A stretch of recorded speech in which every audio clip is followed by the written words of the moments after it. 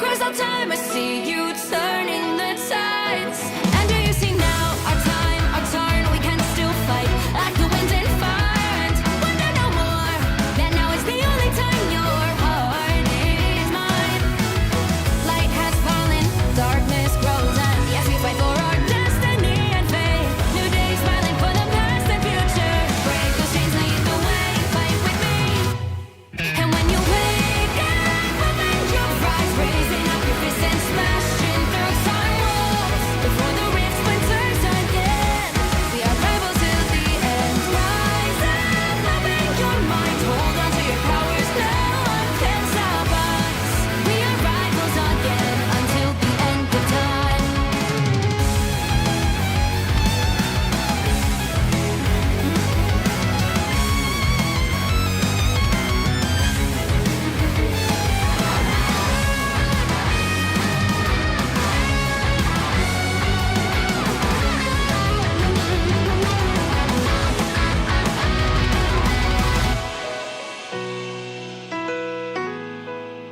Show me that you are still the only one that matters for me. I'll be waiting for you. Wait up, open your hands, holding on to your heart. Look inside you. Can you feel it? The sparks in you.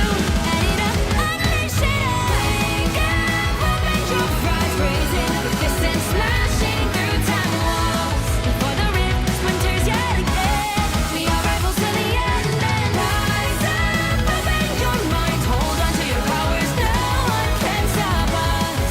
We are rivals till the end of time.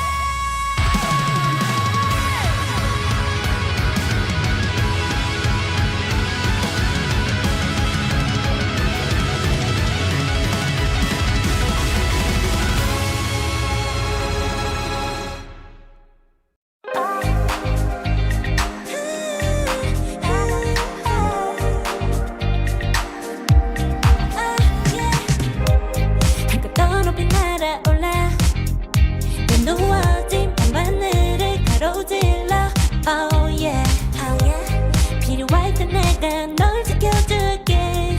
간절히 바라면 이루어지는 마법인 거야. 운명의 소리 들려 여기서 저기서 날 찾으면 달빛이 날 비춰와. 시작해야 let's go. 어둡고 흘러는 우주 따뜻한 눈으로 감싸나 순간 신비롭게 녹아내릴 거야. 좀 더 기다려 I'll be there. 쓰러지지 마 끝까지 일어나야 해. 어딜 가든지 극복해. 힘은 너에게 있는 걸. 소리 높여 노래를 불러. 작은 걱정 따윈 던지고 최선을 다해 자충을 쳐봐. 어둠이 떠 날 때까지 아름다운 꿈을 밝혀봐.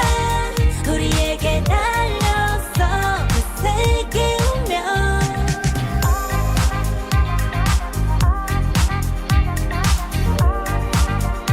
어둠이 떠 날 때까지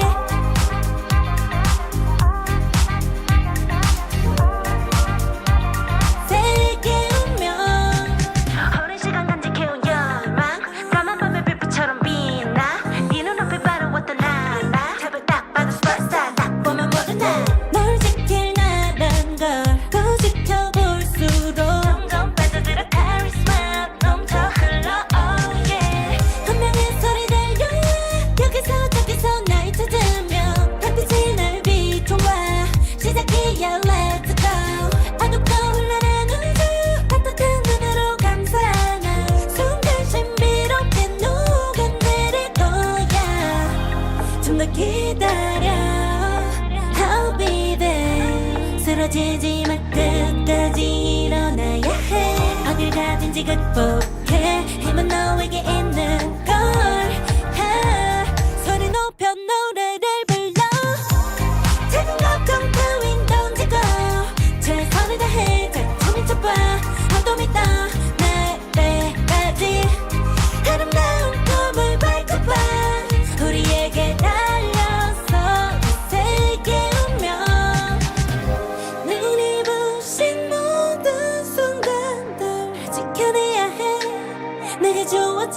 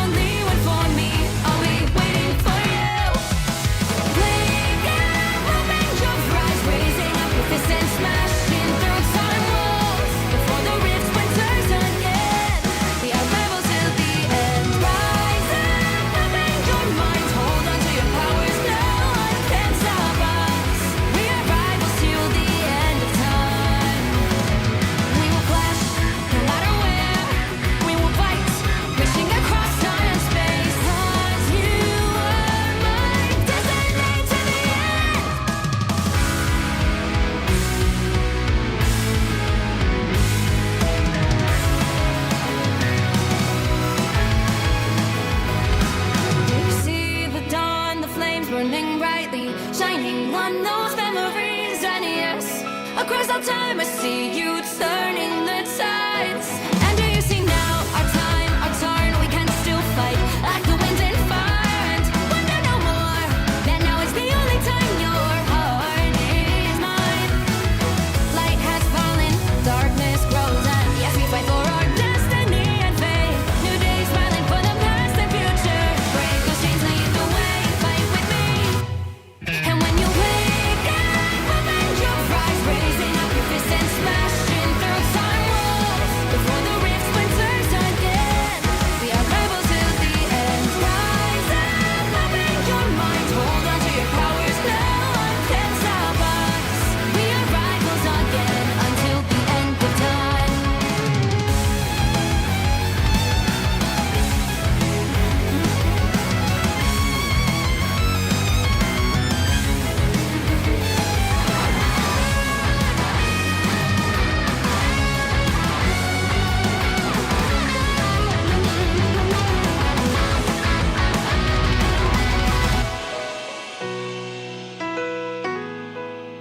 Show me that you are still the only one that matters for me. I'll be waiting for you. Wait up, open your hands, holding on to your heart. Look inside you. Can you feel it? The sparks in you. Add it up, unleash it up. Wake up, open your eyes, raising up your fists and smashing through time walls before the rift splinters yet again. We are rivals till the end. And rise up, open your mind, hold on to your powers. No one can stop us. We are rivals till the end of time.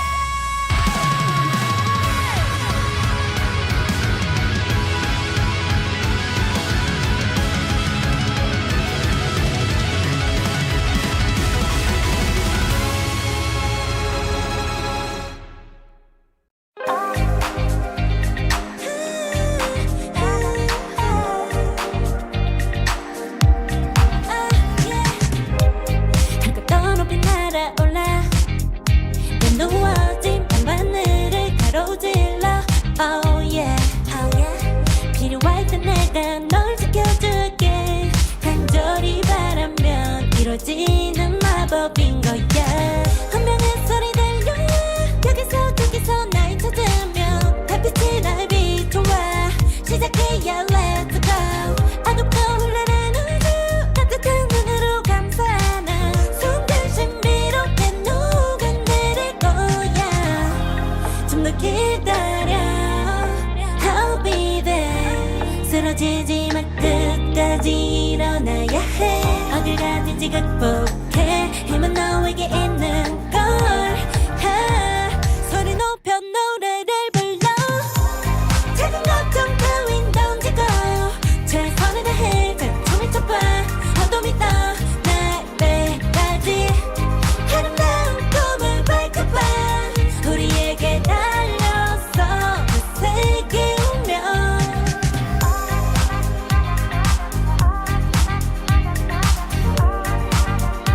어둠이 떠 날 때까지.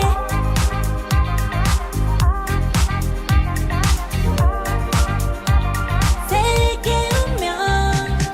오랜 시간 간직해온 열망 까만 밤의 빛처럼 빛나. 네 눈앞에 바로 어떤 나라. 탑을 딱 봐도 superstar. 딱 보면 모르나. 널 지킬 나란 걸 더 지켜볼수록 점점 빠져들어 카리스마 넘쳐 흘러. Oh yeah. 운명의 소리 들려 여기서 저기서 날 찾으면 달빛이 날 비춰와. 시작해야 let's go. 어둡고 흘러는 우주 따뜻한 눈으로 감싸는 순간 신비롭게 녹아내릴 거야. 좀 더 기다려, I'll be there. 쓰러지지 마, 끝까지 일어나야 해. 어딜 가든지 극복해. 힘은 너에게 있는 걸.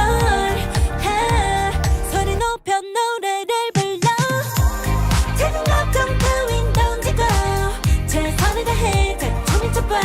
어둠이 떠 날 때까지 아름다운 꿈을 밝혀봐. 우리에게 달려서 그 세계 운명. 눈이 부신 모든 순간들 지켜내야 해. 내가 주어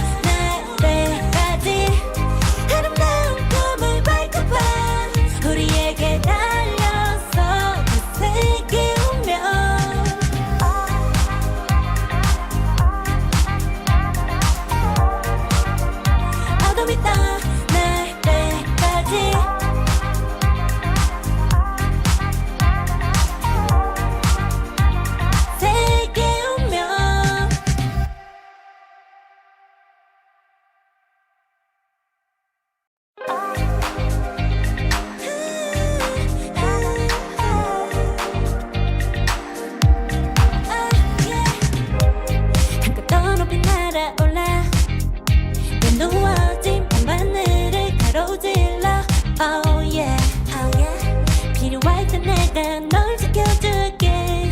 간절히 바라면 이루어지는 마법인 거야. 운명의 소리 들려. 여기서 저기서 날 찾으면 달빛이 날 비춰와. 시작해야 let's go. 어둡고 흘러는 우주 따뜻한 눈으로 감싸는 순간 신비롭게 녹아내릴 거야.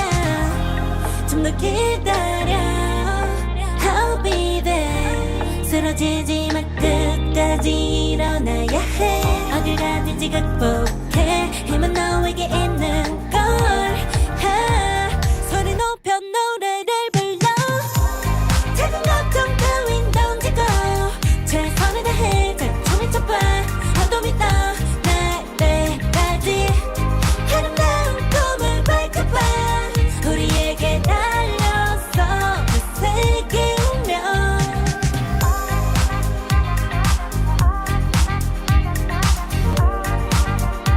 어둠이 떠 날때까지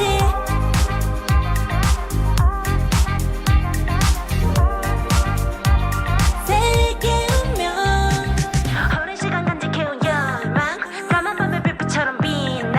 네 눈앞에 바로 어떤 나나. 탑을 딱 봐도 superstar. 딱 보면 모르나. 널 지킬 나란 걸 더 지켜볼수록 점점 빠져들어 카리스마 넘쳐 흘러. Oh yeah. 운명의 소리 들려.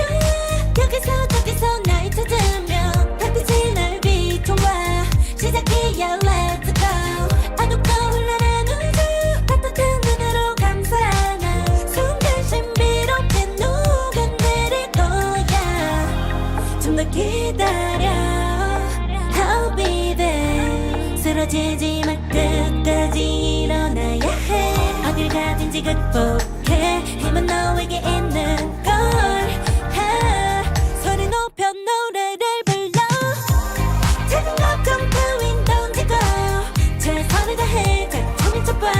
어둠이 떠 날때까지 아름다운 꿈을 밝혀봐. 우리에게 달려서 그 세계 운명. 눈이 부신 모든 순간들 지켜내야 해. 내게 주어지는 면 꿈꿨던 너와 나 그래들은 승리와 명예. The weight of both the worlds is in our hands.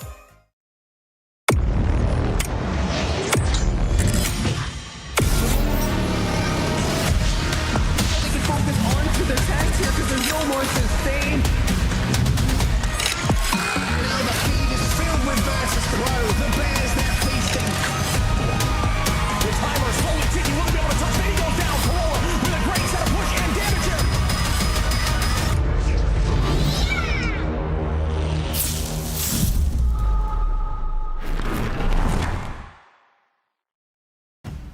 Welcome back, everyone, to the Marvel Rivals Ignite Series Day 4, and happy Father's Day to all the fathers out there. My name is Iron Shib, and I'm here with my co-host, Dogman. How you doing today, buddy? Chip, I'm just the father of you in ranked whenever I run into you, man. I'm sorry to say. I just, that one time, I remember the first time we casted together, I just remember coming over to you, calling you on Discord, and being an egomaniac and just yelling at you on your stream for a little bit. That was a good time, but it's good to be here, man. Win or go home for all these teams today, as I'm sure you're going to talk about, because it's going to be so exciting. Every single team in this lower bracket is going to play today in Group A and B, and if they don't win, man, it's getting real dicey for them in that prize pool. Yeah, I mean, you said it. If you have a team that you're a fan of playing today, you better be fanning out, because if they do not get the W today, they are gone. So let's talk about the teams that you're going to be seeing that might potentially be getting kicked out of the tournament. Yeah, taking a look at everything that's happened so far, group stages are now. Last day of this beginning little bit of the group stages. We have even more next week too. So like, this is just a long group stage sort of. It's nice because we really get to see, you know, who the best teams are this weekend, next weekend, and then June 26th. That's going to be the big old playoffs. That's what they're playing for.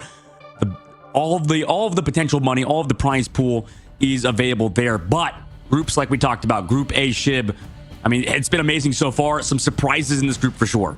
Yeah, I mean, Group A is stacked. We've said it 1,000 times. It is a terrifying group. I know a lot of the more young teams, we could say, are scared of the group, but some of them have been performing. We've seen some shining stars, some teams that have had some upsets, but of course, teams like 100 Thieves, FlyQuest, really Envy popping off as you would expect. And you can see the breakdown here for Group A. 100 Thieves and Jobless Bum's going to be coming up.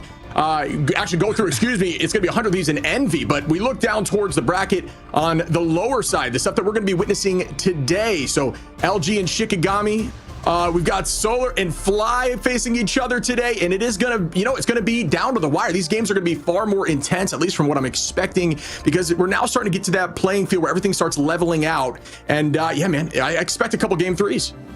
Oh yeah, 100%. I think today's going to be an exciting day. If EMEA was any sort of predecessor to today, I mean, I think for sure we're going to see some incredibly exciting games. But in Group B, we've seen all these teams before as well, right? Shroud X, I think now they're sort of in a weird spot because that Team Nemesis, that was their game they needed to win, and now they're instead of getting sent to the lower bracket. It was a competitive game, though, at the very least. And I think looking at the overall Group B tournament so far, I would say that most of these games have kind of gone as expected, right? Shib, has there been any upsets really, or has it kind of just been a little straightforward? Yeah, I would say, maybe Nemesis with a little bit of an upset there, Dark Zero. But outside of that, I mean, for the most part, they've kind of gone as you would expect. Some games have been pushed to the limit, and we got to see some new teams, like a team we're going to be witnessing here shortly, Alani Wind, actually show up against a very difficult competitor and stuff like that. We mentioned, showing up when the moment truly counts. Some of these teams have really showed us what they've got, and now it's just a matter of will they be able to maintain that, maintain those nerves and push themselves forward to a maybe more suitable game where they can pull out that W and progress forward. And as this experience comes rolling in, they can take home a W against a really serious team.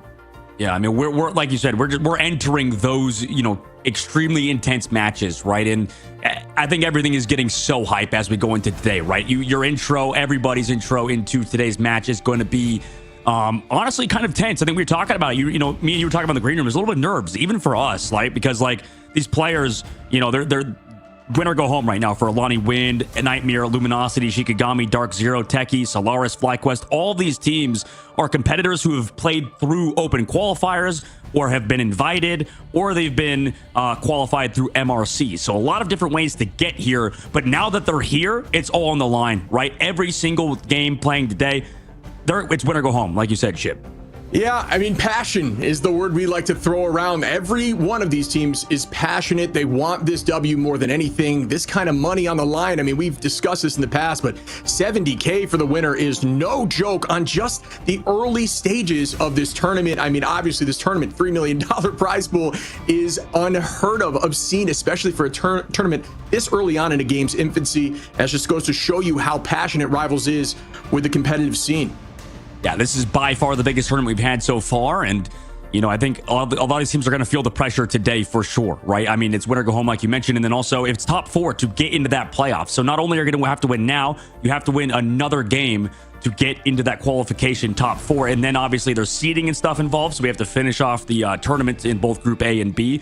And every region is kind of doing their own little thing, right? We in EMEA, and over here we have this tournament system where there's a group, B group, and then I believe over in Asia there's just like a Swiss format, right? And then they have the playoffs. So a lot of different ways to kind of get going, and I actually like this double elim group setup because I think we get to see a lot of really intense and fun games instead of just we're just going back and forth until we see every team play each other once. This is like if you have a bad matchup, you might be screwed. And like you said, Shib, they might have to qualify in the next qualifier segment. Yeah, I mean, and we're starting to learn things about meta shifting and things that we never really expected to see, whether it's all these different regions playing a little differently with some more unique hero selections. But you and I were talking prior, we've seen a lot more Mantis, Cloak. Obviously, bans are coming into play with that, but these damage comps are now kind of showing up, more flyer comps, things that we haven't had experience with in the past that maybe are shaking up what these teams have played in scrims, or maybe it's what they're comfortable with. But even seeing things like Panther a few days ago, getting the shining light, absolutely playing insane. Self is doing a great job there on Panther. It goes to show you that virtually anything can be playable. So I'm excited to see what we might see today that'll shake up our thought processes on what the meta is. And speaking of what we're going to see today, we're going to see Alani Win and Nightmare playing first match of the day between these two insanely good teams, right, to make it this far. Alani Wind, I've seen them, play in that first qualifiers, lose the jobless have to try again in the second qualifiers on a brand new patch, by the way, for that second qualifiers. Not a lot of people talk about that enough, how, you know, in the first qualifiers, it was on the last patch. Now in the second qualifiers, you literally had to get adjusted to this brand new meta 2 days prior. So this team is amazing for even doing that, right? Alani Wind had a tough game versus Sentinels, obviously, but, you know, with Suppress, with a new player in the lineup instead of, I believe it's Chenzo. Not exactly sure who's going to play between Suppress and Chenzo. I know Suppress played with Dart Monkeys before. Now going over to this roster, he's been kind of known as that Punisher player. And I hate to call, I don't want to call people one tricks anymore, because then I'll have people like Cal call me out for it. So realistically, Suppress is not a Punisher one trick. He's overall good at a lot of heroes, but definitely known for that character. And Alani Wind in general are going to have to heavily rely on him and everybody else on the team. So this is a good roster, like we said, and they've really, you know, gone through every single open qualifier team to get to this moment. Yeah, I mean, we like to talk about the Cinderella story. Alani Wind really showed up against a very difficult team, right? So I think they have that name. And, you know, I like to see the amount of pressure and just the sheer presence. They were able to push through a couple points there as we went through on Midtown. But talking about another team that has insane players, but what we really want to witness is them together as a team. Nightmare played Citadel Gaming in game 1. We saw some strong play from Hydron, who ended up SVP in the map 1. Sleep Bay doing a great job on Loki with a ton of damage outside of just the healing, getting SVP there as well. So Nightmare's got what it takes, a bunch of strong players, but you know, we've mentioned it, I've mentioned it here, it's just about who can show up as a squad in the moment. That practice, being selfless and understanding comms and understanding who to follow on the comms. And I think if we see Nightmare just play as a unit and show off their individual skill together, they can take this thing home. So I really do think this is going to be an insane battle, and we've mentioned it 100 times, but this is for all the marbles here on the tournament. There's a ton of pressure on this game, and if you don't think that comes into play, you are dead wrong. This is very much going to be a stressful match for these teams, so I'm excited to see who's going to take this one home, man. Yeah, and there's also a ton of you know, interesting storylines as well. Like, these players played against each other a ton in scrims and in ranked, and I'm sure, you know, there's a lot of beef maybe behind the scenes as well that we don't necessarily fully know about. Obviously, if you go to Twitter, if you follow any of these players in social media, which you definitely should, they're always tweeting something about each other, always saying something X about one another. So I mean, it's so fun. I mean, I think even the other day with FlyQuest, what did they say? The meme, FlyQuest, maybe more like side quest. Oof.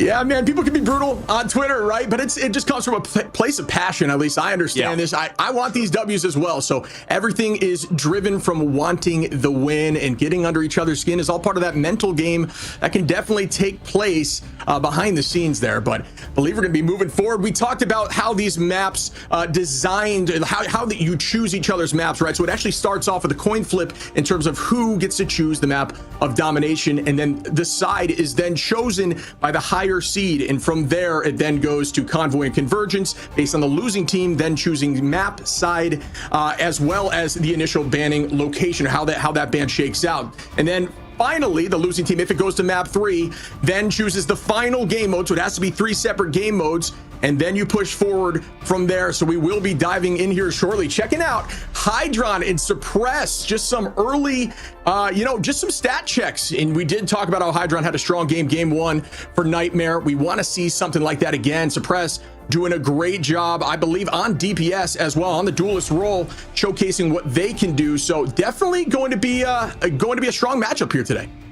Yeah, I think it will be indeed. I think Hydron is the hard carry for Nightmare, like we talked about. I mean, the whole team is good, or at least is built around, you know, this player and also his teammates. Hydron, obviously a very veteran player, and Suppress as well, coming into Alani Wind sort of as a, I guess it was like a last minute pickup for the tournament, but considering he played for Dart Monkeys before, now coming into this team, I think Suppress is that guy that can play well, and I think also he's very good comms. From what I've heard, him in his communication, I actually think he brings a lot to a team in terms of vocal leadership and in terms of just organizing comms and calling targets out and keeping things positive, because you need somebody like that, right, Shib? For if you're in like an intense game, if you're in a really intense match, you need somebody to sort of bring you back down to baseline, right, to be able to relax you, right? I couldn't agree more with that. I've always been one to say that when you push positivity in a game, it typically makes your team want to win. When you have people bagging on each other, you kind of get in your own head and it makes it difficult. And I think you mentioned comms being super important. Yeah, that strikes perfectly true, as well as you got to have somebody you trust. I know some teams play something more along the lines of ready comms, where they'll go into a location and say something, ready, go. But there are teams that are very much one leader, and you follow the leader no matter what. You go down swinging together if you need to. All these different styles, it's essentially like rock, paper, scissors, where some may play better into others, and it leads to very exciting matches, very similarly to how different duelists may counter each other. So it's just crazy how much really goes into these matches to ensure who takes home the W. Yeah, a ton going into, like you said, a lot of practice, thousands of hours these players probably already have in Marvel Rivals. I mean, Shib, you've got like, I imagine 800 hours, something like that, and these players also up there. Let's get into the match immediately, Shib. Going into Krakoa, ban system that we always talked about, both teams banning immediately, and it's kind of getting more expected. Emma Frost is banned first instead of that Magneto, allowing it to go through for the Protect. Yeah, it's either one or the other is what we're seeing so far. So if you had any indication of what the pros may think are a struggle for them, that Magneto and Emma Frost very much on the table. But as we're saying that, there's the lock into Magneto. Loki, obviously an incredibly strong strategist. From here, it's going to go back down to the red side. We do mention this, but if you're ever confused as to who will be banning next, just keep your eye on which box is lit up at the time. This next ban will actually be synchronized together across both sides, and then it'll go back to a Protect for blue as you see the lit up side there for Nightmare. So just an interesting way to go about it. We can break through and break down this banning phase for you guys as we progress in the forward, as I know it can be a little confusing, but I do think it has absolutely shook up the way these tournaments have played out, and I think it's a ton of fun to witness, where bans are now no longer universal and instead just for a targeted team. Yeah, it's interesting that people say the red side has an advantage with the 3 bans in a row, but it's definitely still up for debate slightly. The ban phase regardless does matter a ton, right? That changes a lot, and you see a lot of teams don't want to play against Loki. A lot of teams don't want to play against Luna Snow, so they're going to ban it for Nightmare, Alani Wind, that is, and also making sure they can't play the Punisher. So taking out a lot of very specific heroes, and it's kind of interesting because I feel like the meta in terms of banning, and everybody has such a different approach, Shib. I feel like, like we said, like a Nightmare now banning out Doctor Strange at the very end as well, making sure they can't play that hero was interesting because Shib is, as we both know, I mean, Groot's still available, right? I mean, there's so many heroes that you can play alternatively. It's a matter of kind of putting them together like a puzzle. Yeah, we've said it 1,000 times, but the banning phase, games can be won absolutely or lost in the banning phase. We've seen a couple mishaps where teams actually forgot to ban or protect, and it may have bitten them in the butt, but yeah, I mean, it is very much a scrim-based conversation or a leader-based conversation. Is where they may feel more comfortable leaving the Groot open because they may have the Punisher on the field. So that kind of discussions, all that happening in real time very quickly, can lead to like we talked about, an essentially a win or a loss in the ban phase. Obviously, it very much comes down to how the team fights shake out and how ultimates are utilized and the neutral fights are utilized. But in the end of the day, it can very well be won or lost in that initial phase. Yeah, really. I mean, I think that's how, honestly, over at EMEA, how VP lost, and at points even FlyQuest lost yesterday, or the other day. It just feels like maybe one or two things in the ban phase didn't go their way, and they've also played heroes that maybe aren't as strong this patch, but both teams in Nightmare, Alani Wind, having a very specific way to approach it. We'll see who kind of comes out on top. Nightmare focusing more towards that triple res composition with the Mantis, with the Star-Lord, and the Adam Warlock alongside a Cloak and Dagger for that damage amplification with the Terror Cape. And on the opposite side, Alani Wind having that group portal plays, meanwhile, from Hydron, interesting early. Yeah, the initial take, trying to find somebody sleeping in the back. Unfortunately, unable to do so, but there is going to be that combination where we are going to see the Magneto bubble on C4 here consistently, just allowing the Galactic Legend Ultimate to fly as frequently as possible. So we are going to start seeing them press forward onto the point here. We've noticed these pro teams are now fighting very much vertically instead of on that high ground behind, just due to the natural cover and how it's laid out on this map. Very smart decision, but it looks like Nightmare is slowly taking back this point. Nice shot there by Aurora, finding one on Chenzo. Down goes Chenzo early, and well done for the early fight here, putting it in their advantage as Nightmare collapses in. Yeah, Nightmare with the triple res composition looks like been practicing it up pretty heavily as well. I mean, just so much pressure into these tanks now. Great Cloak and Dagger ult, oh no, and they've lost basically everybody. I mean, that's brutal. Yeah, unfortunately, utilizing that ultimate and still losing that fight early is going to bite them, and that's a nice retake here by Micah. Going to use it right back to press forward. Great res there by C4. Numbers are heavily up for Nightmare as Hydron finds K. Jules in the back. Sleep A takes out Prince, and Nightmare is going to hold on to this point early on. And looking pretty good. That was a bit of a strange ultimate from Prince, to be honest, considering the situation they were in. Maybe thought they could save one more member of their team. To be honest, the composition they're running is pretty solid, but we've seen a lot of teams sort of learn how strong this Mantis damage boost alongside the Cloak and Dagger damage amplification with the Terror Cape. So they took full advantage of it. And like you said, Aurora finding those opening picks, giving themselves a good spot on this defense. Electric Legends popped right now from C4, trying to find some value. No, the dance floor does get popped out, and we do see Venomable rolled out again. We see the Strangling Prison. Does it find any value? No, it does not. Just back and forth trading. I have Agamotto pops. Will they be able to collapse on it? Storm going to turn that Hurricane around. Go for the backline. Mantis out of two as Goma finds early double pick. Sleep Bay going to res up. So is Juker, though, and those picks suddenly no longer have a ton of effect as we will even out on this fight. Yeah, but they sort of have a pretty good neutral comp with that ultimate from Chenzo, and he's able to find elimination. The Meteor unfortunately misses. Here comes that res, but I mean, it's right in the open. They're going to have to kind of give up the point to get healthy. That's an insane Adam res if I've ever seen one. 4 back as they still hold on to this point. 65% Nightmare playing like champions right now. Really well played. Alani Wind using that ult early. We do see the Eternal Bond. Will it buy them time? Ice going to find Micah, and this could turn it back in their favor. They need to get some charge here now as it's left roughly 74%. Will not have those reses up for the moment. C4 is going to pop that out early. Do we find any value? Ice going to take out Juker again. Not sure the res is up, but C4 falls Goma. Great shots there. Make that 2-3 as Goma is absolutely waxing the back line. Ice finds Sleep A, and that's going to go back towards Alani Wind.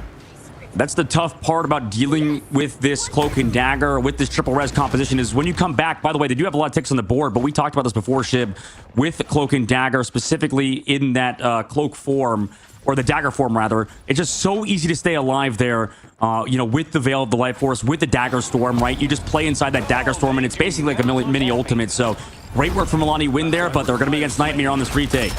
Yeah, that Dagger Storm you mentioned, 55 HP per second, essentially is very valuable. Something like an Eternal Bond. Oh, and we are going to see the Storm ult out early, trying to find somebody. No, but Bond is up for Adam, like I just mentioned. Goma going to take out Sleep A. Goma gets 2 more, and Goma is popping off in these team fights. That's another wipe as Prince takes out Aurora, and they are going to send him back to the spawn door. We're finding some footing here for Alani Wind, who still are going to be just about even in this next neutral fight.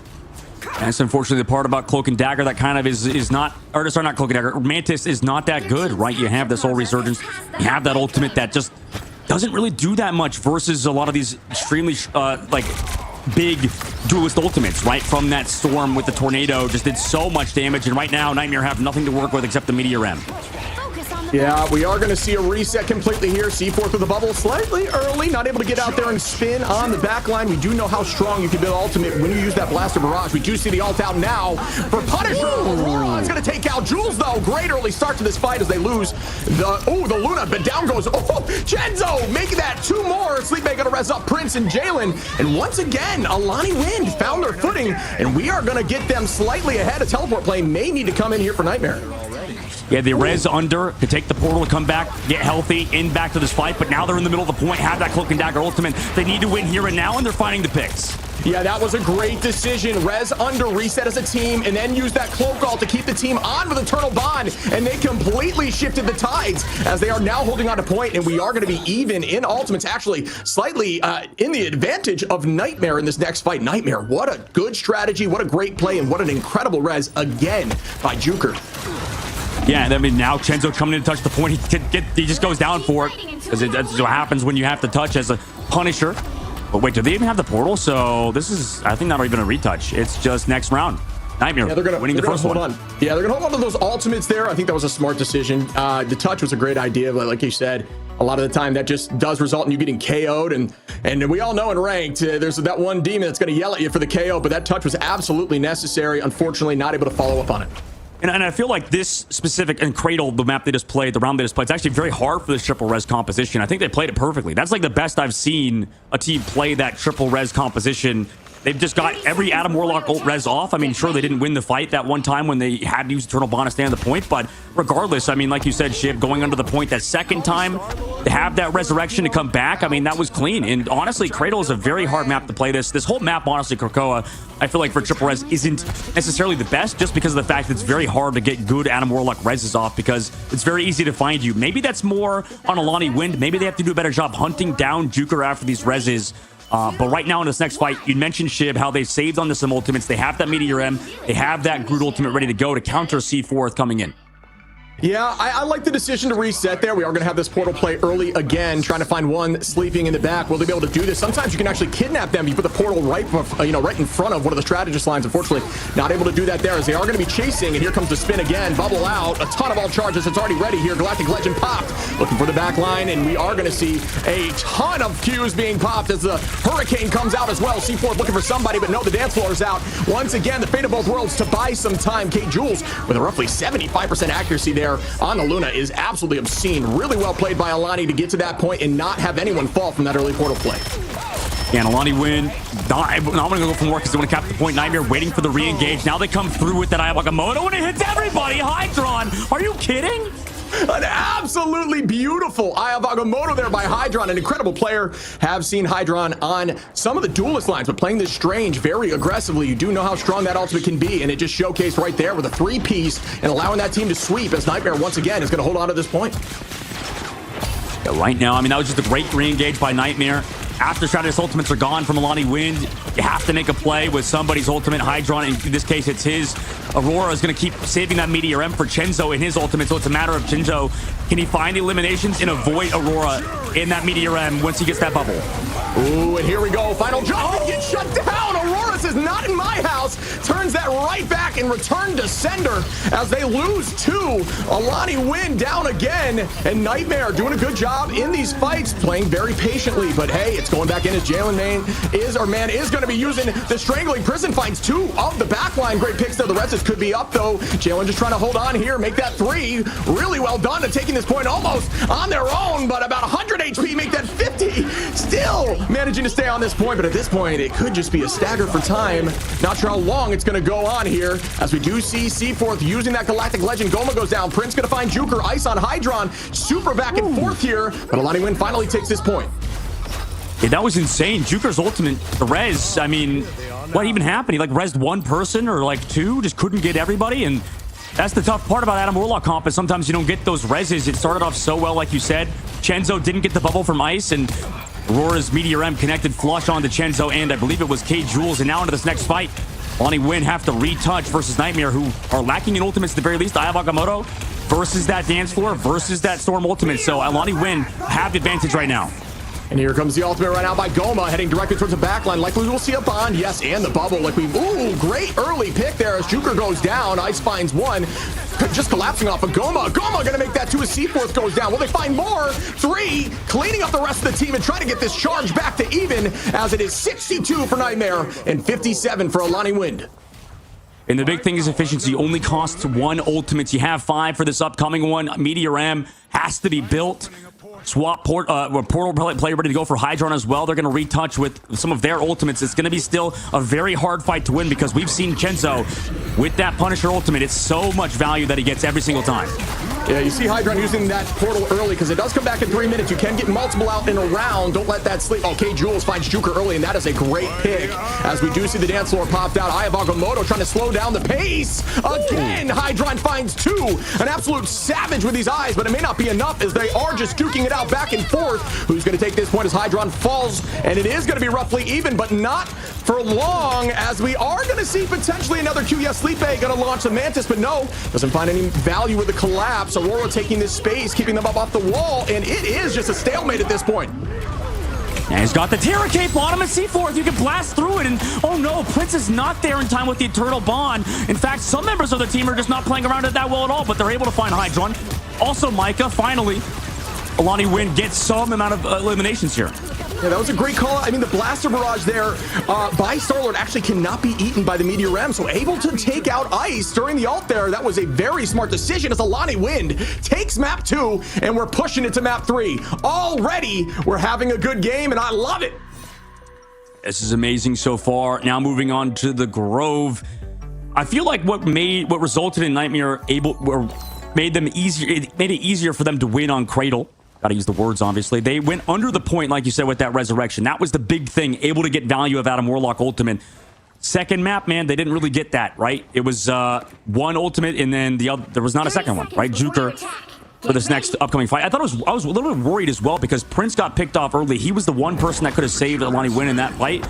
Luckily, they brought it back with some excellent Vanguard play through Jalen and Ice. Chenzo obviously putting in a ton of work as well. So is Goma. So right now, I favor Alani Win going into this next map. I feel like their composition's a little bit stronger with that poke, with the Punisher, with the Storm, that damage boost alongside the Luna Snow. Personally, I would favor their composition, but I know a lot of people like to think triple res is good, and Juker has that res ready to go. I need him to look for a spot to find it. It's going to be so hard because this point is so open.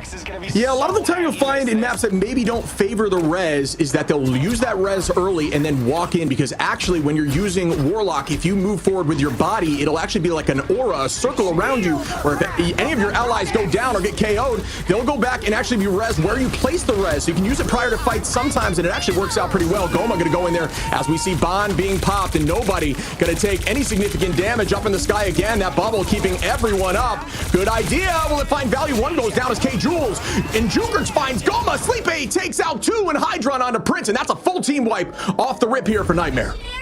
Yeah, beautiful fight there from Nightmare to come back into it off of Goma's ultimate. I would have figured Alani Win would have tried to commit more. Unfortunately, Goma a little bit too far forward and committed a lot of resources to save him to coming back, and you talked about that soul bond. You talked about these pro players and how good they are playing around it. Every single one of their members get the soul bond, so they're sharing that HP and then coming back into it, dealing with Nightmare with the daggers, just staying inside the cloak and dagger ability. So both teams obviously playing heavily around their strategists. Yeah, this is very much going to be in the favor of Nightmare in this next fight. They're looking to be in a very good spot. Chenzo holding on to that ult, K Jules and Prince as well. We are going to start leveling it out here, but we do have Juker, Hydron, Aurora, and Myko ready to launch. And here we go up with the Meteor M right now. Looking, but the bubble going to protect. Really well done there, as we are seeing this final judgment through. A Hydron finds 2 as K Jules and Goma goes down. Still trying to get a few more picks to level out the playing field, but no. Aurora takes out Chenzo, and this is still going to be held on here by Nightmare. Yeah, this is so fun, seeing this change from Hydron, maybe switching to something more, just strong right now. I mean, by the way, Stagger coming through from Ice has to jump off the map, and there he goes to Aurora. But regardless, Hydron's been so good on this Doctor Strange. I've heard a lot of people, I'm sure you have as well, Shipped, talk about Doctor Strange with the recent changes, right? Getting a little bit, just feeling a little bit better this patch. So, Goma, by the way, early pick on the C4, forcing that res early. I mean, that's brutal. Leading this next fight, it's going to be a big ult fight as well coming up. Pay attention to Strategist ultimates, as those are what's going to lead Alani Win to success here if they do get a win, and this group strangling prison.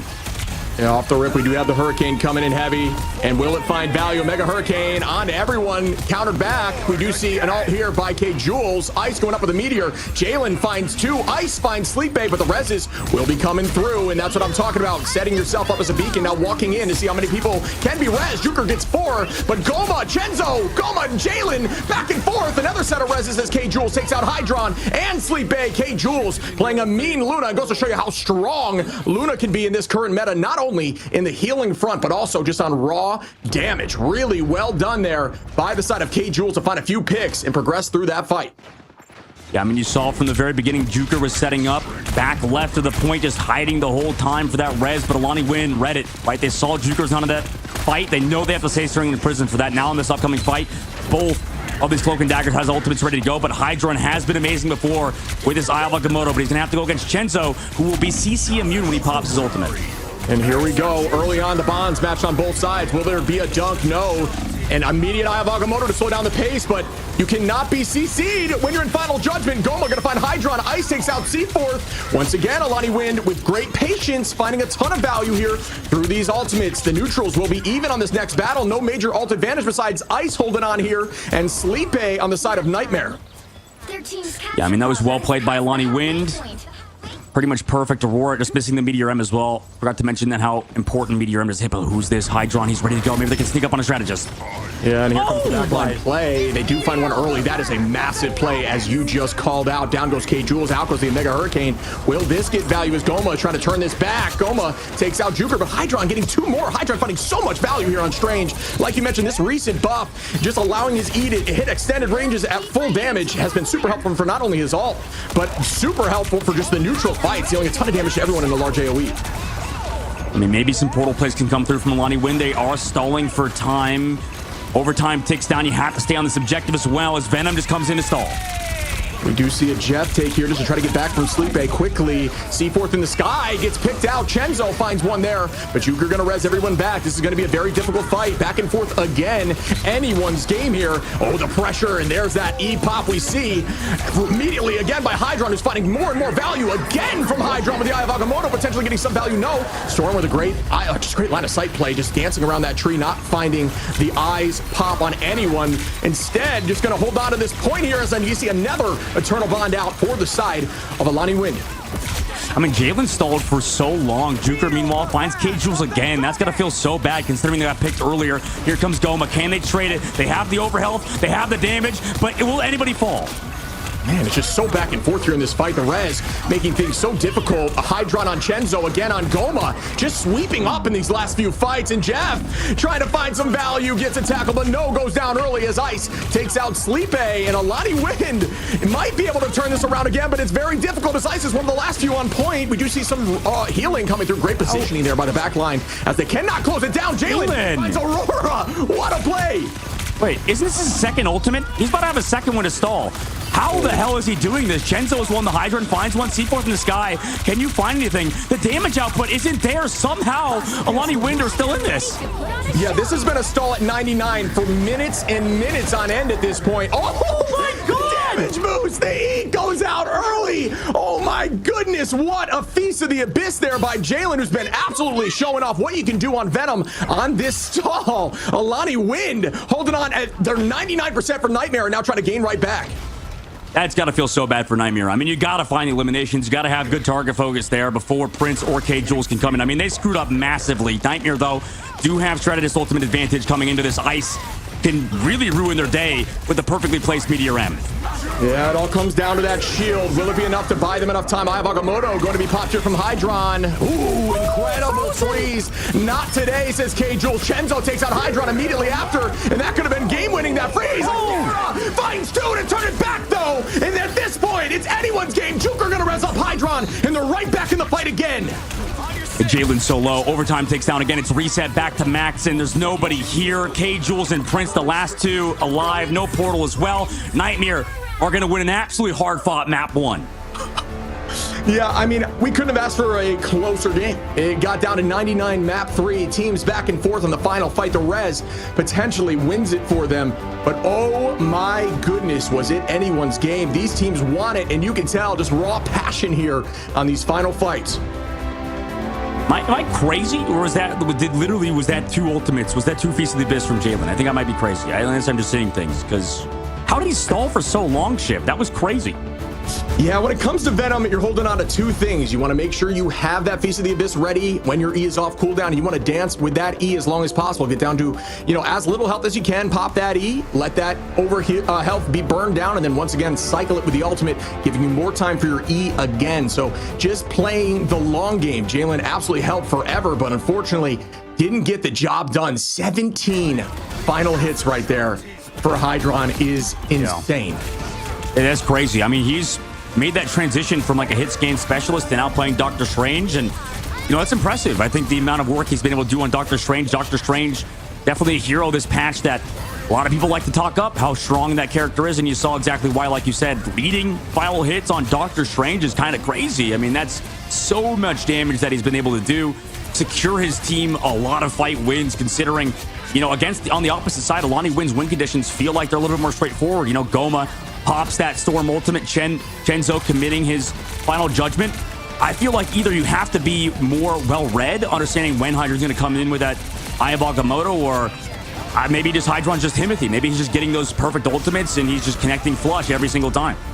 Yeah, it's almost difficult to highlight a specific player as there was so many back and forth incredible ultimates encounters. Great strategist line ults at the right time, trying to get picked off by Meteor M's, but unfortunately just great positioning by the cloaks there to avoid that. Not only that, or the shields popped out, but even so, even on the downtime, the neutrals were so back and forth, the reses were insane. It was really anyone's game. Jalen, like you said, the damage boosted right there was disgusting, just sweeping two immediately. Aurora countering as many Crimson ults as possible. It was just a modicum of back and forth ultimates to the face, and just really well done by both teams. I can't wait for map 2. I can't either. I mean, we're in this round number 1 of the loser bracket, Shib. Winner go home, like you said. And not only it's that, You have to win today to have a chance again next week, right? So they're not even in that top 4. You got to place top 4 to get into the next stage of this tournament, which is the playoffs. So we're going to have to see who comes out on top on number 2. Right now, Nightmare up 1. We'll be back from this break for game number 2.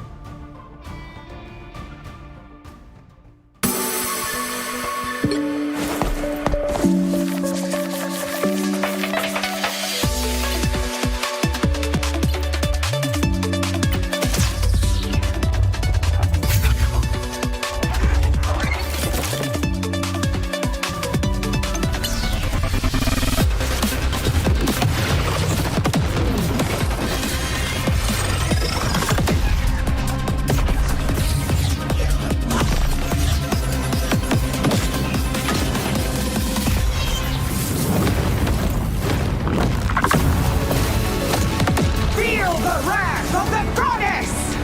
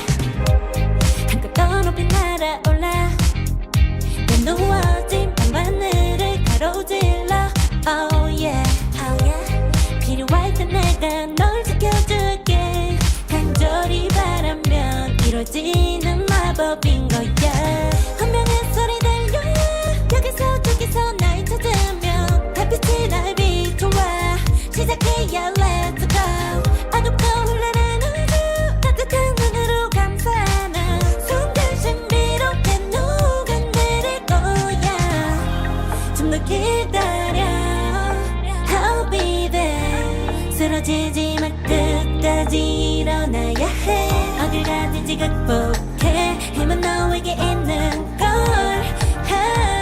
소리 높여 노래를 불러 작은 걱정 따윈 던지고 최선을 다해 작품을 쳐봐 어둠이 떠날 때까지 아름다운 꿈을 밝혀봐 우리에게 달려서 그 세계 운명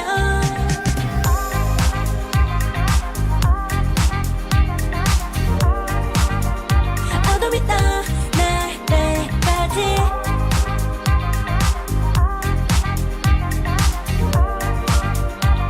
세계 운명 오랜 시간 간직해온 열망 까만 밤의 빛처럼 빛나 네 눈앞에 바로 어떤 나라 탑을 딱 봐도 superstar 딱 보면 모르나 널 지킬 나란 걸 더 지켜볼수록 점점 빠져들어 카리스마 넘쳐 흘러 oh yeah 분명한 소리 들려 여기서 저기서 날 찾으면 달빛이 날 비춰와 시작이야 let's go 어둡고 흘러는 우주 따뜻한 눈으로 감싸나 순간 신비롭게 녹아내릴 거야 좀 더 기다려 I'll be there 쓰러지지 말 끝까지 일어나야 해 어딜 가든지 극복해 힘은 너에게 있는 걸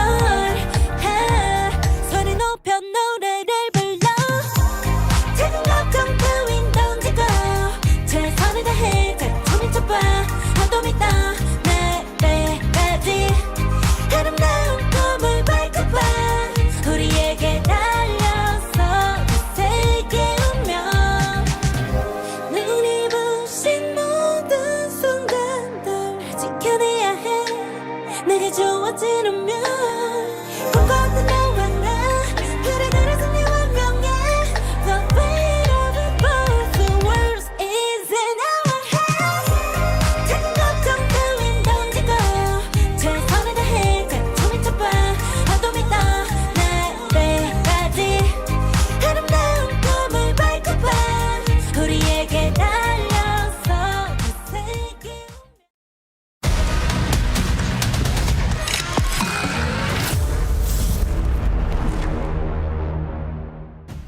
Welcome back, everyone, to an insane set of events already showcased between these two teams. Alani Wind and Nightmare looked incredibly strong, so back and forth the entire time.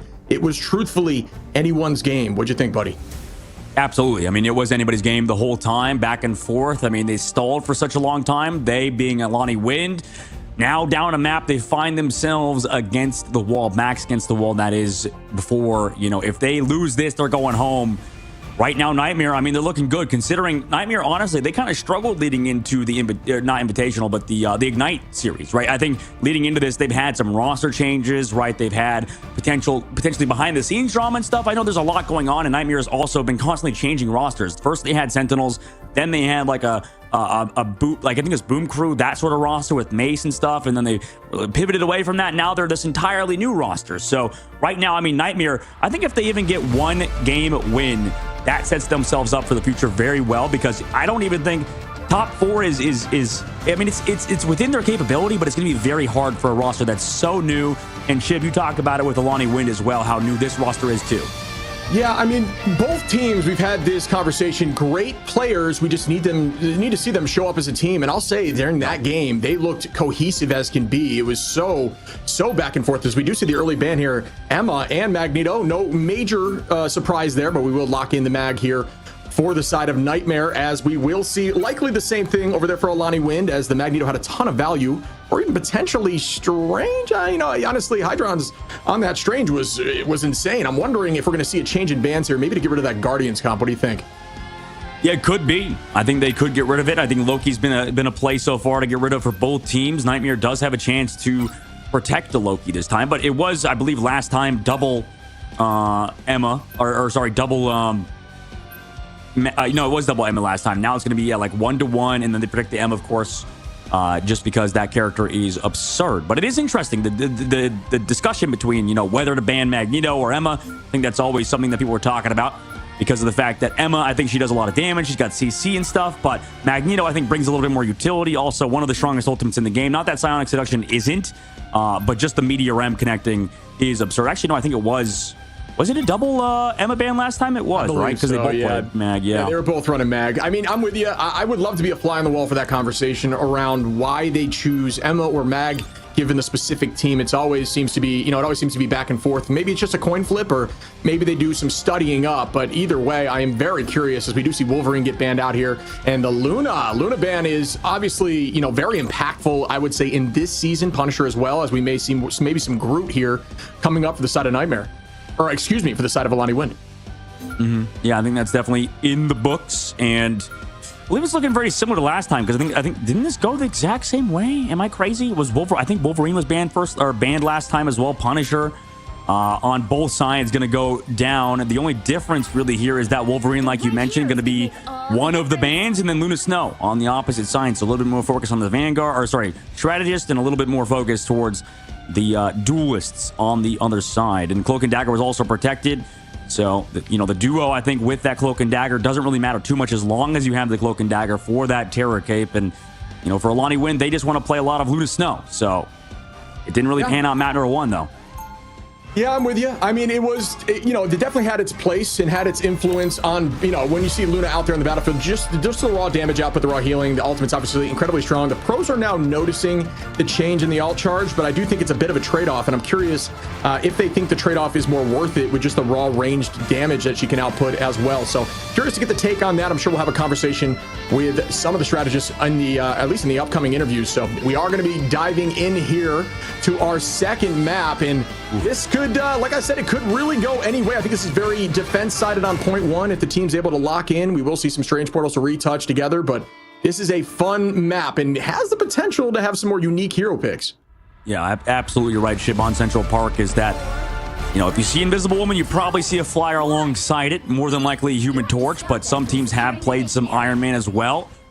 That Luna Snow going to be matching alongside of it on the opposite side. Nightmare playing Human Torch along Ultron. So kind of a fun little matchup between flyers. You get 2 flyers in the Ultron and the Human Torch versus Iron Man.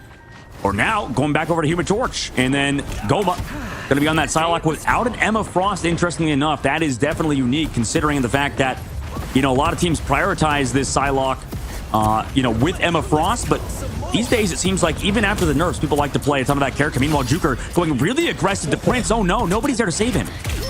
Yeah, that was great aggressive play. Like we talked about yesterday. We talked about yesterday having that Ultron drone on. Oh my goodness, as 3 go down, make that 4 and 5 as Hydron cleans up the rest. As we were saying, you can be very aggressive there as a flyer despite who you are in the sky. When you have that Ultron drone, it does enable you to play a little more aggressive so you can find those off angles and immediately get that health back. Juker really popping off there and drawing a ton of focus so the team could come in and sweep up. Yeah, it's so interesting to see. Was Juker even in the last map? I think he was, but yeah, regardless, he's kind of popping off on that Human Torch, like you said, and Seaforth now going over to that Ultron. Hydron maybe becoming more of a Doctor Strange main. Isn't something I had on the cards for this Ignite series, but here it is. He's playing pretty well.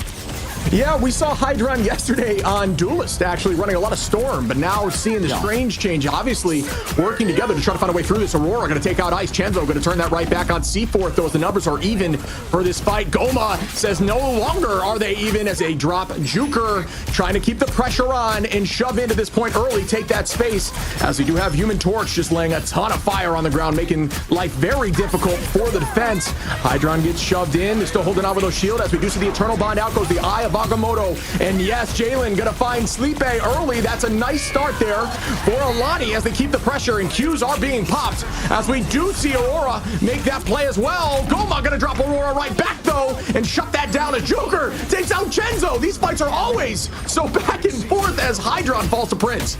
He's gonna have to find a lot more considering what just happened. Now here comes an Ultimate, but it's into a Meteor M, and the overwhelming presence of Alani Wind is just there. Hydron does have the portal, but I mean, nobody's going to touch. He's not going to be here in time. Sure. Oh, never mind. They touch with the invisible boundary. You can get the eliminations through it, though, so Sleep A's going to go down. Now they don't have to sustain, and they're against so many ultimates from Alani Wind. Yeah, Chenzo really doing a good job there, holding on to that supernova and cleaning up virtually everyone. It's so difficult to come through a teleporter into a fiery tornado and just try to sustain through it. Unfortunately, lost a few strategists early on in that fight just due to the nature of touching that point. It was a good effort, but was not enough as they do push into point 2. Into phase number 2, Alani Wind, no ultimate, same thing for Nightmare, so this might be a bit of a neutral fight on both sides. Goma has been that guy to pop off with it. Does have the Luna Snowflake as well, the Idol.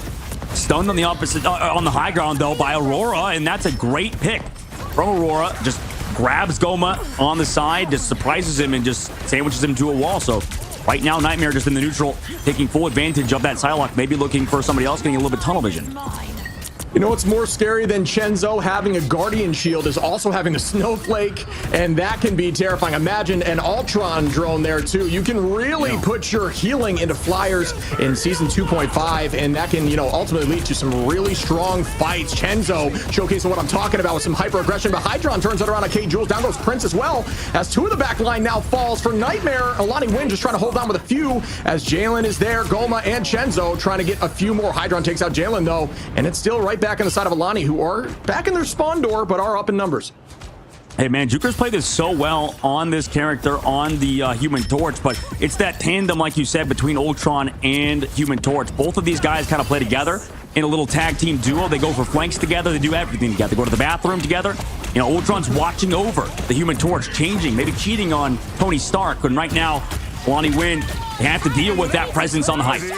And here we go. Instantaneous Eye of Agamotto. Still no value, and it's very strong to be using that ultimate from Emma into anyone in the sky, forcing them to walk in a straight line slowly. Enables your backline to find some pressure onto that height. Usually it's very difficult to land shots as we see Ice land the Meteor M onto Micah. The Meatball finds some value as we are going to keep the pace forward. Again, Ice goes down there. Aurora making sure that they paid for it. Hydron is very charged up with this dark magic. Will we see the E find value? And Psylocke going to start the dance of the butterfly. Doesn't get a pick. Sleep A1 not able to do so, and as I say that, down goes Sleep A. Chenzo cleaning that up as Jalen takes out Aurora, and once again Alani Wind winning these early and more difficult fights where they might have been down initially. Yeah, I mean, you saw that both duelists popping ultimates at the same time, Goma and Chenzo in tandem, because it's tough, because with the dance of the butterfly, usually if the strategists are good enough, you can out heal it if they just play back and away from everybody else, but that's why you get some help from your team, right? Chenzo came over the top eye with that supernova, and they're able to find more eliminations. Now Nightmare coming back with some ults, though, and that's going to be tough to deal with. Alani Wind, the only real answer they have is Jalen building up the Eye of Agamotto and the defensive advantage. Yeah, we are going to see some strong positioning here. Chenzo kind of out in the open, not afraid as they're playing very strong. Hydron going to take out Jalen early, and that is going to be difficult. May force a retake here by the team, as we are going to see some Qs pop. Juker playing hyper aggro. We do lose another as Aurora finds Prince. K. Jewel's going to jump off and just reset. Really well done here by the decision making, or at least by their comms, or their leader of comms, to force the wipe and reset for one more fight, as we will have a teleport play coming in right now from Jalen, using that teleport to potentially wall off some heals. No, they are just going to look to try to take somebody out of the back line. Will it work out, as we see some strong pressure? And here comes Chenzo putting a ton of damage down on the ground, trying to buy them some free space. Up in the sky, we do see invisible boundary holding on. Will they find any value here? Goma is one, just, oh no, not able to escape as Juker finds one, making this on the side of Nightmare early on. Will Nightmare collapse? We do see the Abagamoto come out. Does give two as Ice cleans up Sleep A. Yeah, great Iron Bagamoto from Jalen again to come back into it, and it was looking pretty solid for a Nightmare until that portal, like you mentioned. And now, after the ultimate, K. Jules gets stunned up, but it doesn't really matter, right? Nightmare sort of just walking towards his objective, kind of running in. Hydron will have that portal, though, and you can hear it's opening up, but will it get there in time? Looks like it will, and this touch is going to be, ooh, yeah, it is going to go through. Oh no, we're stuck. Putting the portal a little too close. Luckily has the flight to take and push through. May be difficult. What you need to do here, for everyone watching, you need to go through the other side of the portal at your spawn. Circle around and go through the other side, and you will be able to make it through. It's a common misconception and a mistake a lot of people make in ladder. Use the other side of the portal if you're blocked. It's not over. And there's a great Eye of Agamotto to collapse. Hydron finds Chenzo even after the portal issue, and is going to keep the pressure on, make that two. Goma turns it around on C4 though, and the numbers are slowly dwindling for the side of Alani. The res goes up from C4. They are going to keep this pressure on. Will Alani be able to come retake? Ice holding on to the point here. 2 left, 3 left now, but it's not going to be enough as they do go down before point 2. Really well done there, but it wasn't enough to press through. Great defense there by Nightmare. Yeah, great defense. Hopefully nobody's calling it an L9 based on what happened in EMEA with touching the payload. But regardless, Alani Wind, I mean, tough spot to be in. I mean, Nightmare, like you said, Hydron had that portal to come back, and then with all those ultimates, really able to take it full advantage. And I think so far, my MVP would go to Aurora. I mean, on that Emma Frost did so much. I mean, so many grabs at the perfect time, so many first picks as well. Every time there was an ultimate, like we mentioned with Jalen, going for those ults, it was just Aurora there to grab him or take him out of the fight. And you know, it's tough. That's what happens when you kind of let Emma Frost through sometimes. It just seems like Magneto, for as good of a character as he is, you have to get full advantage of the utility of the bubbles, of just the displacement with the right click, right with the Meteor M. And unfortunately for the side of Alani Wind, they didn't really capitalize. And maybe that's because they were on attack. Maybe on defense it should be easier. So maybe for Nightmare, because they don't have those bubbles, they'll be going down to a lot more. But you see there's a little bit of decisions now having to be made for Alani Wind as they go against pretty much an identical composition for Nightmare. Yeah, looks like we're going to see the counter here from Chenzo to try to shut down Juker with the Juker Nova, who's been popping off there on the Human Torch, just to try to get some more favors back towards their presence. They want to make sure they can hold on to this point as long as possible, as they weren't able to push through point 2. And honestly, that makes for a pretty difficult defense here. Let's see what they can do as we press into the first point. Heading in, Nightmare running the same thing that they ran on defense. For Alani Wind, they've mixed it up. And here we go. That duo yet again. Poor Tony Stark, I'm telling you. Very sad. This duo between Human Torch and Ultron is beautiful, though. We'll see if they can get in the first elimination. On the flank, sets up the one shot, doesn't get it. Yeah, good idea, good positioning off the off angle. Like we said, he's going to have that heal. Going to use that team up, too, from Invis just to keep a little bit of extra health. It's very difficult to find value with Chenzo trying to make that happen. No, Juker going to find Goma through the mayhem, and Juker is just playing a very aggressive Torch here, going to show you that Torch may have been slightly nerfed in the last patch, but it does not matter when you play him like this. Juker on the height again. Alani Wind very low as Jalen is very low. Prince goes down 3 as Sleep A takes out Jalen and Ice. And one thing that's slept on is the raw damage power. C4 is going to find Chenzo there, make that 2 as K. Jules goes down. And wow, what an attack here by Nightmare, who has found their bearings, and they are just flowing as a team. Yeah, I like this comp. I mean, I think we've seen in other regions, I believe in their solo duelist has been like a Bucky or something. But to be honest, I feel like the highest skill cap characters in this game in Marvel Rivals are those flyers, and that's the tough part with Hela. Now in the Streets phase, you need this Hela to pop off. You need this Hela to do damage. Otherwise, I mean, it's pretty much over. And that's the difficulty is if you play flyers correctly, you will never go down, because if you just use the cover in the sky, who's going to get you, right? You can't really chase them on Hela. You're stuck as like a sentry turret on the ground, whereas they're just like AC-130s inbound in the sky. Yeah, I mean, the whole nother level of gameplay, just the vertical juking. You need to set an ascend and descend button if you're trying to play these heroes at a high level, as you know, it takes a whole nother level of difficulty to try to take them out of the sky with a KO when they're moving in all different directions, even in the Z-axis. Is Micah going to find ice there? With an well done with the Eternal Bond. Micah, another on a Goma. Hydron going to drop Prince, and wow, that is a good fight again by Nightmare. It might be a forced teleport play this early. Janzo going to hold the height here. They can't do it. What do you do, man? Like they have Invisible Woman, they have Ultron. Like, this guy's not killable. Like, there's so much help here. Luckily, they are coming back in with ultimates, but it's going to be so hard for versus Supernova. Yeah, and here we go, up in the sky, Meteor M, trying to find something, unfortunately not, just to buy some time and some shots, as we do see the follow-up. Will there be any drops through this invisible boundary? And we do see the tackle down, trying to escape, good positioning. C4 just using this as a actual, you know, a healing ultimate for once, which we rarely see, but it does do a ton of healing, actually 6 times the amount of Invisible Woman, which is surprising to some, but it's usually used offensively as we push in as Chenzo, trying to find more value off in the off angle, doing a good job here resetting as a team, not allowing a lot of those ultimates to get value, just kind of a stalemate, but it is right at the end of point here with almost 4 minutes on the clock. What happened to Mika? What happened to Micah? Micah's just off the map? Game pause. Oh my god. Are you kidding? We may have had a DC or something along those lines, or I'm not 100% sure, but I will say, despite what's going on here, Nightmare playing next level as a unit. It's just, they've got this comp figured out as well. They really can kind of play a multitude here, as we saw that res comp initially, and now they're going more towards the pocket flyer composition. And we do need to see something here. I don't know if we saw the portal yet, or even if it's off cooldown for the side of Alani Win, but they do need to get back to this point relatively quickly. Being down in numbers this early in a fight is going to be very difficult. Yeah, it's going to be very difficult. And right now, I mean, Shib, this cannot be overstated. This is the last fight for Alani Win to keep their hopes alive at Ignite. If they don't win right here, I mean, they're going to have to requalify again next qualifiers. So right now, Alani Wind, I mean, they're taking that. They're probably thanking God that Micah fell off the map on accident. I don't know if we have either PC issue or something, but I would be incredibly grateful, because that could be a momentum shifter. Yeah, we saw Hydron and Aurora. I've got to show some love for the Vanguard side. Obviously, you know me, big fan of Vanguards, play the position myself, but the amount of final hits they're having together and the amount of space and pressure they're providing just on their own it's been obscene. Seeing Strange do things like that has been a ton of fun to watch. We both agree, Shib. Doesn't this seem like the best patch for Vanguards almost, or at least the patch where it seems like you need to have really good Vanguards, right?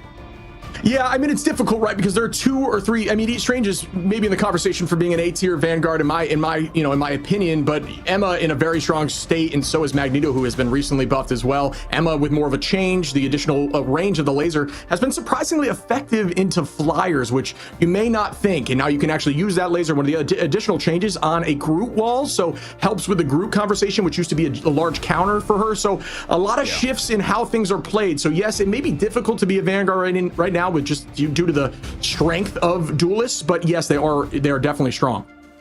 Yeah, it's so strong at the moment, but right now we're in a technical pause. Coming back from said tech pause, 3 minutes and 25 seconds away from Nightmare to punch their ticket moving forward, but they just lost one of their strongest players in Micah, and they just lost another one in C4. And here we go with the reset fight. It is going to be a battle. Ultimate advantage is actually dead even, with both Strange ready, Jalen's ready. Same with Hydron. Hydron early on takes out Chenzo, and that's going to help Juker take that space in the sky, as it is going to be a battle. Goma versus Juker, and there is that Ayavakamoto. Great job by the Invisible Woman on the opposite side to push him forward. Ayavakamoto comes back through to connects onto a ton of members, but the healing, is it there? No, it's not. Yeah, that was a really strong eye, as we do see the psionic seduction out. Multiple people walking. Will they be able to... Oh, no. Hydron takes out Jalen there. Is able to find one up in the sky with a meteor. Will it land? There's a shield in the face. Going to be very difficult. Oh, tries to find the off angle. Great idea there by Ice. Unfortunately, not able to work out for him, but just predicting movement there. The fight is back to being neutraled out, as we do have a strategist line on both sides. Nightmare going to hold on to 2 here, and it is going to be difficult for Alani to hold on, as we do see that invisible boundary out. Juker trying to find a pick through it, as you can do when you have 4 of those fire balls on the ground. It actually is enough to burst through some of these strategist ultimates. Uh-oh, they got to stay on the payload, though. They have to stay on the objective. 3 meters left to go. Does find that Ultra in the sky. Invisible Woman, though, on the inside angle to give them some more sustain. Alani Wind have nothing, man. It's about to be over. Oh, no, it is. Nightmare. Get into the next round. Take out Alani Wind. And, man, that sucks considering Alani Wind. I mean, it's been such a long journey for them, and they have to go home. Yeah, we talked about requalification, getting back into the tournament, and I'll tell you what, that team was looking really good in their games. Unfortunately for them, just not able to get the job done there. That first map of domination heavily in, I honestly thought they were going to take just the res count. They could not handle it. And then Nightmare, I got to show some love to Nightmare, who are just playing out of their minds right now as a unit. Looks like a totally different team, man. They're just flowing together. Their compositions have changed. They're playing much more selflessly, and we're seeing some plays from the Vanguards, from the Duelists. It has been so back and forth. As you see Hydra on 13 final hits and Juker with 11. Aurora finding 7 as well with 26k damage, the most in the game. Just, it's really a team difference right there.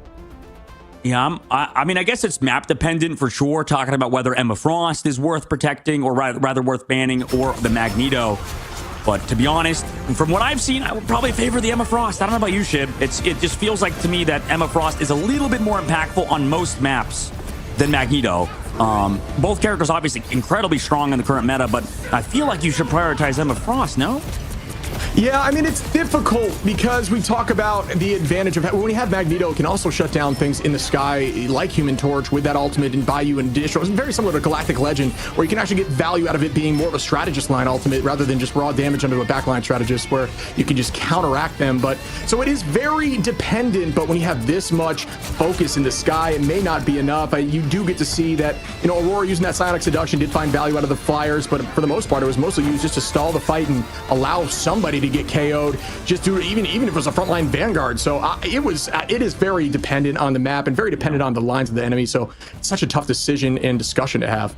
Yeah, and I feel like the pace of play is almost increased as well with the Doctor Strange. No, like it feels like he can make a ton of plays. Considering, like, if we compare it to Groot, if we play like Groot and Emma, maybe it slows the game down a little bit because you have those walls and you want to make sure it's disruptive. With the Strangling Prison, it almost feels like the Doctor Strange can play a little bit more loose, maybe a little bit easier to play it than that Groot composition as well, because you could definitely do that as well, right? You could definitely, instead of having the Doctor Strange run the Groot, but what we've seen in Doctor Strange, I mean, that looked pretty dominant. I don't know if we've seen a Groot look as good so far in the Ignite series. Yeah, we saw a decent group play, or actually really good group play on the side of Sentinels, but you're right, for the most part, Doctor Strange, these Eye of Agamottos, they such good focus here in terms of who to focus when the eye is popped. And speaking of great focus with Doctor Strange and those Eye of Agamottos, we have Hydron over here for the interview, and he played just absolutely lights out during that game, so I'm excited to talk to him. Yo, what's going on, Hydron? How you doing, buddy? It's going good. How are you guys? Good, man. Good. Good. I got to show you some love. So real quick, the question we were kind of having back and forth is Groot or Strange? It seems like you guys are very much on the Strange play, and you were just dominating today, MVP in that second with 13 final hits. What's the decision there, and maybe why? Just no decision, just kind of balls to the wall, and you got to step up to the plate, and I'm Thanos, so it's all good. Thanos for sure. Hydra, specific, like, what? You're like a hit scan guy. Like, what the hell happened? Like, you're just like now playing Doctor Strange, it's just like your guy, or you just can play everything? I think people are talking about how flexibility is so important. I mean, you're in that boat, man. It seems like you can play a lot now. Yeah, life happens. It's good to finally play a game that you don't have enforced role lock, so anybody can kind of play anything, and that's a nice part about this game. Yeah, I think I'm with you. It's like one of the more beautiful things about Rivals, and there's more fluidity between even the roles that certain heroes are locked into. But question I have for you again, and this is a question I typically have as we just watch you with a clean eye there, cleaning up 4. I have to ask, who's running the comms on your team, or is it more of an open line? It's usually everybody, but I would say I probably talk the most. I probably have the most experience in these types of games from Overwatch and in this game, so I feel like I probably usually lead comms the most, but it's a team effort pretty much all the time. Right. Awesome. Yeah, you can see that for sure. And Hydron as well. I know a lot of people I've seen a lot of people want like questions on in terms of your perspective on the game so far and the newest patch and stuff like that. And for you guys, obviously, it's been interesting because you're already qualified, ready to go for this. Joining this team, what's it like for you in this new patch playing with Nightmare? I mean, I know it's been sort of interesting behind the scenes. You don't have to talk too much about it, but for you guys, you're like a new roster kind of going through it. I mean, how is it feeling now, getting this win and kind of moving forward? Obviously, it's one more if you get secured into that top 4, but do you feel pretty solid after going against the Lonnie win going forward? Yeah, I mean, it always feels good to win. We're just playing for the prize pool, and we're just going to take it one match at a time and see what can happen. Awesome. Well, I appreciate your time as always, Hydron. You're the man. Great PR trained responses as always. If you have anything you want to call out, any teams, anybody you want to thank, now's your stage before we say goodbye to you, brother. I think we're playing Shroud X next, and I don't know. I think last time I played them, we beat them, so ooh, we'll see. All right, man. Awesome. Well, I appreciate your time as always. Thanks, boss. Have a good one. Thank you, Hydron. All right, great guy. Awesome interview with Mr. Hydron. Make sure, by the way, he streams a ton. He also streams a ton on Twitch, so make sure to check him out as well. If you want some, I guess, Doctor Strange gameplay now, because he said he's Thanos. He stepped it up, man, and he looked freaking good. Yeah, I don't think we've seen Strange play quite like that yet in the tournament in terms of raw final hits. I mean, up in the teens both times is obscene. So really well played. It goes to show you Strange is very much back, as we do say, yep, they are moving forward to Shroud X there on the lower side bracket. And we have plenty more games coming up for you here in the next couple hours. I can't wait. Man, what a start to the series, though. Damn. It's like it's the anticipation. Now we have to wait for that matchup between Shroud X and Nightmare a week before that game comes out, and it's like you're getting a new present for the holidays. We're gonna see Shroud X versus Nightmare, a little bit of banter going on. He said he beat him last time. Maybe that team's gonna be good to watch. Gonna be fun to watch. And then, like you said, with Dark Zero and Techie's coming up, we get to see who wins that series. Goes against Citadel. We now head over to Group A, I believe, right, with Luminosity Gaming versus Shikigami. So I mean, we're both looking forward to this one, man. Yeah, two teams relatively new to being on the big stage in front of everyone, and we talk about pressure and momentum. We saw a lot of momentum there today, but yeah, I'm looking forward to this as we head into the break and start up our next game. We'll see you guys shortly.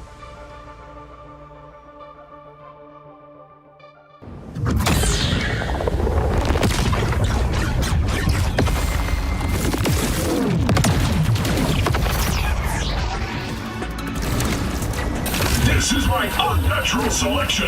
Extermination!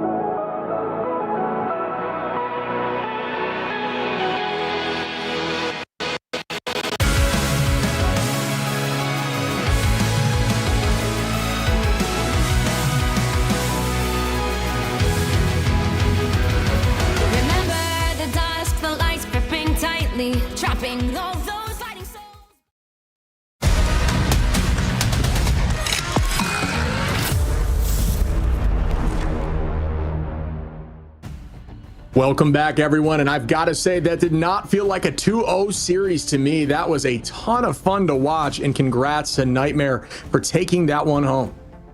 Yeah, they got one more ahead of them as well if they want to qualify to top 4. Like Hydron said, they're going for the prize pool. And in order to get in the prize pool, you need to get into the playoffs. Now, Luminosity Gaming, Shikigami going over to Group A. We'll go back and forth. B started first.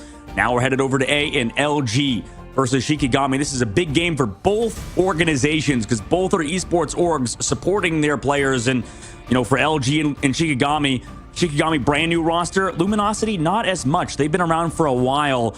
It's just, it's been a rough road for them, I think, so far in the game, just considering how things have gone in North America in tournaments, other things than Ignite. But right now, I mean, this is their chance to prove it versus Shiki, who are a storied organization in their own right with the former Nemesis roster.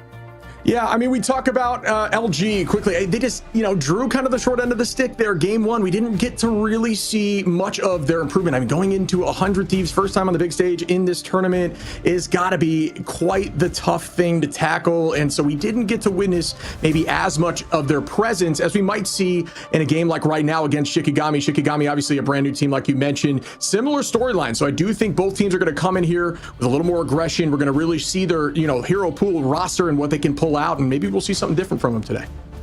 Yeah, I hope so. I mean, we'll see in a moment. And then for the new Shikigami roster, this is like a kind of test, right? It's been a bit of a test for their roster. And in this Group B stage, you know, they've dropped down early. Same thing with LG. So we'll see what they could do moving forward, obviously. Their team is good. They've had the chance to kind of come into it because of the pre-qualification. Obviously, with Shikigami losing their roster to Nemesis, or rather them leaving to Nemesis and then Shiki having to build the roster up from scratch again. It's definitely a good roster and somebody that a team that you definitely have to watch out for.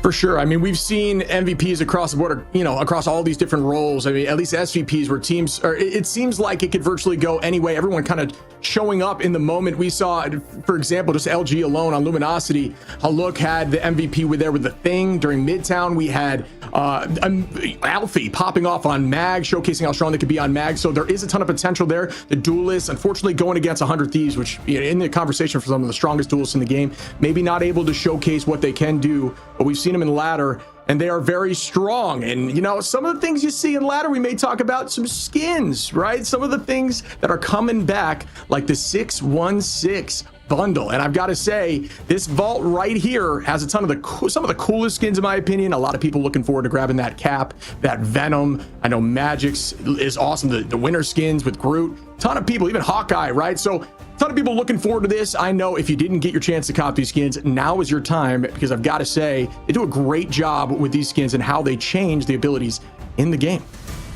Yeah, you're right. I mean, it's interesting because at first when you play this game and it's free to play, you're like, oh, cool, it's a free game. I don't really care too much about skins. And then you play and you see other people with those skins. You're like, damn, maybe I got to pick that up. And then you realize maybe you couldn't because it was not available. But now, like you mentioned, Shib, that vault is here. And now let's talk about a team that is here as well. That is Luminosity Gaming, man. I mean, like you talked about, Shib, you had a lot to say about this roster. I think that, you know, you said Alfie was popping up.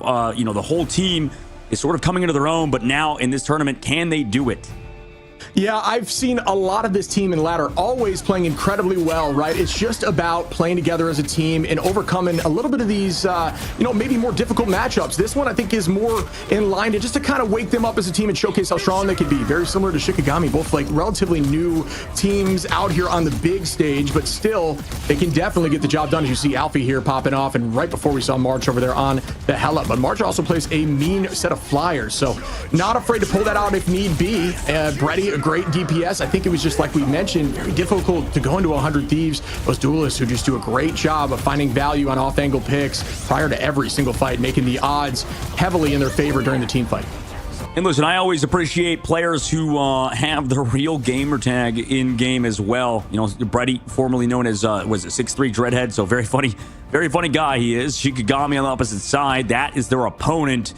And everybody, we kind of know them from ranked, a lot of these guys, right? Coming into this team, they're a solid roster in terms of mechanical skill. Throughout the entire tournament, that seems to be a sort of mainstay, like you mentioned, Shib, with all these players that are very good, but it's a matter of putting it together, getting the team synergy down, and also the ban protect system. It's hard because a lot of teams, you know, maybe some of them don't even have coaches, right? Some of them are like, you know, unsigned rosters with maybe coaches that aren't as known, I suppose. And for Shikigami, could be in a similar situation. It's a matter of finding those ban and protects that can go through. I think they've sort of figured it out, right? That Emma Frost ban seems to be a mainstay for them, and we'll see moving forward how they kind of act throughout that ban phase. And this team, I mean, they lost to it was Jobless Bums right before, so that's tough as a signed org to lose to a team called Jobless Bums a little bit. It kind of bites you a little bit in the butt. Sure. And one thing we got to shout out as we're looking at this replay here, Lorenz was doing a great job on Punisher, really showcasing how strong, potentially in the conversation with one of the top Punishers, playing really well. And outside of that, Kinetic on Cloak, just an insane amount of healing, most healing in the game multiple times, but not only that, getting KO'd the least. And that is a huge stat as a strat. It's all about positioning and understanding. And when you're playing Cloak, you're pretty vulnerable during that ultimate. So it does require a ton of positioning and understanding of cooldowns and when things are used. So got to shout out those two players who really excelled during those matches. Yeah, and from what I've seen as well on Shikigami's side with Pride as well, I think they've been very good from what I've seen in ranked. I think this player's incredibly talented. I think the whole team really has what it takes to become a top team. They just need to kind of figure things out, get that kind of game-to-game basis going forward. And speaking of which, both teams have their star players, like you said, Shib, into head-to-head as well. I think that it's very interesting to see both Alfie and Madara here in that head-to-head. And as a Vanguard player, I know you've talked about Alfie a lot. Yeah, I think Alfie was really showcasing how strong Mag can be, finding a ton of value in the neutral and getting a ton of final hits, which is the most important stat. You can pump damage into Vanguards all day long, but it doesn't matter as you're just going to be feeding that backline ult charge. You need to get those final hits, and that is what matters as you see Alfie here popping off with 9 of those. Madara played a mean. Groot there did only come up with 4, but it was the setup and the walling off location, just finding value and setting up the rest of the team there. As we see that group play, you can see very similar stats in terms of total KOs or across the board, but the final hits obviously takes more of a precedence as Alfie popped off there. Yeah, Alfie's a very good player, but can they get a win here? Win or go home again? Every single game is that. I mean, we're not gonna try to overstate it, obviously, but I mean, as you guys know, I mean, that's gonna be brutal if you do lose today. Like we said with the Lonnie win, they were the first team sent home, and now we're gonna find out the second team sent home in North America. Loser bracket, round number 1. LG, can they do it? Can they sort of overcome what happened in NA for them so far? It's not been a lot of success, I think, for this team, who is, like we mentioned, incredibly talented. And for Shikigami, they're a new roster. I think they're kind of playing with house money right now. Yeah, I'm curious if we're going to see the Punisher ban out or what is going to be the decision, because Lorenz really popped off there on Punisher over those last few games. And they are going to lock in and keep that Magneto on their side, which could help counteract the Punisher on the opposition for Luminosity. Let's see for the decision. Loki gone here. Very similar bans and protects as we are used to, as I have no doubt in my mind we're going to see Magneto locked in here for Alfie. Yeah, it makes sense. Loki ban is kind of the mainstay, considering also with Magneto being a part of it, right? You don't want to have to deal with those crystals with that Meteor M and just get your entire ultimate negated. So that's something that you have to realize, is that Loki pretty much has an ultimate in a cooldown form. And now, pretty much same bans on both sides. This is what I'm thinking. I feel like strategist bans are the way to go. Either you have to commit fully into strategists or fully into Vanguards. Seems like both teams prioritizing Loki and Luna. Yeah, I mean, it makes sense to me. Luna, I think it's 550 or 525 total HP prior to using that dance floor, which makes it very difficult to find picks. But outside of that, not only can Loki copy that and make it very difficult, the crystals alone from Loki, those regenerative domains or regen domains, are so difficult to find value through. If they are off cooldown, it is one of the very few abilities in the game outside of things like Bond, which can shut down ultimates while just being a cooldown on your bar. So Loki, a huge threat, as we see both sides not going to be able to play that, and it does enable Magneto, like you mentioned, to be more free with utilizing that Meteor M. Yep, 3 strategists in 1 singular Vanguard, that Vanguard being Emma Frost banned. Meanwhile, Shikigami focusing towards that Punisher. Opposite side, Luminosity in that Cloak and Dagger, but both teams going to end up on that Cloak and Dagger, so that protect didn't really, I mean, it didn't really end up mattering in terms of the side of Shikigami, as they're getting rid of, on the opposite side, Adam Warlock. They don't want to play against Triple, which makes sense. I think Triple is sort of coming back into the meta. People realizing how strong it is, and, a lot of people having to add that to their arsenal, making sure you can get rid of that is big. Yeah, I think a lot of the triples driven based off your Warlock and your Mantis. Mantis, obviously, it may not be as considered as valuable, right, as Warlock, who does have some very strong cooldowns and that hit scan at range. You find a lot of the time that your Hela player finds themselves on the Warlock and ends up getting a ton of KOs, as we saw yesterday a few times. So yeah, that's going to be off the battlefield. No surprise there, just to ensure they don't have to deal with it. But we do have the Ultron on now. We mentioned March up in the sky with flyers. Like to see the Ultron with Bredy there on the Human Torch. So they are going to be playing that flying comp with the Invisible, which is a very strong composition, but one of the major counters can be a very strong Punisher. Let's see if Lorenz can do it. We'll see if Lorenz can do it indeed. Luminosity starting off with that, like you said. And now we're going to have that Ultron. We're going to have that Human Torch. We're going to have the Invisible Woman to help those flyers, and Shikigami relying heavily on that Punisher. But here comes that early portal play that we always see. I'd love to see it set up with a turret like that. You rarely find that as you're trying to, in that moment, get a kidnap, have somebody accidentally walk in and find themselves face to face with the turret, but unfortunately not able to do that there. But a fair amount of ultra. You see Lorenz already at roughly 35%, gives him a bit of an advantage, potentially allowing him to get to that final judgment first. And that little win, those small little trades and wins are what wins games at this level of play. Bredy on the high side here left, trying to put some pressure onto the Doctor Strange. Now using it on point, great tackle there. Not able to find value, but you do see that drone again. Brady going to take out Kuna. Nice pick there, as numbers are now back in the side of Luminosity, keeping the pressure off point and just trying to get this thing capped. And then Doctor Strange inside that bubble, and immediately going to see that eternal bond, buying more time on point, matched by a by an invisible boundary. Out goes the Punisher gets taken down by Yang, and Wicca onto Spenny, back and forth, and nobody has captured the point just yet. Okay, nobody's captured the point. These fights are incredibly lengthy. Bredy, though, sitting over the top side, just kind of pumping in so much damage. Shikigami missing that Punisher now is definitely brutal. Here comes that Ultron as well over the top, just kind of securing even more damage towards everybody in Shikigami who are hiding. They did lose Haluk, though. Everybody is so low. Pride falls to 1 HP, and Bredy does get the final elimination. But oh my god, what a tackle! Yeah, we've seen a lot more Wolverines anti-air over the last few days than I would have ever thought. Wolverine, an incredibly strong HP drain-based hero, who does have that iframe and reset on his HP bar when getting taken down with the passive. But Lorenz going to take out Yang there, make that 2, keeping the pressure forward again, trying to get back to that 15% to even it out. Even after Luminosity, looks like they were going to take that thing. March drove them inside the building. Bredy followed up, but unfortunately the tackle right back from Kuna is going to shut that down. Well done by Shikigami on the retake. And this is Wolverine's probably best map, is on his Hell's Heaven. This is just so much room, similar to Black Panther, to kind of sit on flank angles, go for those grabs, kind of play like a nuisance. That's what you want to do. This character, less about individual mechanics and more about positioning, and Kuna taking advantage of those angles. Like you said, they swapped the thing to try to counter him. He's trying to go for immediate dash into the sky, does get pushed away by Invisible Woman. And there goes the Eye of Agamotto popped. Will they get Haluk? No, they will not. Down goes the Meteor M, not able to find value either. Great play there across the board defensively. Lorenz finds Haluk early, and a second. Down goes Spenny. Lorenz on a 3-piece. Keep the pressure going, and this is why you need to ban Punisher against Shikigami, as Lorenz is just showcasing the raw damage that he can output during that ultimate. Incredible work on Final Judgment. 60% on the board now for Shikigami. Ultimate's still ready to go as well in terms of Stratus Ultimates, and LG have to retouch with Stratus Ultimates versus Shikigami, and Last Stand's available. He's been able to pull them out of that invisible boundary, and let's see what he does. I mean, it's going to be scary to deal with for LG side on the retake as well versus that Meteor M. So much lethality right now in LG. The best thing they could deal with it is a bubble. Yeah, Shikigami ult advantage up. Do have that Eternal Bond kind of with the Last Stand too, and it might come very soon here. Don't even need to use it as Haluk goes down. He gets a trade with Lorenz.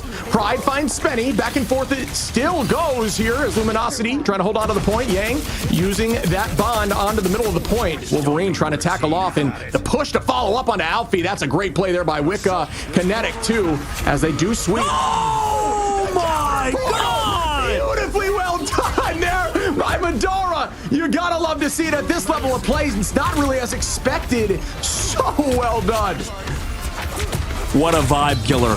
What an absolute vibe killer from Medora, like you said. And beautifully well done, like you mentioned. Luminosity. That was insane. Honestly, looked heavily in Luminosity's favor in those early fights. Shikigami just found some value and they kept the ball rolling, and the snowball did keep growing bigger, and they ran all the way through there. What a counter portal at the end. Wow. Just so well played. Madara 17-0, Loren 17-2, Kana Arcuna, excuse me, is 13-1. Just so many good stat lines here. 7 final hits there for Lorenz as well. We just got to see LG pick it up here, as they will have some solid ultimates off the rip. I feel like the vibes in LG's rooms are bad. I don't know, man. I mean, considering how the last few months have gone, considering how that just went, man, it just stinks because they lost people to Last Stand with these Shredded Ultimates up, and obviously it's hard to deal with. And then I believe they lost Ready earlier, just going in super early. I just don't get it, man. LG, you need to string a couple wins here, man, because 16% is not enough to make me feel confident about your roster. Now you got Brady on Psylocke, so maybe that's the change up they need. March on the high side. We do see a change in composition. Star-Lord ready to pop off here. They will have that bubble for the early gain of alt charges. We have Galactic Legend ready. You won't see too much spin yet because it's not necessary. Instead, I believe, oh, you know, with the bubble, might as well. Does have alt ready. Doesn't necessarily need it yet, but oh, great. I actually didn't know you could break that. Learning something new here every day. As here we go with the Galactic Legend immediately going to get that final judgment. Does it find the Legend off the right angle? Great positioning there by March. Bubble protecting Lorenz was massive there during that ultimate, but still going to get one down. Lorenz falls. Yang, Freddy gonna find Wicca. Haluk gonna find Kinetic, and that is great play here by LG, who's showcasing that it may have just been a fluke, and they're back on their feet. Fair play. I mean, Domination is known as one of those maps that it can be a bit volatile. I mean, there's not a lot of time on the clock compared to like Convoy and Convergence. Those maps definitely last a lot longer. I mean, you can have 7-minute Domination games compared to a 13, 14-minute Convoy. So, Domination can be a bit more, coin flippy, but right now, Shikigami, they have ultimates to come back through Luminosity. We've noticed how these Doctor Stranges have been impactful. Let's see if Madara can do the same thing he did earlier. Brady, oh no, oh my God, so close. And we might be seeing a big eye here shortly. Out goes the Dance of the Butterfly. Not able to find too much value. Does force out an ultimate there by Kinetic. Madara going to take out a Luke early. Meanwhile, the Colt on the point. I mean, they just sustain it up. Shikigami's side. Here comes the Diabolical, like you mentioned. Here comes one Frozen on March. And then Pride is there with the follow-up with the Meteor Ram. Last Stand does connect, but he's going to go down during that. And, oh no, traded back and forth. Luminosity, I mean, they're still holding on to the objective right now, but Shiki have sort of worked themselves towards this point. Portal, meanwhile, comes through to retouch. Pride opens it up as well to Brady. So those are some nice eliminations to connect, as they have so much to stay with that invisible boundary from Wicca as well. They're going to flip that point. I mean, there's still some more delay. Actually, not going to flip the point necessarily just yet. Just some Vanguards delaying. And eventually, after they get rid of the Star-Lord, who has that Galactic Legend, they'll be able to get that cap.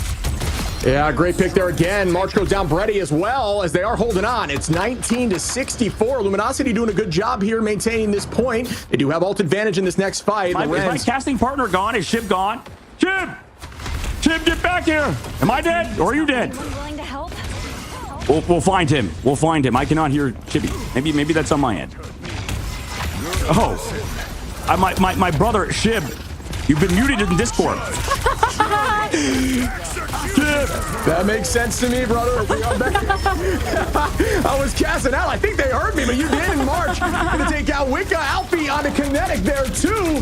And, hey, we still power through this as Brady gets 3. Spenny taking out Madara. And down goes another. And great work by Luminosity here to retake without overcommitting ultimates. And that could be point winning for them as they are holding on to 4. Yeah, holding on to 4 ultimates, like you mentioned, ready to go for this upcoming fight. Shib, the absolute professional he is, with the hands all over. He octopus, man, accidentally pressing the mute button, probably. Shigami, no ultimates. I mean, they've got double Vanguards here against Luminosity, who have 4, like we said. I mean, that's going to be brutal to deal with 90% on the board.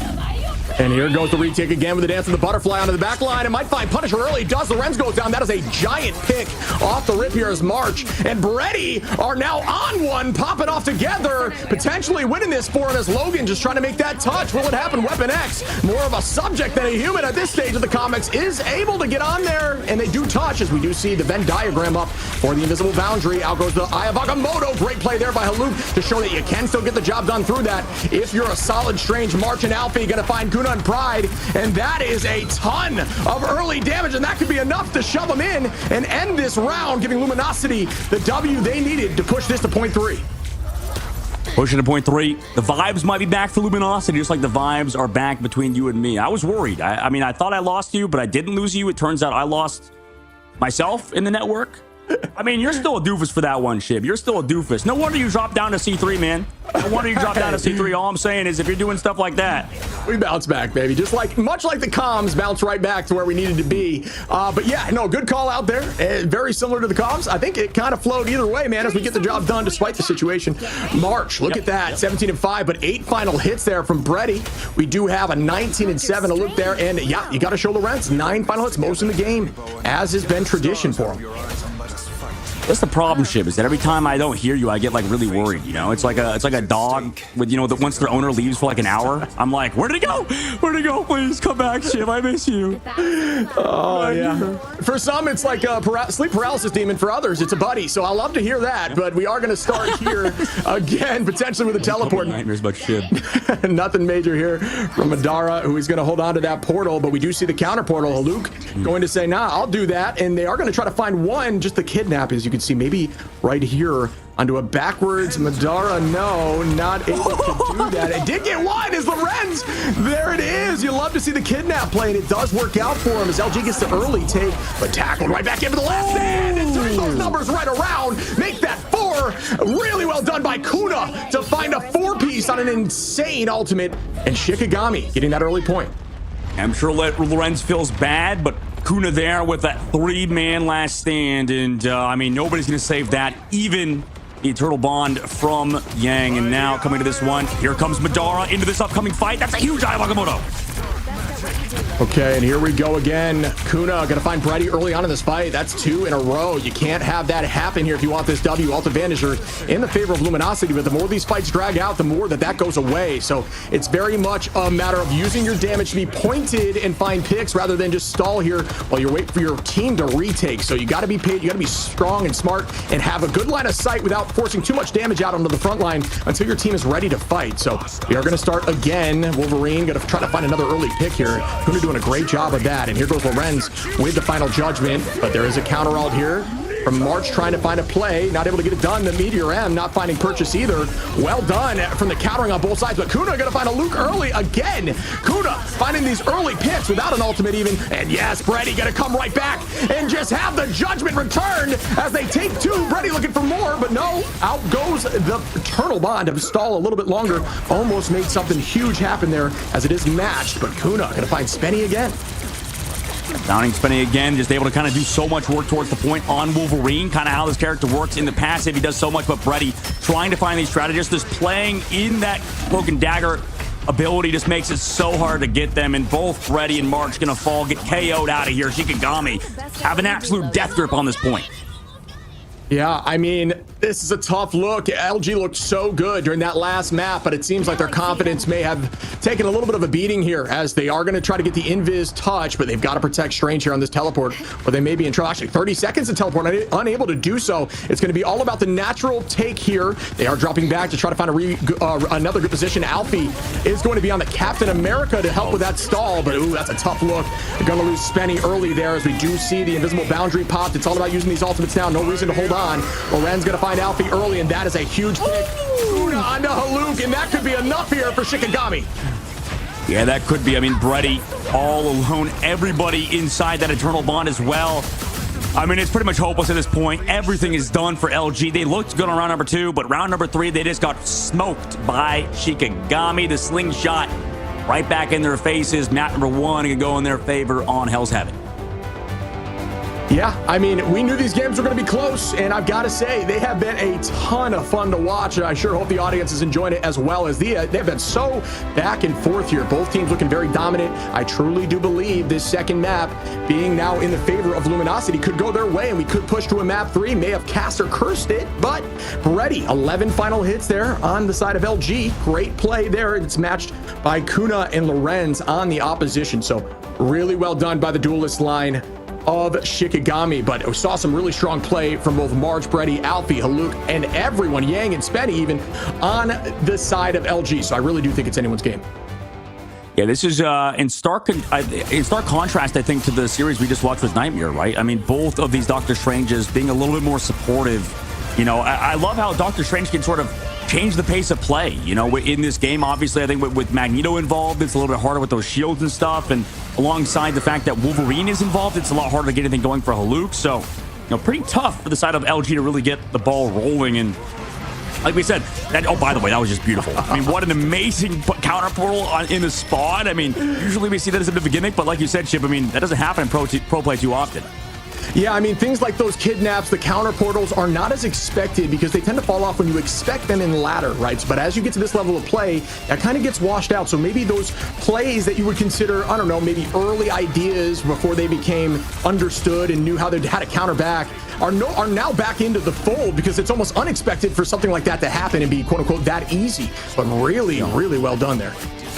Yeah, really, really well done. And those are the sort of minute details pros work on. So, they're so well practiced, so well versed. And, if you talk, I imagine, to each different tier of player, it feels like they have a different thing they can work on, right, Shib? I mean, I'm sure you've had a lot of people come to you asking for advice and stuff. And it's kind of hard, right? Because you have to sort of divert sort of takes and sort of opinions on their play style to tailor to them, right? And each different rank sort of plays different in this game, right? We have so many different ranks: bronze, silver, gold, all the way up to celestial, and one above all. So, each rank feels like they have so much, but we can talk about that sort of stuff when we get back. We're going to go to a short break. We'll come back for match number 2 in this win or go home match.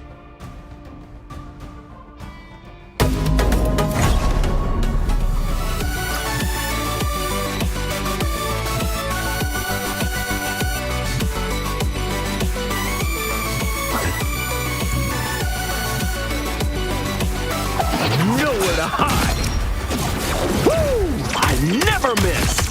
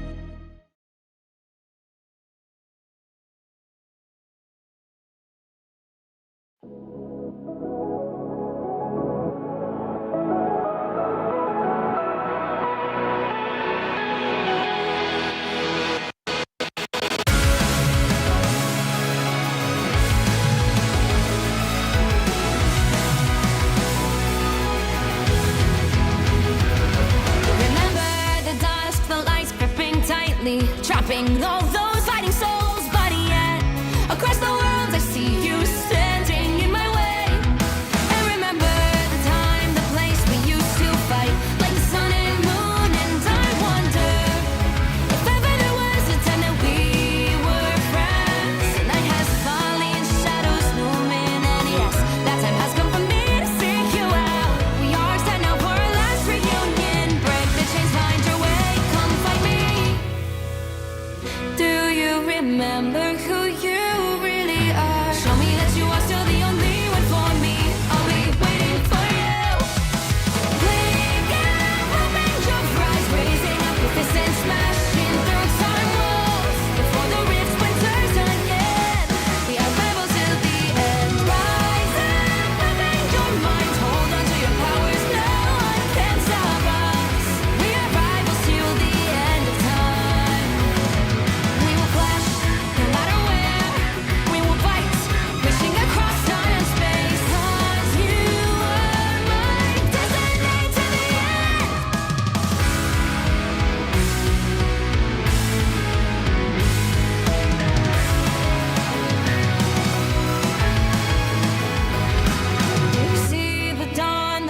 burning brightly, shining on those memories. And yes, across all time I see you turning the tides. And do you see now our time, our turn? We can still fight like the wind and fire, and wonder no more that now is the only time your heart is mine. Light has fallen, darkness grows, and yes, we fight for our destiny and fate. New days smiling for the past and future. Break those chains, lead the way, fight with me. And when you wake up, open your eyes, raising up your fists and smashing through time walls. Before the rift splinters again, we are rebels till the end. Rise up, open your mind, hold on to your powers, no one can stop us. We are rivals again until the end of time.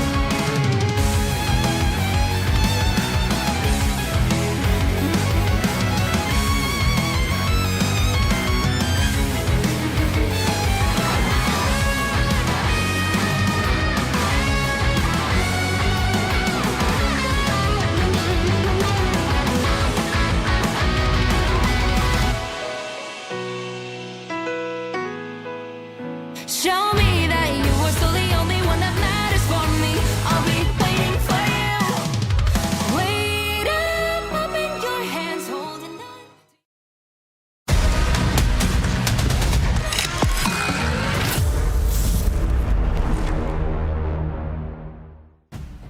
Welcome back, everyone, as we just witnessed Shikigami step it up and make some insane plays. That Portal and that Wolverine are a thing of nightmares, man. What'd you think?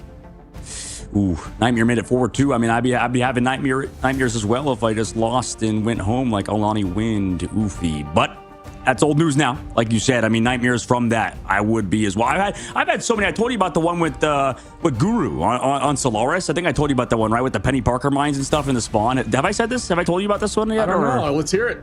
I mean, there's some crazy stuff you could do in this game with Doctor Strange portals. That's like the best part about Marvel Rivals, is the fact that you have these portals and you can do so many creative things, like you mentioned. I mean, they did one where I think we were portaling towards them to try to figure out, you know, where we're like towards their spawn on Hell's Heaven. And I think what happened was we used our portal to go towards them on Doctor Strange. They came out of spawn because we were trying to counterport to their Doctor Strange. So both Doctor Strangers counterportaling, except one was Guru on the other side. We try to counterportal Guru. Guru, literally using that counterportal strategy, he put the portal below our feet, put them towards us above their spawn, so you would drop down, and then they were on Penny Parker. So then those Penny Parker mines in the drone would KO us as soon as we came out of the counterportal. So yeah, there's some crazy stuff you could do.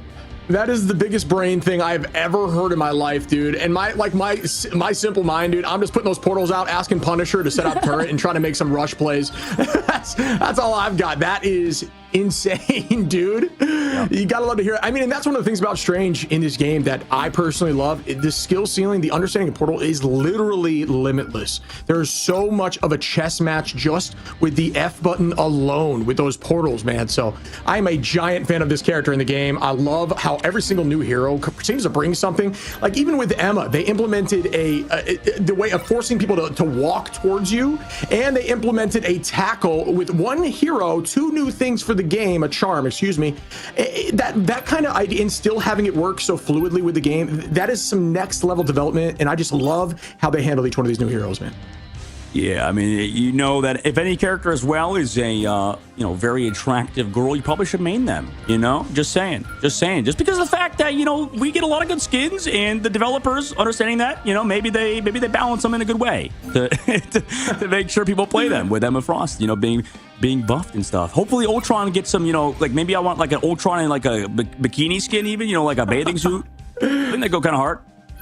You don't think so? You know what I want, man, with Ultron is I want that Ultron's chess mode to stay in permanently. That thing permanently, is yeah, so fun. Sure. Every single time I hear Ultron, all I think about is me staying up countless hours playing that mode. I just want more and more. I cannot stop shredding that mode. But dude, what's your current comp? What's your cheese comp, by the way, as I mean, Wolverine's band and Adam Warlock's band?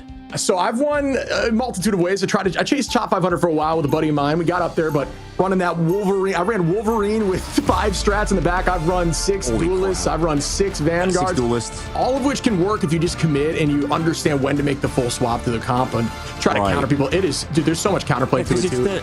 There is, yeah. And the modules definitely matter a ton, right? I mean, that's like the biggest thing, right? Oh, yeah. It's everything. And, you know, you gain better modules as you purchase more of a specific type. And so there's just so much to it, man. There's, you know, interest as you hold on to some money. There's more money you gain from winning loss streaks. There's just so much to that mode. I think that it's the fact that they're able to develop that and throw that on this season is wild to me. These devs are insane. They are insane. They are insane. Just like my 20 loss streak in that game mode. I thought, you know what? Trying to get as much interest as possible, right? Trying to get as much econ as possible. But now, Shikigami on their defense going to play that Iron Man. I mean, the bans kind of went out as normal like we saw, except now on Luminosity, they're going to be able to play the Wolverine. Shikigami are not. Yeah, we are going to see the Punisher now matched on both sides. Letting Punisher through is kind of surprising to me, given how strong Lorenz was in that last match. But they are going to run the double shield comp on the side of Shikigami. Some teams find that difficult to work through. They say that you want to try to get an Emma or a Groot or something to shake it up, but double shield definitely still viable with a strong Strange like this. And we are going to see an early hold. March going to find an early pick there on Kuna, and they try to get the tackle here. I think this is a very strong Wolverine map with those off angles. March going to find a second there, and that's a great start here for LG as they take out Madara as well. Yeah, right now, Luminosity doing good. I mean, March is a great player from what I've seen as well, so I like to see him play that Punisher to kind of match the opposite side with Lorenz, like you mentioned. Shikigami, though, having to come back. And 4 on payload, by the way. That's how many to get maximum cart speed is what Luminosity is doing. They also have ultimates ready to go. That was a tough fight to lose as well for Shikigami, but they already portal come back through on the flank. And here we go with that portal teleport damage I'm talking about with the turret. Hey, that's a little Shib special, although everyone's doing it these days. That's a great tackle there. Great play as Alfie cleans up everyone. Great patience. Way to figure that out and force their way through the point here. Well done by Luminosity. And it's tough because they also used their boundary. It was just like they were too far away from ultimates. I mean, they lost the first fight too quickly. They also didn't get a lot of healing on their strategists to be able to win this upcoming fight. Meanwhile, they did a lot of damage in trade. So both Spenny and Yang had ults ready to go. So it's just tough in that situation. Committing Wicca's ultimate as well, not ideal. But now in this upcoming fight, a lot of ultimates for Shikigami to have a chance to come back. But they're against Bredy with that last stand, who can be kind of big. Yeah, Bredy with a nice tackle there. Alfie going to clean that up on Madara, and that's a huge last stand. Give me 4 as he sweeps through the opposition. Bredy with an absolute beefy tackle running through the back line now as we are going to slowly tick away on everyone else. Punisher going to fall. Down goes Wicca trying to contest the point, and you got to love that idea from the strategist. If you see your team's in trouble, try to go hold the point. Make it not as valuable as we do see that hold there. We're likely going to see a teleport through to contest this point now, but Bredy, what an ultimate. Yeah, that was an insane ult. And right now they're giving Bredy way too much space. I feel like he's just able to get whatever he wants. And look at this, another free grab. Like, what are we doing, guys? Running right in to this Wolverine. We're already at the end of the point, and they just lose another person. Madara goes down. Yeah, and that's a nice little set of play as we're going to see some sort of hurricane here from Kuna trying to get some value. It's very difficult to find value through that eternal bond, though, as they are able to take out one, and there's Kuna and Lorenz taking out Haluk early. Make that 2 as Alfie falls, and that could be enough for them to hold on here. Good retake here by Shikigami. Pulls out the shotty, trying to find value onto the Wolverine, get that passive pop, but Wolverine, with that damage reduction, with focus, is so difficult to take out essentially another Vanguard. They're not able to get that tackle there and reset with the team. Yeah, Bredy's just going to farm another ultimate. Right now, it's about how Shikigami play around in this upcoming fight. 3 minutes and 20 seconds left to go. I mean, not the most ideal time bank for Shikigami, as Luminosity have so much time to work with right now. As you know, we'll see what Madara does with his ultimate as well. I mean, he hasn't been able to hit the flush Ayabakemono's yet, and Luminosity right now, I think this mix-up has been nice. They love having Haluk playing that Groot alongside Alfie on that Magneto. I mean, it's a slower play style, and it's kind of working for them so far, playing heavy around Bredy right now. Yeah, we are going to see a slow up in the pace here as they're readying up for the next fight, setting up. Great push there by Invis to slow that as the passive gets popped, and they clean that up. Bredy unable to find a tackle there, and that just goes to show you if you're having trouble with Wolverine, please, as an Invis, hold on to that push and help your team get that pick. And that's a nice start to that fight, forcing a full team reset as Shikigami now has 6 ultimates ready for this next fight. Luminosity going to be very close as well, as we are going to see Qs for days. Great ult here by Madara. Going to find 2 as they do sweep through that, not having to overutilize ultimates at all, just using 1, as there will be 6 here for Luminosity in the next fight. And that's why people say Magneto's so broken, right? You just pop the bubble onto Doctor Strange. You can't force physics him away if you are Invisible Woman. So that setup is amazing. I know earlier we talked, I believe, to another pro player in EMEA where they talked about how, yeah, these bubbles just set up these Doctor Stranges to get anything one. I mean, that's the strength of Magneto compared to Emma Frost, who does a lot of damage. Now, here comes a very early ultimate for Lorenz. You gotta be cautious to use that Eternal Bond into an ulting Punisher like that, especially at this level. Just absolutely rips through, counters an ultimate, and finds more just value out the wazoo here. Incredible work. And there's a last stand tackle trying to turn that back. Freddy gonna find Madara there, and that's nice to turn these fights back in their favor, but they're gonna have to commit with Qs here if they want to push this all the way through. They are going to have to do that indeed. This is tough. I mean, Luminosity trying to play this scrappy. Same thing with Shikigami. Shikigami has been a little bit more conformed. A minute and 20 seconds left to go. We talked about how the time bank was a lot. Now we're down to a minute and 14 seconds. So 2 minutes has been chewed off the clock for the side of Luminosity. I mean, they got to win a fight here. Yeah, here we go with another Hurricane off the rip. Will it pull out an ultimate? We do see the last... Oh, we see a ton of ults getting popped. Lorenz going to find a Luke early. Very low as Alfie finds 2. Well done for Alfie. March gonna find it. Freddy, the entirety of Luminosity clutching up in that moment, finding value with those Qs, committing as a team, and still holding on to Kinetic there. So they do have that bond for the next fight. Well done by LG to push this thing to point 2. Yep, exactly what they need, but now not a lot of time in the clock for Luminosity or Ultimates for this upcoming fight. They're going to rely heavily on Brady to find an opening pick or some sort of grab. Meanwhile, for Shikigami, you just have to play as unit, play together, play around Madara, who's going to have the Eye Vagabond coming up, and also they could just kind of go in, as they do have Eternal Bond advantage with Kinetic. Yeah, Lorenz very close here to an ultimate. Final Judgment ready to tackles out early, but they go to play off it. We do see it's just a hyper aggro with the Eternal Bond. Team running through them. Shikigami trying to press it through their spawn, and it does work out for him. Insane work here as the entirety of Luminosity gets swept. Yeah, I mean, not too shabby there for Shikigami, but man, like, it just feels like they're not even looking for Brady right now. I mean, it obviously worked out for them. They came back through with that Eternal Brawn. Yang tried to catch them out, or sorry. Oh my God, Madara though. Oh. Spawn. I had no idea about that spot. That's insane. Finding 2. Luke gonna take out Pride though. Madara finds Spenny. It's pretty much an even trade, but what a spot there. Take that one to the bank. Put that in your games and ladder, folks, because that was wild as they do reset as a team. Backing up, I mean, you would have wanted to get a little bit more there, but the bubbles from Magneto kind of resulted in some more picks. Here comes Lorenz as well on the backside to come back with that Punisher ultimate. Is he going to find eliminations, though? Why are you running towards it, Haluk? Oh, no.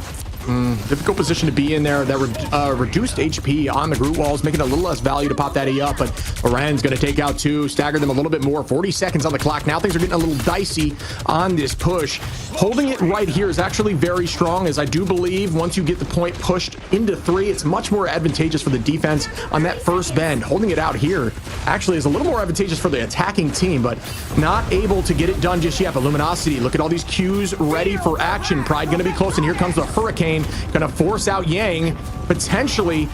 We may not see one. Spenny might have to use Invis ult here. Just trying to buy time and wait out an ultimate. Good patience there by Luminosity. Hurricane getting no value besides forcing that out, which is enough, maybe, in this final fight as we do push through this first bend. Yeah, pushing through it. Brady still has that last area to go. Mark's going to commit the ultimate as well to push on forward. Is going to be met by that Meteor M. It's met by an invisible boundary. No Meteor M in sight just yet. Okay, and we do see this pop again. We do see the last stand coming from Wolverine closely here for Brady. Out goes 1. Pride gonna find Yang. Traded again as Alfie takes Kinetic. And then Wicca, Alfie popping off here in a 2-piece back-to-back. We're losing Brady like that is tough. Brady did try to use that ultimate. Lorenz finds 2 and Kuda, and that could be enough right there unless March gets this teleport through. It's there, but no, can't hop on through, man. Shikigami stopped Luminosity in 3rd phase, and Shib, I feel like the difference, there's two major differences I'm noticing between teams right now. Shikigami, I mean, correct me if I'm wrong here, they feel like they play like a unit. They're playing like one, right? But it's a little bit too much because sometimes they get tunnel visioned on the front line looking for Madara's ultimates, right? They're really good at committing, which is awesome, right? I would say that it's better to commit to a bad game plan than everybody to have their own plan, right? I mean, that's sort of the way that I would look at it in terms of game planning in Marvel Rivals. And for the opposite side, it feels like Luminosity are really good mechanically, but they're making their own individual plays. It doesn't feel like they're playing for one another. Brady flanking, trying to find those grabs. He connects on them sometimes, but it feels like everybody's playing for their own lives. We saw a stacker come through from Lorenz at the very end. It's just these small, minute details, and stats-wise, they look amazing, and you're always going to look good on attack, right? I mean, that's just kind of how the game works. And for the side of Shikigami, I think, on defense, it's always a lot better. But for Luminosity, man, I just need to see them play a little bit more as a unit, play for each other, right? Just kind of set up each other's plays, help your boys out. And I think they'll be in a better spot on defense. It might be a little bit easier to do such things as they got stopped on third phase on attack. Yeah, I mean, I love the way you called that out. They should definitely hire you as a caster because you can see that Shikigami putting a lot of eggs in their basket with Lorenz, right? They're forcing out strategist ultimates with Kuna every time and then following up with Lorenz, and they're just pocketing him to get the picks. 11 final hits there, more than anyone in the lobby right now. So it's very team focused, like you're mentioning, where Shikigami, each one of them has had a great play and it's helped them take the point, but it may not be as focused on a singular ultimate. Instead, it's more so, this is our Q fight, instead of being, how can we get this much value with each individual Q? I mean, this is the most innovative stuff. They bring him into the side. Oh, no, kidnapped. Jesus, the bubble's there as well. That was a great play. I love ingenuity like that. Very smart, but they are not going to be finding too much value. As down goes Brady. Unfortunately, it didn't work, but definitely a team setup play here. But it's kind of backfiring for them as they are going to slowly stagger as Yang goes down. Kuna finds one, and the second, this is the way you got to do it. Just fall on point. Get KO'd on point, as they're going to need to TP here. There could be a counter from Adara again. Will we see another floor fall through, as they will have to teleport to get this touch? It was unique. It was a unique idea. Didn't work. It just that's the only thing to say about it. I mean, it didn't pull him all the way in. Alfie with the portal. Is it even going to be there in time? I mean, the cart's got so much space.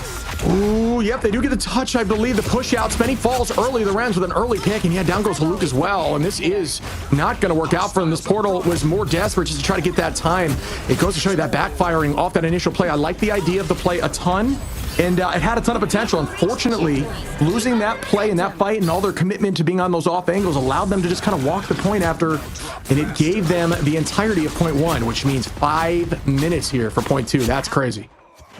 Yeah, 5 minutes and 0-0. March got staggered, so LG, tournament life on the line. Each fight they lose feels like a dagger to the back. Shikigami, Havel's Brady, by the way, switching over to the Hela is interesting. They're going to be trying to deal with Kuna on that flyer in the sky, but here comes Lorenzo with a very early ultimate. Do they die to this, man? Don't fall. Okay, they're going to use the invisible boundary. Sustain for now. Okay, and here we go again with the next fight. You're talking about ultimates, and it seems to be even. And yep, Luminosity pressing Q across the board. We are going to see a ton. Brady takes out Lorenz early. That's a great start. Kuna trying to find something. No, Spenny going to get that pick. So it looks like Luminosity are stepping back up here, getting on their feet, as Alts are going to be roughly even in these next fights. Still holding on with his W. Brady going to take out Wicca, keep the pressure forward. Down goes another, and that's going to be enough to wipe them. Send them back to the spawn door with only 4 minutes on. 4 to go, 1 down. Can they get the job done on point two? Yeah, in these neutral fights, I'm going to be curious to see what this Hela sort of does. I mean, the ultimate is solid, but, you know, you can't really play in the Cloak and Dagger ultimate. You can't play an invisible boundary in the Hela ultimate. It's going to go down regardless, right? Whereas Shikigami with Kuda's ult, it can be always saved by a support. You can always heal it back up to get even more damage down range. But LG, we'll see how they play this. I have Okamoto up on the attack from Adar. We've seen him get insane ones, but now he's on attack, so it's going to be harder to set it up. Yeah, Alts are dead even right now with a Vanguard. Ooh, strategist line out goes Kinetic, immediately launching that. Great positioning there to hide behind. Not a. Oh my goodness. Broke the strange shield prior to the Meteor M, dunking on virtually everyone as a three-piece goes down. And wow, that was coordination and focus. I'm sure the team comm said, burst that shield, and they did it. And honestly, a secret tip there with Magneto is if you are unsure if the shield's going to hold up, try to fly a little bit into the sky. It'll make your Meteor take more time to land, allowing you to get picks like that. Gorgeous play. Yeah, gorgeous play indeed. And I like how they use the Hela ultimate, using it very early, understanding that it's harder to use it later into these fights when everybody's focusing on you and there's less space to give. Meanwhile, Shikigami now have to set up this upcoming play. It's March to go first. Did they disengage or do they want to fight into it? I would go for the disengage. No, they commit invisible boundary, so they're trying to fight back. Counter invisible boundary. Somehow Lorenz gets an elimination as well. I think the invisible boundary a little too far up there. I'm not sure if they got a ton of value, but Kuna going to follow up here with the Hurricane, and might have been a little bit of an it may have some value. I think it forced out the bond, but we are going to press for his Madara. Going to use that E to expel, deal a ton of damage, try to get that alt charge back quickly. Ooh, good sweep here as Shikigami is cleaning up the rest. They're going to try to portal them out at the spawn door, and this is why Strange does so well on this map, and they're going to counter portal. They thought Stun from the Hella. Oh my goodness. Wow. What a play by Brady, and great eye by you to call that out, as they are going to be able to touch now if Alfie can get them in there. And they're coming back through. Punisher ultimate on the cart, though. That's going to be tough to deal with. Avagamoto doesn't matter against no CC. Pushed away as well. Yeah, unfortunately, like we mentioned, you cannot CC. A Punisher mid-ultimate is CC immune, and got a ton of value there. Kuna got to take out 2 more. 1 minute 40 on the clock, and it's looking like this one's going to get shoved through by Shiki. But Alfie finds one. Will they be able to even the odds here? Out goes the invisible boundary. Wicca just trying to keep them in this fight. They've got to keep touch while still playing slow with good pace. Us against the world. Out goes the Eternal Bond, and this is going to be held for a while. Brady going to find Kinetic. Haluk going to take out another March onto Madara, and this is getting turned around as Luminosity does a great job playing patient and holding on to that point. 1:20 on the clock. Can they do this to push this to map 3? Brady stalling things out, playing very similar to 100 Thieves in terms of Delena on the Hella. Those flanks been absolutely crucial. LG trying to keep the tournament life on, or up, I should say. 1 minute left to go, though. Shikigami and Madara, he's been big with these Eye of Agamottos as well. No ultimates for Luminosity, who are now switching March over to the Star-Lord instead of the Punisher. Yeah, I've got to say, I think that Brady's stun there was potentially round winning if they take this home. Stopping that teleport counter, which was very much ready for Shikigami. They saw that off angle, and they tried to hide there. Alfie tried to hide so that the portal wasn't seen, but instead it was found. Shikigami, Kuna going to take out Brady early, though, and that's difficult. A lot of else get popped. Madara going to take out a second. Up in the sky we go. Will there find more value? Not quite yet. March takes out 1, but Kuna drops 2 as Haluk and Alfie go down. This is back in the favor of Shikigami, as they are going to take this thing through. Brady's flank was snuffed out by Shikigami. Kuna was the one to find it as well as the rest of the team. They just played for looking for that Hella, which is exactly what you want to do if you know there's a Hella on the flank. And unfortunately for March, that swap to Star-Lord didn't result in much. I don't think it really would have mattered anyway, because they lost Brady on that flank. Third phase, 1 minute 36 seconds to go. This checkpoint is not very far either, so we're pretty much at last fight territory. I'd be scared if I'm Luminosity. You don't want to lose even a single fight. Yeah, this is where those nerves really come into play. 70K on the line for the first set and staying inside this tournament. And here comes some alts pop. A lot of protection. Shields go up to keep them in as they find another. March going to turn around and take out Lorenzo through that. Great pick there by March. Through a ton of pocket there on Lorenz. Wow. What a set of patience and understanding. Waiting those cooldowns out and still getting the pick. Pride does have this Meteor M. Wicca does have ultimate as well. It's virtually even. Brady holding on here in the sky with Hella ready to launch it. Spenny double alt advantage here for Luminosity, who is going to pop that Q early. Eternal Bond goes out, matched again, and who can get the job done? Eye of Agamotto. I'm not sure how much value it got. Oh! No way! Shikigami with a ton of picks, committing everything. No, Luminosity with 3 ultimates held are not going to be able to stop it, and I think that's enough for Luminosity to lose this one as Madara's going to portal them out. That should be it. Are you kidding? What? Wow. Oh no, Shikigami finish off Luminosity, getting them out of the tournament already. Luminosity ripping Peppo. Shikigami sent to hell from Terror Cape. Man, that cape, you saw that ship right in the middle of the Eternal Bond, connect them to everybody, and then they just had the damage, the throughput to find everybody else. Wow. I mean, that is such a tough look there. Luminosity were playing so great. Shikigami looked great there too. Luminosity in that final fight, losing 3 with 3 Qs ready is such a tough look. Their whole team looking pretty even across the board. We talk about playing as a team instead of playing as an individual. You look over at Shikigami, 22 final hits there for Lorenz, really building around that Punisher composition and it coming into fruition. 39k damage, dude. What? Yeah. Wow. This is insane. I feel like this meta, I mean, people are realizing, right? It's turning into a damage boost / vulnerability meta. Like we enter, you know, whether it be with the triple support, triple res, You have with the Adam Warlock with the Mantis, you have the damage boost Mantis, or you have the damage boost from the Mantis to give yourself, I believe, is it 12% damage boost, I think, for Mantis? And then, when you get the Cloak and Dagger out there, that's another, what do we go over? It's like 24% or something? 27, I think, 3 seconds. 27% damage amplification from every single source. So it's like, right now, I think the current meta is shifting, right? Team Nemesis was on top of it, I think, in the last patch. And this is what I say. And what a lot of people say, I think, it's like metas are never fully solved, especially in a ban protect system. I was talking to Ryan Amazing about this. It feels like there's like 6 or 7 or whatever, 8 different compositions because of the ban system, because the pros have the ability to ban. We don't have a cat picking the freaking heroes that can't be played for a week. OWO. It's like ridiculous. I think the ability to give the players the agency of protect and ban results in so many variety of different things. I know a lot of people, a lot of casuals will be like, assume pro players just want to play the same thing over and over again. No, they're trying to poke and prod the weaknesses, the strengths of other teams, right? Trying to maybe ban out the strategist to make sure you force somebody onto a not so good hero. So many different things are available because of this ban system, because of the asymmetrical protect ban system that we have. 4 bans per side, not global bans, targeted bans. And oh my God, what a shot from Haluk. Unfortunately, doesn't result in anything, but it's a damage amplification meta or vulnerability meta, and I think it's going to edge towards that side as this meta progresses. Oh man, a lot of good comms there, and I just gotta say, what a match, huh? I mean, it came down to the wire. Some good picks early, even when LG was up a number in that fight. Just being a little too patient with those ultimates allowed Shikigami to find 3.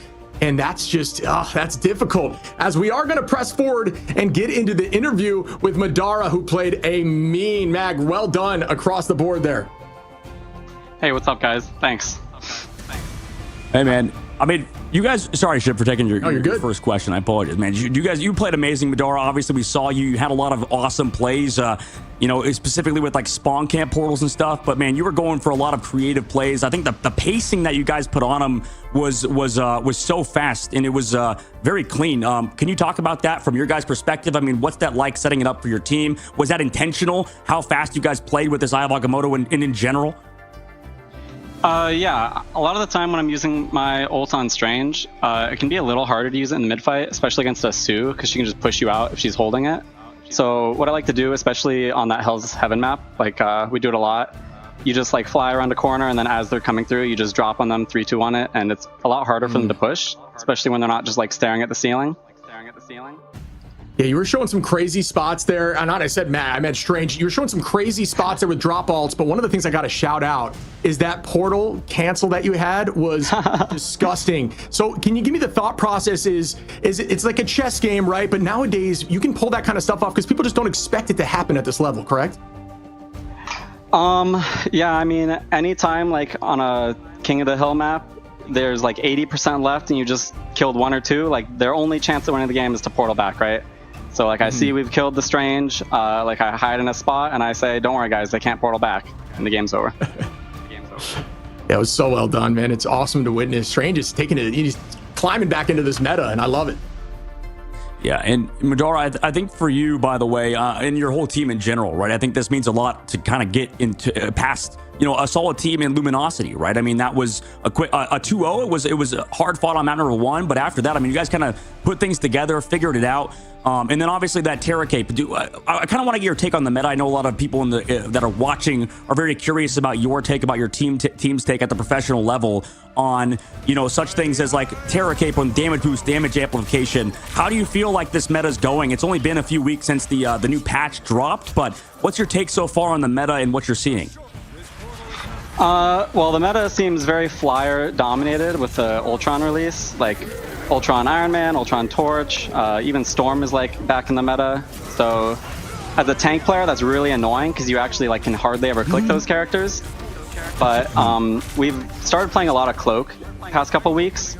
She kind of fell out of the meta for a little bit, and then suddenly there wasn't really any change with her, and she's back.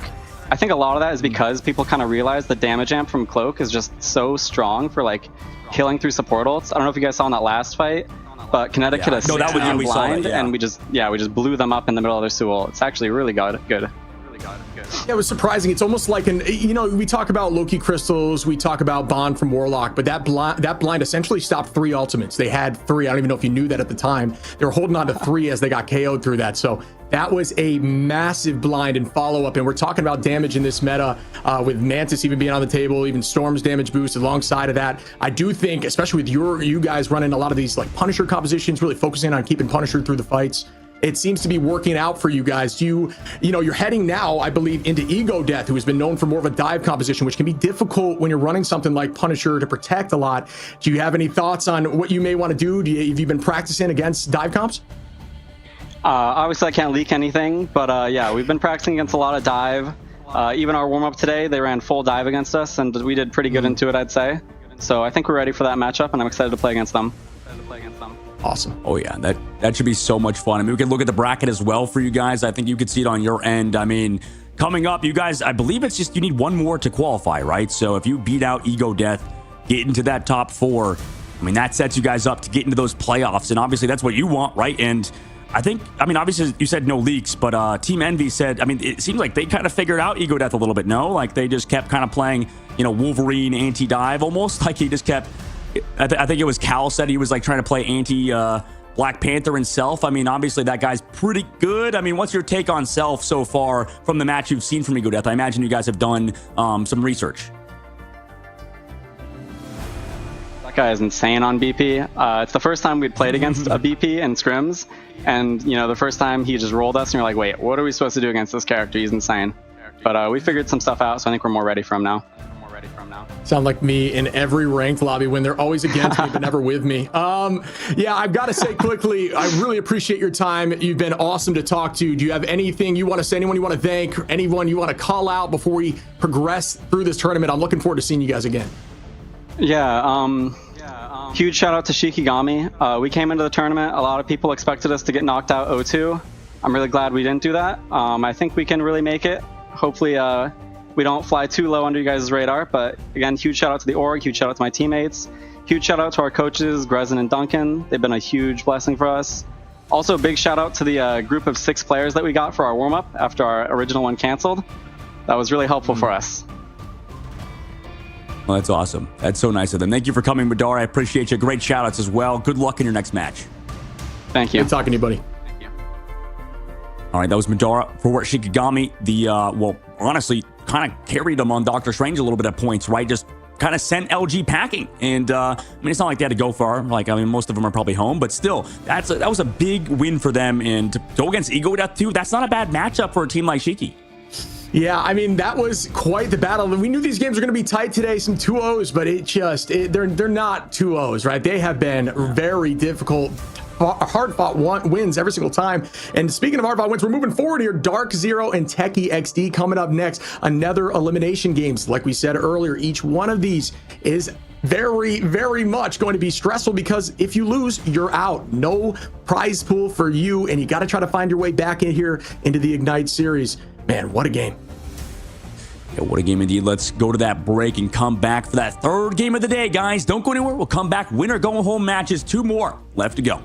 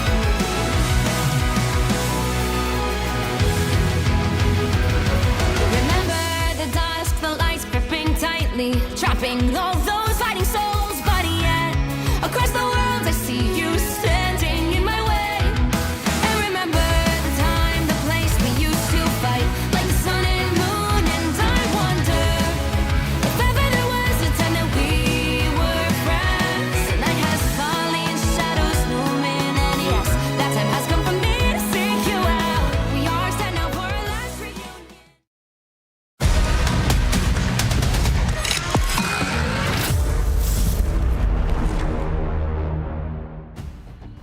Welcome back, everyone. And man, these games have been intense. As we progress forward, we're going to now be watching Dark Zero versus Techie XD in another elimination match. Yep, another elimination match. Win or go home. Also, only a couple weeks into a brand new patch in meta, and it's tough to figure out these sort of things as you, kind of are super early days in a patch. But if anybody can do it, it is these professional teams. Dark Zero is assigned roster, and Techie XD, they're just a fan of Sentinels. So if they win, that's insane. That's like the fact that you're beating assigned roster would be crazy. Obviously Dark Zero, I believe they're still playing with their sub, right, with Z-Cube instead of Hog. So that's going to be hard regardless down a player such as Hogs. Yeah, I mean, it is going to be difficult. We talk about some of these players looking really strong. One of the interesting storylines here for Dark Zero, Smash, actually a controller duelist, a very rare sight at this level of play. You got TTK on Vanguard, you got Smash over here on the duelist line, and it's just, he honestly found himself as an SVP a little bit, or on one of the maps yesterday, or 2 days ago, excuse me, but unfortunately the team just could not get the job done. It may have been a nerve situation or unable to press through there, but they did look good on the map 2. They were actually able to hold point 2, as you can see them battling here, point 2 on Spider Islands, but unfortunately not able to push through point 1 on attack. But the team definitely has the makings to get the job done. It's just a matter of, can they pull it together on the big stage? Yeah, I think they can, right? They really can. They've looked good in the past, right? That's the tough part, is this is partially formerly Team Magnets, right? And we were so surprised. I believe, was it MRC they placed like top 3 or was it top 4? I mean, they got... Yep. It was top 4, and they placed so highly in that tournament. We were so impressed by this team. And then since then, I don't know, it's been weird since they, obviously got picked up by Dark Zero, and then they've, picked up a few new players. So I'm curious to see if they can really do it. This team can pull it off, but on the opposite side, Techie XD having a bunch of pretty talented players from ranked and stuff, and they just probably put it together like last second. Like, I don't know, but they're naming themselves after Techie, the player on Sentinels, the Emma Frost player, and they have a really good roster all across the board, right? I've seen Wolfles in ranked, I've seen Tap, this guy's also pretty good, and Avery, you mentioned him the other day on Winter Soldier. I mean, he was so good as one other heroes, right? So Techie XD is a pretty good team. Yeah, I mean, top the final hits over there, the 2 duelists, they are looking really good. I think one of the funniest lines that they've got in all of their things that they left for the tournament and everything they wanted to shout out, they just said, we're just big fans of Techie, and that cracks me up, as this team has played so strong and obviously in it for fun. It sounds like the team is just committed to the bit, and they are popping off and getting the job done, going this far already in Ignite. You gotta love to see it. So we'll see if they can press forward onto a strong team like DZ. I do think they have the talent. It's just a matter of, can they pull it together during some of these team fights where we've seen them make strong individual plays, but it's more about commitment into conserving proper ultimates and finding picks during the neutrals and then winning these massive ult fights. But you can see some really strong play here from Tap on the Psylocke. They ended up shoving this point all the way to point 3 here against Shroud X. So they have what it takes to get this W. It's just a matter of if they can pull it together. Yeah, Tap has always been a very mechanically gifted player. I wonder if he's still playing on ping, because it feels like he's from the Netherlands. I don't know if he's over here in North America, but every time I've seen him, he's playing on ping, and it's always a little bit harder. Maybe he can let me know after the game, but regardless, Dark Zero versus Techie XD, like you said, Chip, win or go home yet again. Probably gotta stop calling it that, though, because they're already in their house, so maybe it's win or just get out of Ignite. What do you want to call it, Chip? What's a good thing? Elimination stages. Elimination. It's a scary word, right? You don't like to hear that you're getting eliminated, and especially when there's 70K on the line just for the first stage of this tournament, and then it goes into millions. We're talking millions in this prize pool. I can't imagine what this is like. You know what this is like, Chip? This is like, when Mr. Beast had his own show? This is like, we're doing the same thing a little bit here. It's like, win or go home. We have like no stakes involved. We're casters just having a good time watching matches, and these guys are, playing for millions of dollars, and we're just like, hey guys, good luck. Good luck, guys. I walk with a big smile on our faces. We send you into the pits of hell. Yeah, just like the people delivering bad news that you just inherently don't like because you're constantly delivering bad news. As we do see Emma locked in. We're going to see Emma out here for DZ. And I personally, big fan of Emma. I think she's incredibly strong right now. Laser, the Blazer playstyle, ton of fun. Definitely a shift from the Brawl playstyle that she had before, but that Laser can deal a ton of damage. And for those of you who don't know, you want to be building that at all times. While you're in diamond form, your laser percentage actually does not drop. But when you get that to 100%, it actually doubles up in its damage. So very, very strong asset to her kit. Yeah, I imagine some people are looking at the ban phase and they're like, guys, this is so freaking boring. We just keep seeing Emma Frost, Magneto rotate out of that first slot. We keep seeing Loki come through the second slot on blue team, red team. Then we usually see that Luna Snow. But regardless of these bans, right, that's just the start, right? This whole ban protect system is the very beginning of what's to come, right? So a lot of teams have a lot of different opinions on the meta and stuff. Like we've seen Storm, we've seen a lot of triple res. I mean, there's so many different variations that can come, and that's why I think these last two picks are usually the biggest ones, right, Shiv? I mean, Human Torch ban, that's crazy. We haven't seen that today so far. Yeah, there's a lot you can do. I mean, we talk about the very consistent bans, but you got to look at these team comps. We've seen so many comps. Like you said, we've seen so many different heroes pop off, whether they're flyers, whether they're on the ground with a Punisher comp, and even Helen, it was still incredibly strong. We've seen some Cap. We've seen Iron Man a few times. There is a ton on the table. We've seen Jeff NATO. There is so many different avenues, and it's all about the rock, paper, scissors, and who can get the job done. I'm excited to see what they do. Yeah, rock, paper, shark. That sounds terrifying, though. Rock, paper, shark. Somebody shows up with a shark. That always rock, wins. paper, gun, but shark always wins or guns always wins? Good question, actually. I don't know. It's between a shark and a gun. Does the bullet velocity? We need Mythbusters back. You know, that's what. Bring the gang back. Test it out. How far away can I shoot a shark with a gun? And we do see here one of the things we haven't seen much today, which I'm surprised about, is Penny is being showed out here for Techie, and they're going to probably just use Penny, unless actually we'll see what they're doing on attack, but likely just use Penny for the new team up, which allows Penny to give 50 additional HP to everyone on the team rather than Rocket just giving 25. I'm surprised we haven't seen that today, as prior to every fight, until obviously if you're doing domination, you're on map 2 and you want to hold that alt charge. I understand not using it then, but on point 1, I don't see the reason to not pull it out and get that 50 additional HP. I don't know. I guess it's because because you're using 2 characters they're going to swap off of, so they're not going to get the HP, right? Yeah. Crazy. No, you won't get it for 2, true. I guess that makes sense instead of the Rocket, which would get 25 across the board. What is that? So you get 25. You should just I don't know. I mean, they're doing it here. There you go. There you go, Chip. Yeah, I figured, right? Yeah, I mean, you're right. I guess it is a weird trade-off there. I think still. Oh yeah, because I guess you still have, but you still get that Rocket back, like you said. So there's no negative. Yeah, you're right. I don't know. I guess they're just lazy. I don't know. Like that guy don't want to sleep. Yeah, I don't know. Maybe they get more alt charge or something as we see them rip off here. I don't even know if that was a Jeff bubble or what, but they're cruising. Oh, Storm, Avery on the speed boost there. Well done. Yeah. To get them in that fight quickly without having to use the teleport. We see Z-Cube actually going to be on Cap off the rip. And I thought it was Soul taking for a second. You got Cyber there who's going to be on that Emma. So a little more of a unique composition here, but Emma's going to be on both sides. Groot from Blur. Blur does play a mean Groot as we do start off this fight, trying to get that charge up. That's your entirety of your job when you're playing Emma off the rip. You don't want to leave that shield out too long. You'll see them pull them back quickly. See right there, because if you leave that shield out, it allows your other Emma to just gain charge. When these walls are up for Groot, you're going to be doing the same thing. So it's much of them. It's like a chess match, Emma v Emma, of seeing who can get to that 100 charge first and then take that fight with the crystal.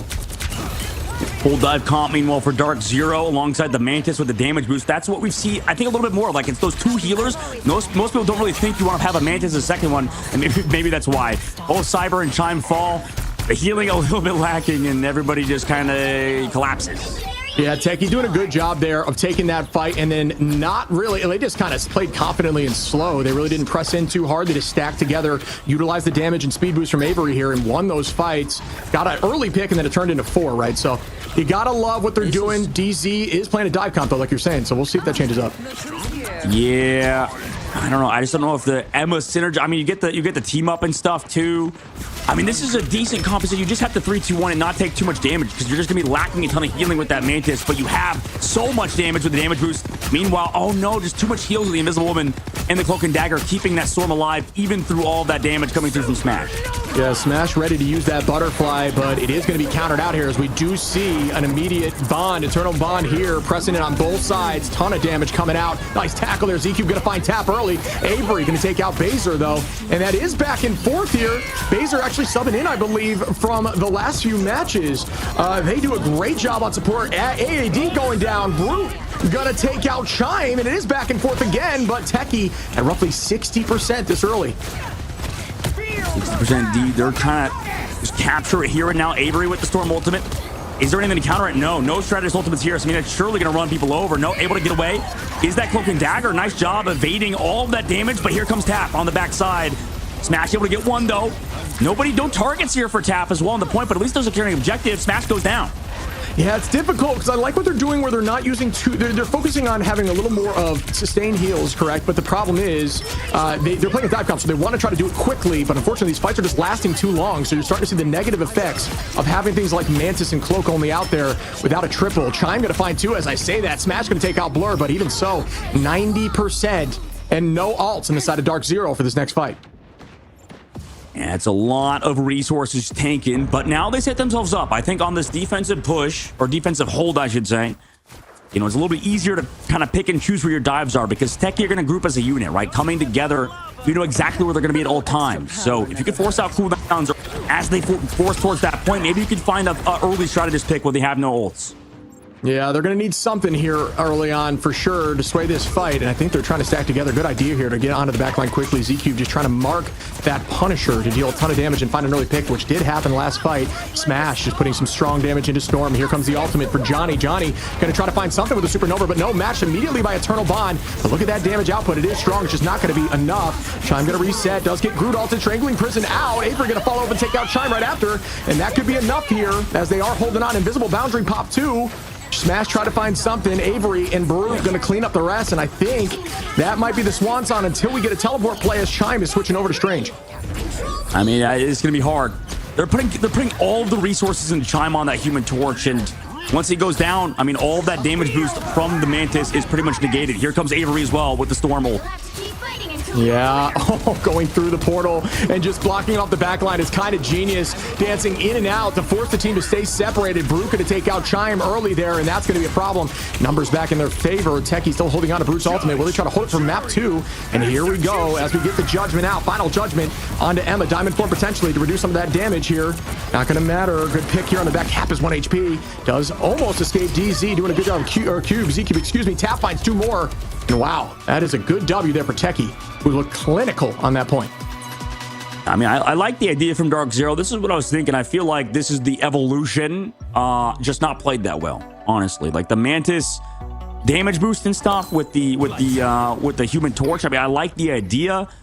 It's just like I said, the execution's been rough. I mean, Chime has been doing a ton. Look, 15,000 damage, but unfortunately only 1 final blow. So they're just a little desynced right now between Z-Cube, Smash, and Chime. Cyber obviously is kind of one anchoring the point, but right now, I mean, it's been tough, right? It's been really hard to kind of figure this out. Z-Cube has been getting grabbed by Brute, and they're playing really well around this Groot and Emma Frost. They have such a tight unit with this damage boost as well, alongside the Cloak Terror Cape. So there's already a ton of damage boosting on their side to match DZ, who honestly have even less. It's just, I don't know. I mean, maybe this next round will be better because that's a tough map for Human Torch, but I just feel more confident in this sort of tight-knit unit playing around the Storm because it's easier to kind of play as a death ball compared to Dark Zero, who have made it hard on themselves, you know, setting up these incredibly difficult dives with Smash, Z-Cube, and Chime. Yeah, I mean, I couldn't agree more with you there. I think the biggest stat line to look at there, which we just glanced over, is AAD and Woofles only having only being KO'd 1 or 2 times, right? Like, if you're going full dive, like death ball like this, like you mentioned, you need to be finding that backline a lot. And if it's not happening, you know, you may need to shift something up. So they do have very much of a fully commit dive comp, and it just doesn't seem to be fully working for them. So that's a great ultimate there by Brute. It is going to be matched right back. Great wall there by Blur. Try to buy some time. Diamond form doesn't allow you to get trance, so good play there as well, as nobody's following. As Smash finds 1. Smash on the early pick. This is what they need to see in these fights. As Avery goes down, they're going to collapse. Great ult there by Blur with a Strangling Prison, and they're going to follow up for 2 more. And now it looks like they will hold on. As Techie is turning this around again. It's so back and forth, and that's another pick on a Cyber from Tap, and they are going to take this point early as Dark Zero held on for 15%. Yeah, I just feel like it's not working right now for Dark Zero. Z-Cube staggered as well. It's kind of brutal. It just really is. I mean, Techie playing together. Look at it this way. They dive onto Avery like every time. It feels like there's two on Avery or whoever it may be. The dive target just gets grabbed by Woofles with pushes away the target who dives. And then also they give the shield immediately to whoever gets dove. That's what we talked about with pros. Any dive target in this game can just be saved by Invisible Woman. So maybe you got to focus on her and hope that Cloak and Dagger is maybe not looking towards Invisible Woman, because guess what? She could save her team as well with that aura. Yeah, and also that Dagger Storm bubble does a good job too. There's EQ. That's a nice pick, and that's what they needed off the rip. Great focus there. Smash going to follow up now on Avery, and there's Chime onto Brute, and that's a great team just sweep right there. All on the right target at the right time. Down goes another, and they are going to take this point back. 44% is not a massive take there for Techie, so Dark Zero already being at 20 is a pretty good start here, and this could go back in their favor. Well, this is what I was talking about. You got to focus Woofles, because Woofles has that invisible shield. She cannot use it on herself. She needs somebody to be near her. And the Cloak and Dagger maybe could save her, but if it's too little too late like that instance, then you're set up well. But right now, Dark Zero, lucky that Smash wasn't found in the previous fight. Hidden. Portal play now coming through from Techie. Yeah, those portals unlock, and it does open, up those additional strategies to turn around, but this team doing a good job in repositioning and turning this fight over onto the high side. Chime tries to get an early pick, unfortunately not able to do so. Keeping the pressure back and forth. We do see Bubble pop there. Immediately the Dagger Storm is gone. That's a good cooldown use. Tap pops that ultimate, though. Final Judgment does a pretty good job of taking out Cloak. Not able to do so. Great movement there by Cloak, which was very close to losing that as they need to hold on. Tap dealing a ton of damage to Emma. We're going to follow up, and down goes Cyber. Jabori taking out Tap and Woofles, and this is big as they are back and forth. Smash trying to deal a ton of damage to Groot. Just gonna hold it. Here comes the cap shuffle. A dance I've seen for a long time, just trying to maintain this point. The problem is the point is not there, so it's almost worth resetting if you're not able to get anything. Smash gets one though, as they do take it on to Avery. Blur falls too from Baser, and that is good play, but Tap's gonna try to teleport them back in to retake. Yeah, I mean they're gonna stall up to 99 probably. Tap gets slept. So much damage as well. So everybody coming into this point, just damage boost onto pretty much everybody here. Nobody else can take the portal, and that cooldown is now gone. I love this. Dark Zero looking a little bit better, but look how much percentage they've given up already. 87%. It's so easy for Techie to play this game. Everything has to go right for Dark Zero. And I think that this composition is good. It's just going to be very hard to consistently play it as we have another little boy thrown on a rock. That's awesome. I mean, I gotta tell you, I see the vision of what Dark Zero's trying to do. It's just very difficult right now with how Techie is playing. Very, very slow. They're playing patiently, and it's working out for them. Just hold on to this point as long as possible. Dark Zero now at 70 though, and it could be anyone's game. So holding this point here. Ultimate up for Cyber. Ready? Chime. Ooh, very low, as we are gonna only have one, and there it is gonna be matched. Brute gonna launch out, and ults could be coming in the favor of Techie here with a double strat ult shortly. There's Brute using that ult, getting one to start walking Chime. That's a great tackle. Not able to get the finish just yet, though. Good idea. And we are going to see it back in fourth. Dark Zero putting some serious damage on. Great work here by Smash, trying to deal some damage out. They are going to reset as a team. Battling over that health pack may be a little difficult, and the point gets taken back by Techie, who then sweep. Unfortunate. Yeah, this one's looking kind of Jover. I mean, maybe they could have a portal play from Cyber, who's switching to that character, but everybody, Smash goes down. Okay. You got some delay from Human Torch. Portal going to come through. He can portal on the other side, so as long as he sustains and just kind of lives, but it's going to be a hard fight now for Dark Zero. Last second do have an ultimate to sustain. And they do get in there, and they do use the Eternal Bond, and that could be enough to buy them a full other fight. We got to see all charge. It's going to be pretty even. Q's are pop for everyone, but Tap. Great shots there to get two. Avery going to find Z-Cube, and that's likely going to do it. And further map one. Yep, just like that. Techie. Really well played. It just feels so much easier to play this composition. I mean, you just had the Storm, you had the damage boost, and you just kind of click things, right? It just seems to kind of work out. As, you know, like you saw, Shib, they came back through with that Eternal Bond, with the damage boost from the Storm, from the Terror Cape, the amplification. It's just hard to deal with. And, I mean, I don't know. Like I said, I like the idea. Just, it's hard. I think it's a little maybe too far ahead of the game.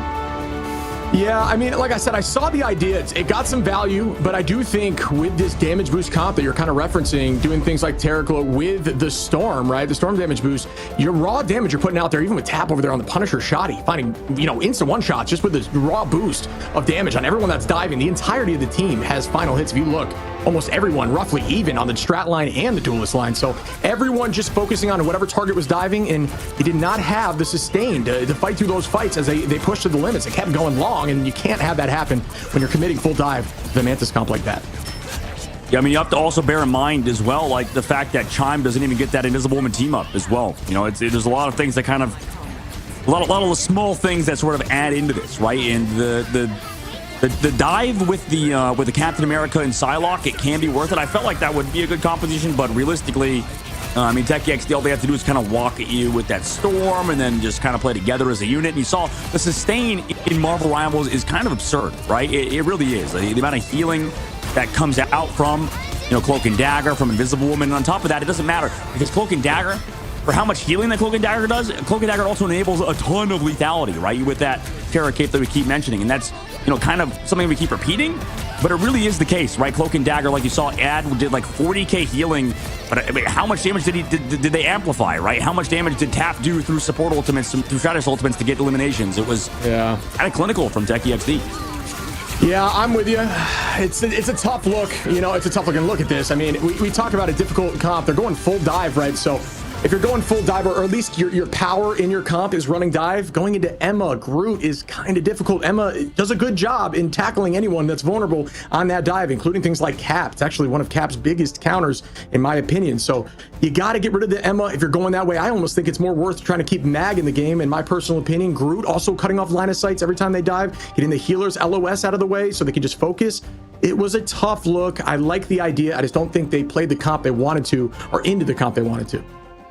Yeah, I mean, a slight bonus, at least, a slight sort of something to take away is the fact that, they look better than they did last time.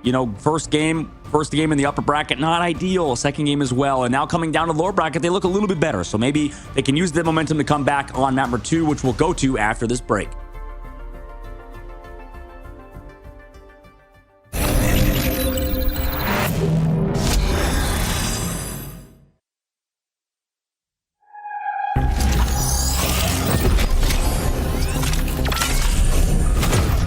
Go, my children. Make yourself useful.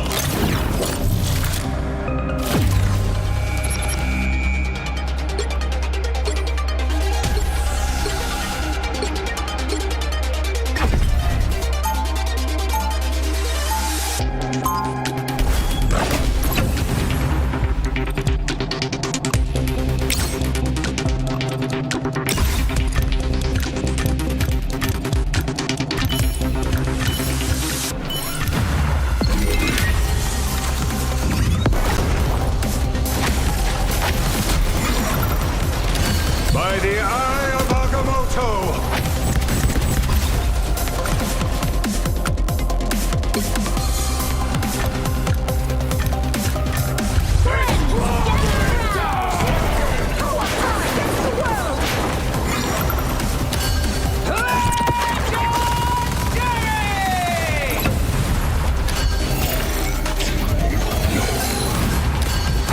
Tremble before us! Maximum pulse!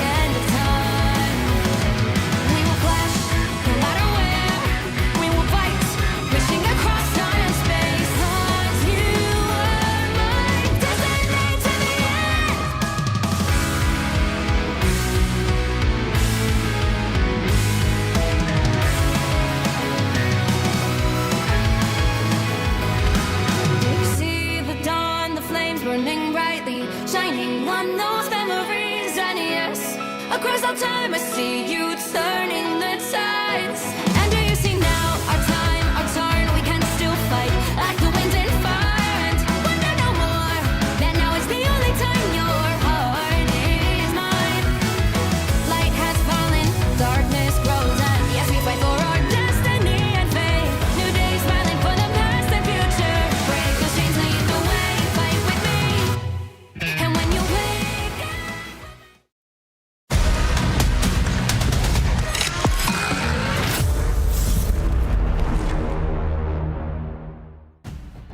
Welcome back, everyone, as we just witnessed Dark Zero and Techie XD's map 1, and it did go to Techie, who ran a very clinical, not counter dive, but more patient composition and got the job done in those team fights. What'd you think?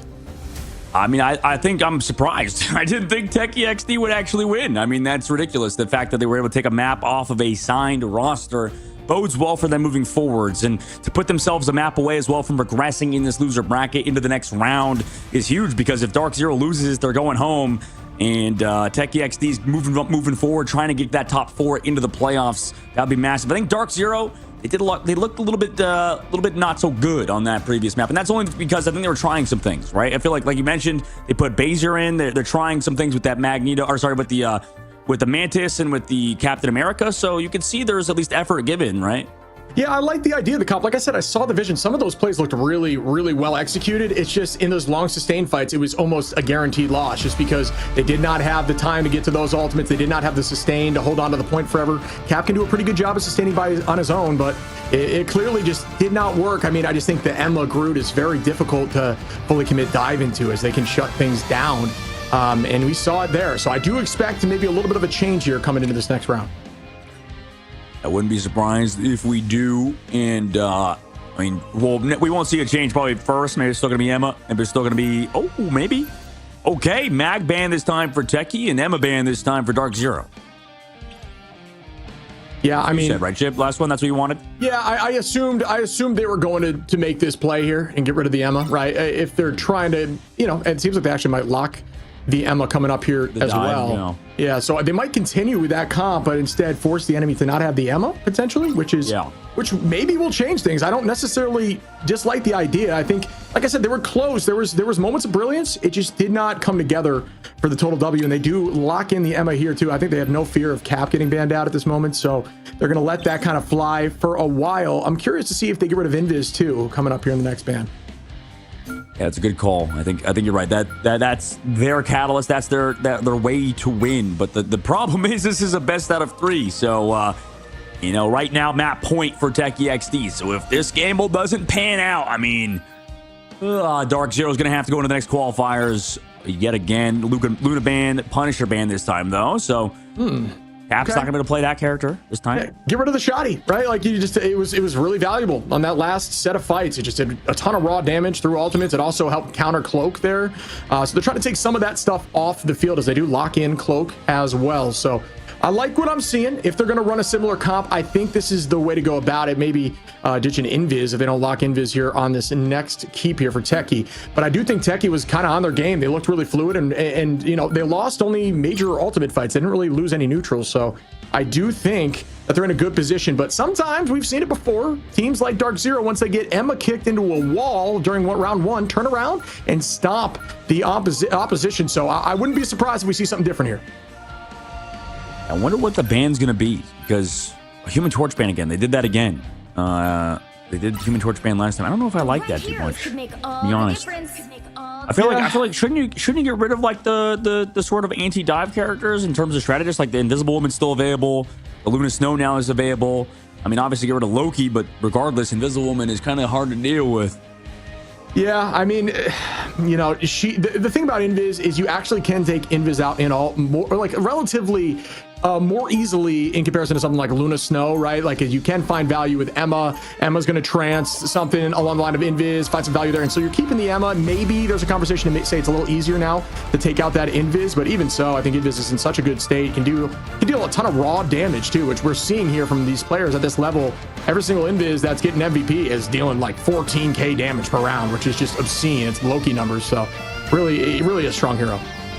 Yeah, a strong hero indeed, and I guess the way they're looking at it is we're playing on Aegisopath, and you saw Shib in the last one how much, or in the last series I should say, how much a Punisher could do. So getting rid of that character makes sense for this map since it's more straightforward than like a Domination. Punisher maybe not having the easiest time on the map, but after the buffs, it seems like he just has a good time everywhere.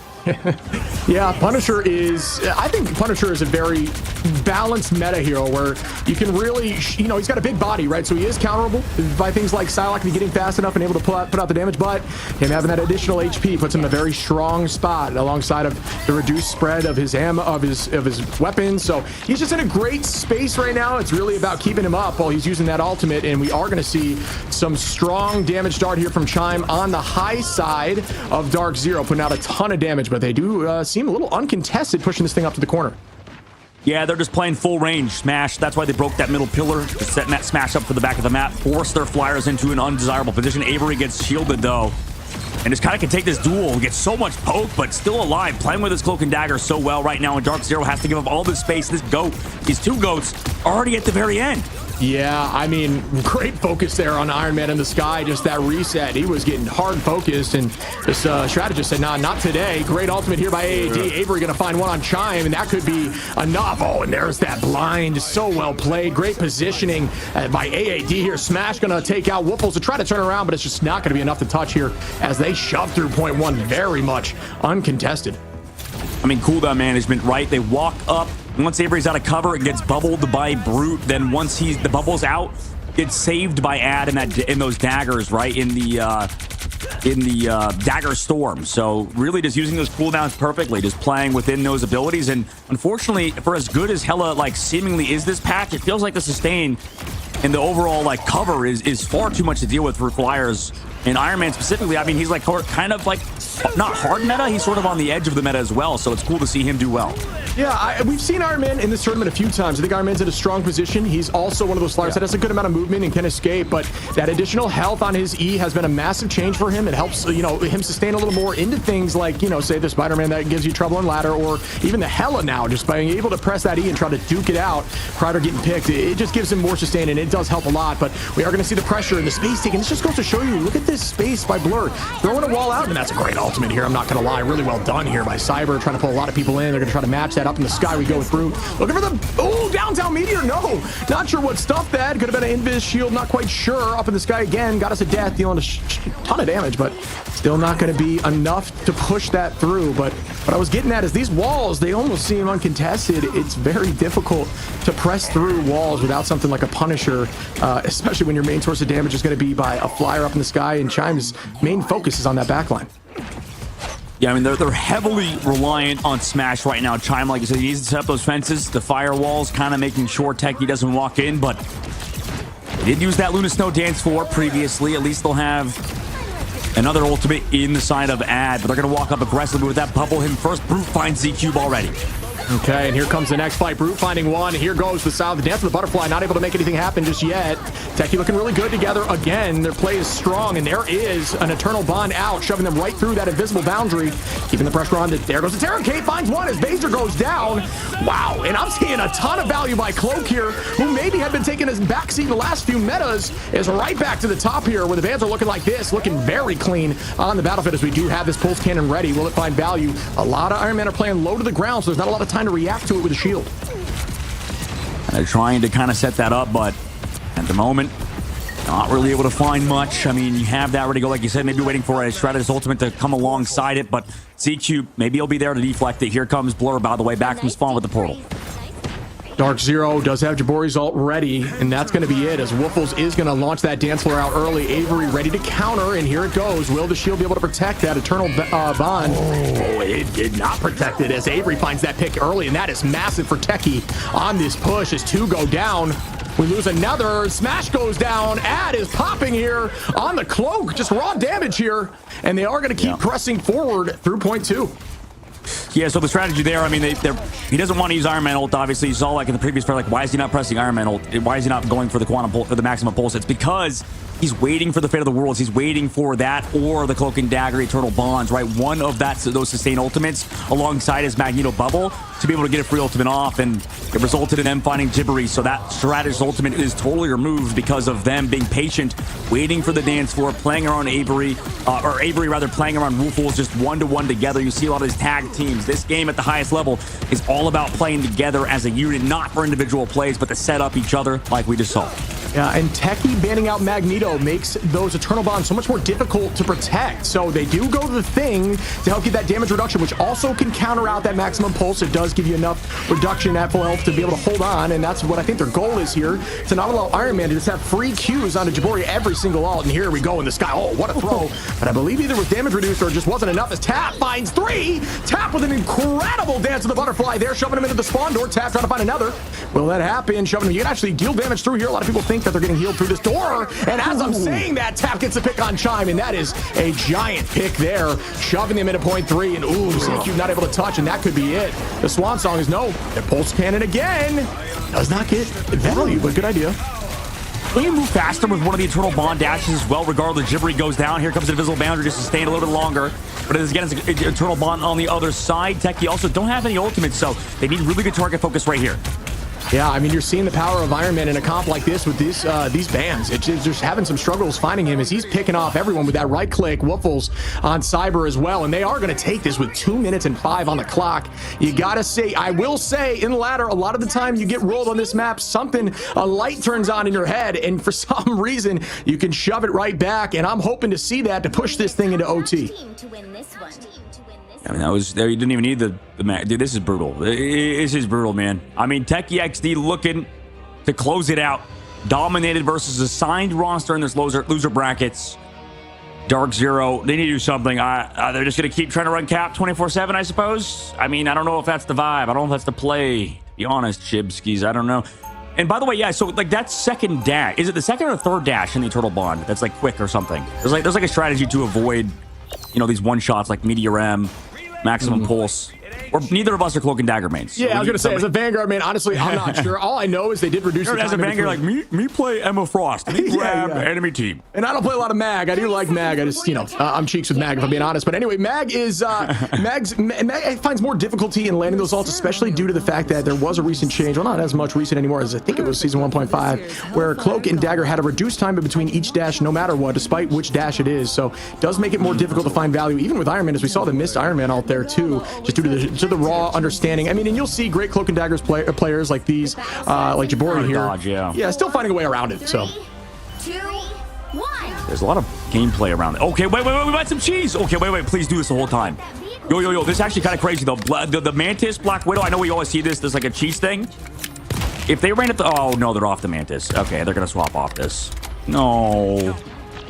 not a bad idea. They need to do something. They need to do something at this point, man. Like, they're so far behind Techie XD right now. Yeah, I think it was a good idea. I think you got to kind of think outside of the box here. I do mention that a lot of the time you find that these teams turn on the afterburners when they're in trouble like this. So we'll see if they're able to kick it up here as we start this first fight.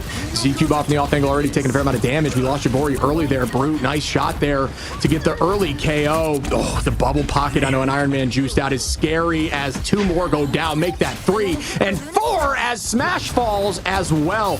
Wow, Techie is playing lights out right now on offense and defense as we set up again. This is kind of brutal. Honestly, I mean, Techie XD, they're playing very well around able to set. I've been so impressed with Brute. I think Brute on this Magneto has been really awesome. Also, look how they're taking ult charge. These tanks. Look, they're taunting. They're saying, come shoot me. Look, the Brute is even canceling his walls to make sure he puts his arms up in the air because they want to take damage for ad. They want to make sure they have the first Eternal Bond, which they definitely will in this upcoming fight.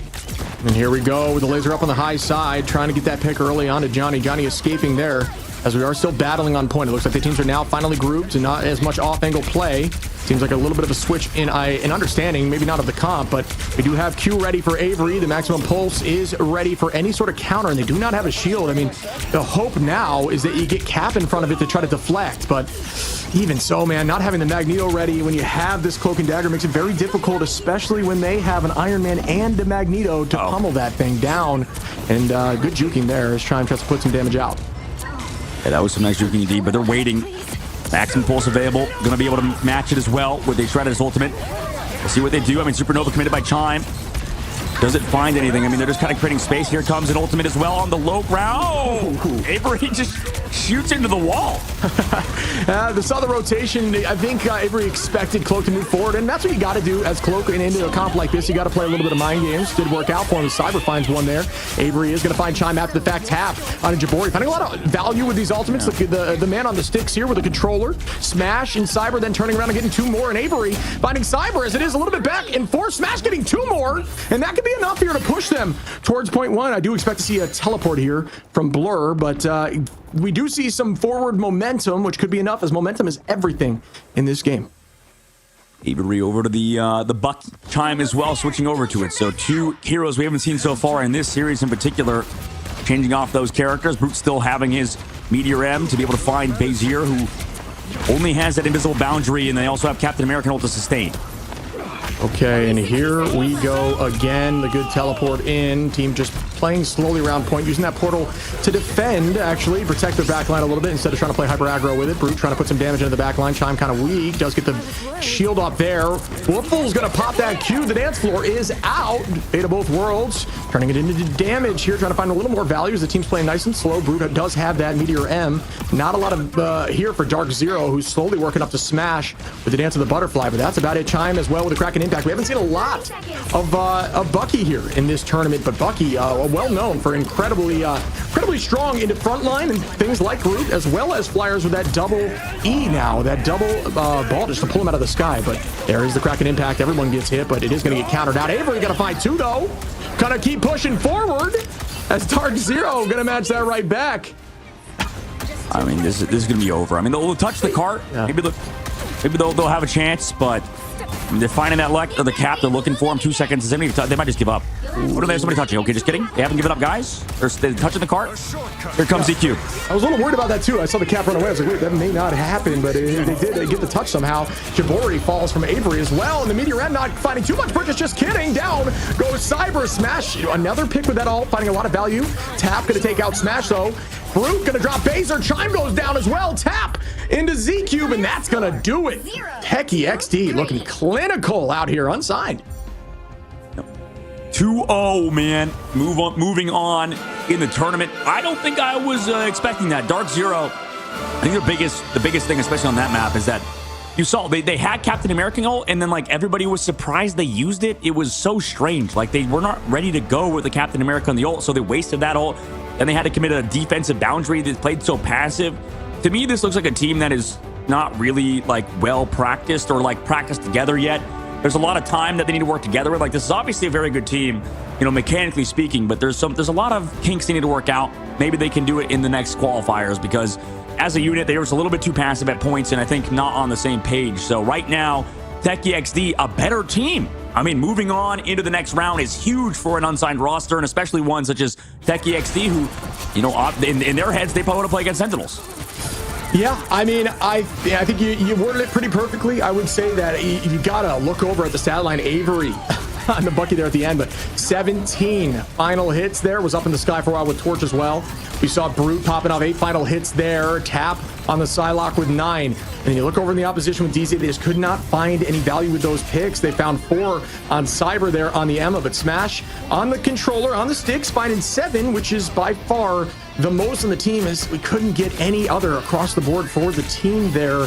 So just not able to get the job done. I do think I saw what they were trying to do. I just think that they went against a team that feels comfortable going against that kind of comp. I don't know, you know, maybe it was a different story if they were fighting another team, but this team seemed like they had the idea of how to shut that down relatively easily. I loved the Iron Man pick there. Once they, you know, had to lock in Cloak and Dagger and could not protect it with the Magneto. I think it was super threatening. So there was just a ton going on with Techie, and they just did a great job countering their picks.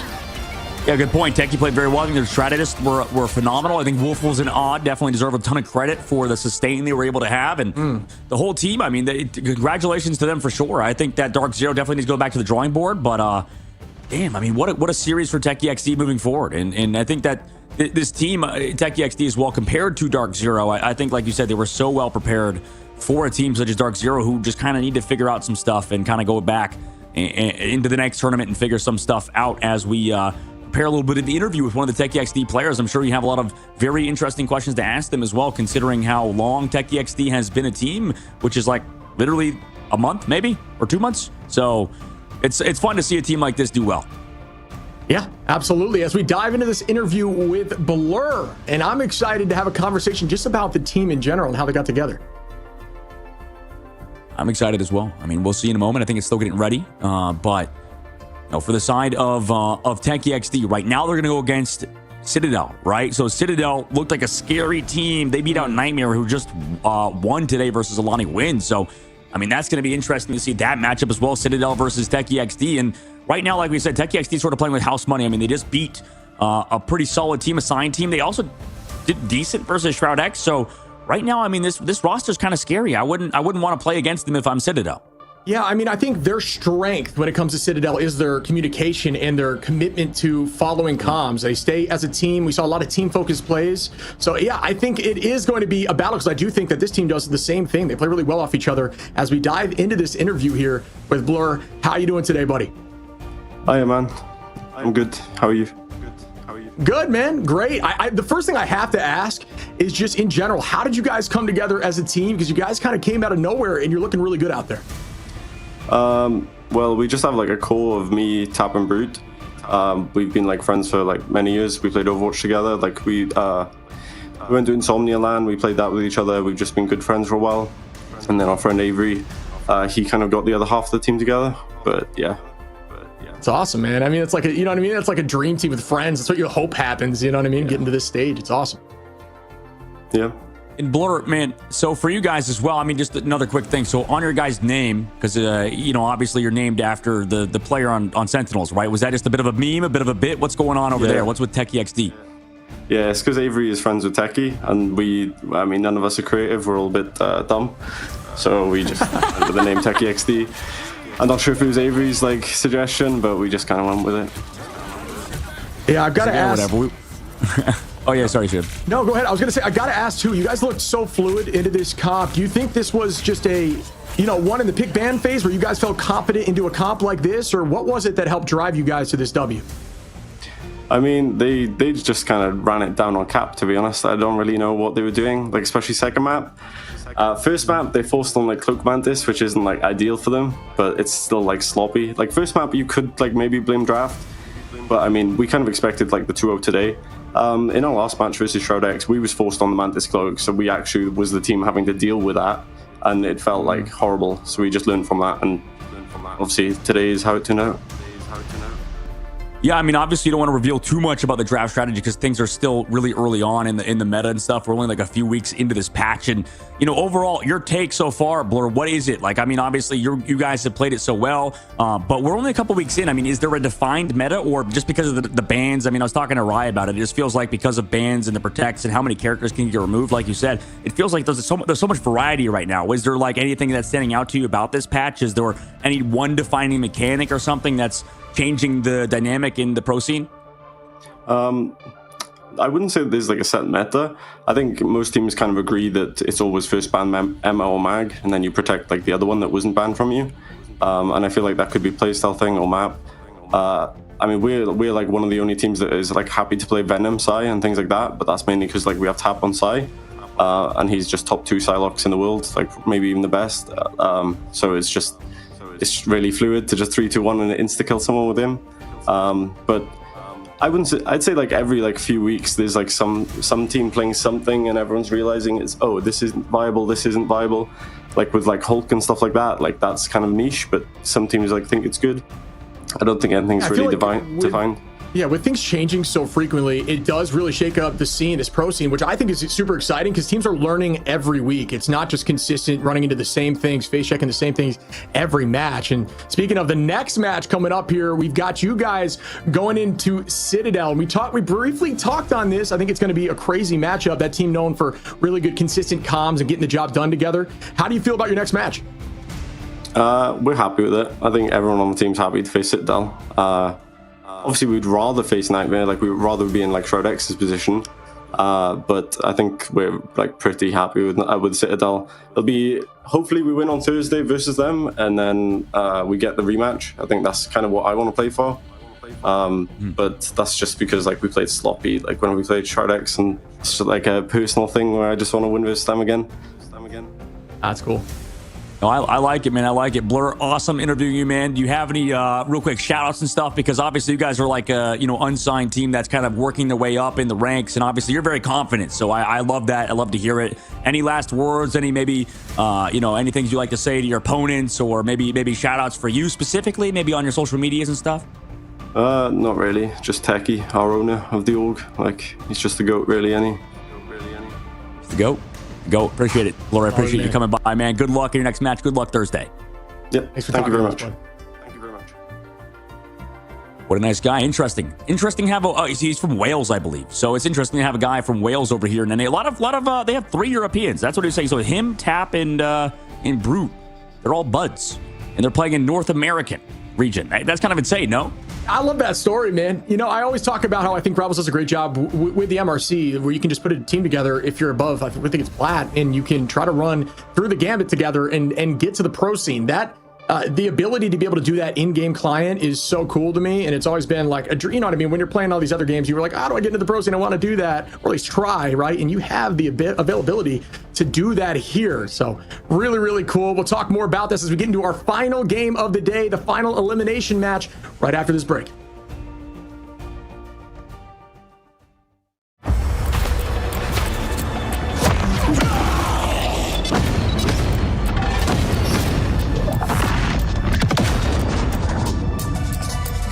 Look who just showed up.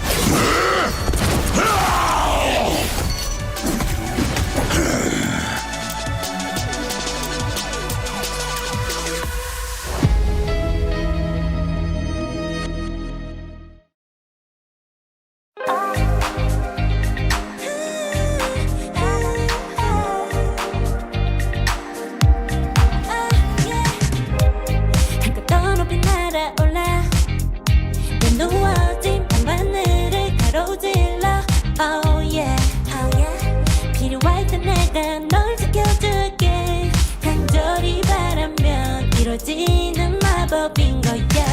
운명의 소리 들려 여기서 저기서 날 찾으며 달빛이 날 비춰와 시작해야 let's go. 어둡고 흘러는 우주 따뜻한 눈으로 감싸는 순간 신비롭게 녹아내릴 거야. 좀 더 기다려 I'll be there. 쓰러지지 마 끝까지 일어나야 해. 어딜 가든지 극복해. 힘은 너에게 있는 걸. 소리 높여 노래를 불러. 작은 걱정 따윈 던지고 최선을 다해 잘 쳐봐.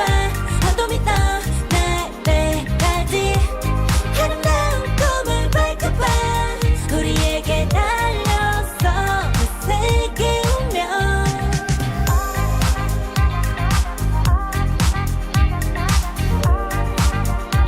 어둠이 떠 날 때까지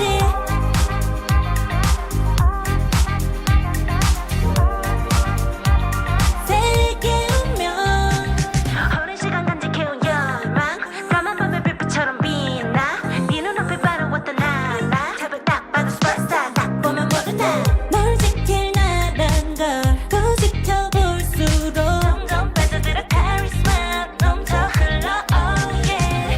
운명의 소리 들려 여기서 저기서 날 찾으며 달빛이 날 비춰와 시작이야 let's go.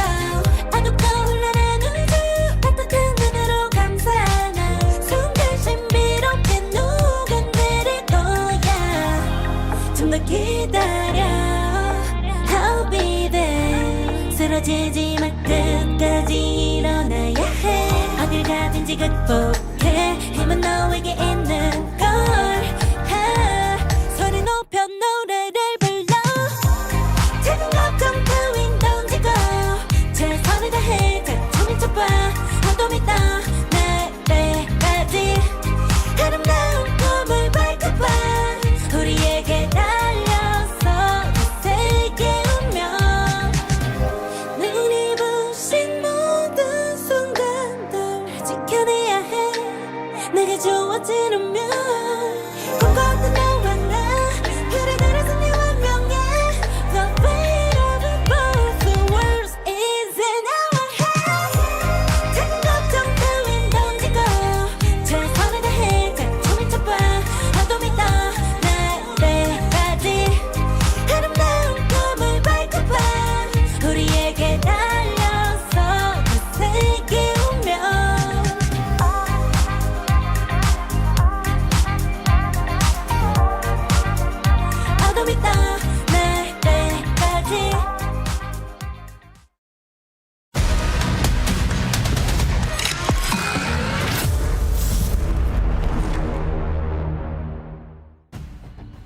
Welcome back, everyone. And these games, although they've been 2-0s, have been a doozy. They've been a ton of fun to watch, and this next one is going to be no different as we go into Solaris FlyQuest. And I am personally stoked to watch this game.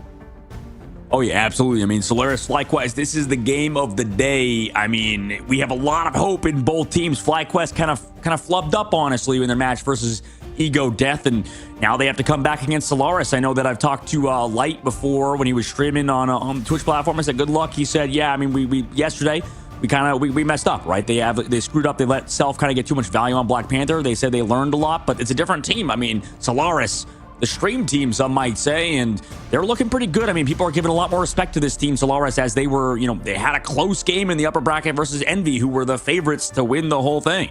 Yeah, I mean, I've got so much to say about both these teams. I love Solaris. I love the successful content creators. I feel like there's something cool about the fact that they're more so in this for fun. And I saw some of the comms yesterday. Gale was giving some awesome comms about just having a good time out there. And I know that that drives successful and good gameplay and allowed them to take a W home from one of the best, potentially one of the best teams in this tournament. So I'm excited to see what they do as they move forward, as they've been a ton of fun to watch. But let's dive into one of my, speaking of fun things to watch or read, is this comic line that I love. It's the Future Foundation, where Reed Richards actually put together some of the brightest young minds to come together and help solve some future problems with some of these amazing skins. And one of the things to note about these two skins, if you emote while you're wearing them, it actually change the color palette of the skin, going from black to white and white to black on the main focus of the skin. Really, really cool. And it actually leads and connects to that storyline with Johnny's skin, where he's actually taken away into the negative zone, and they think he's gone. So, the thing's a little more rough and rugged after potentially losing Johnny. So just a really cool storyline. You got to cop those skins.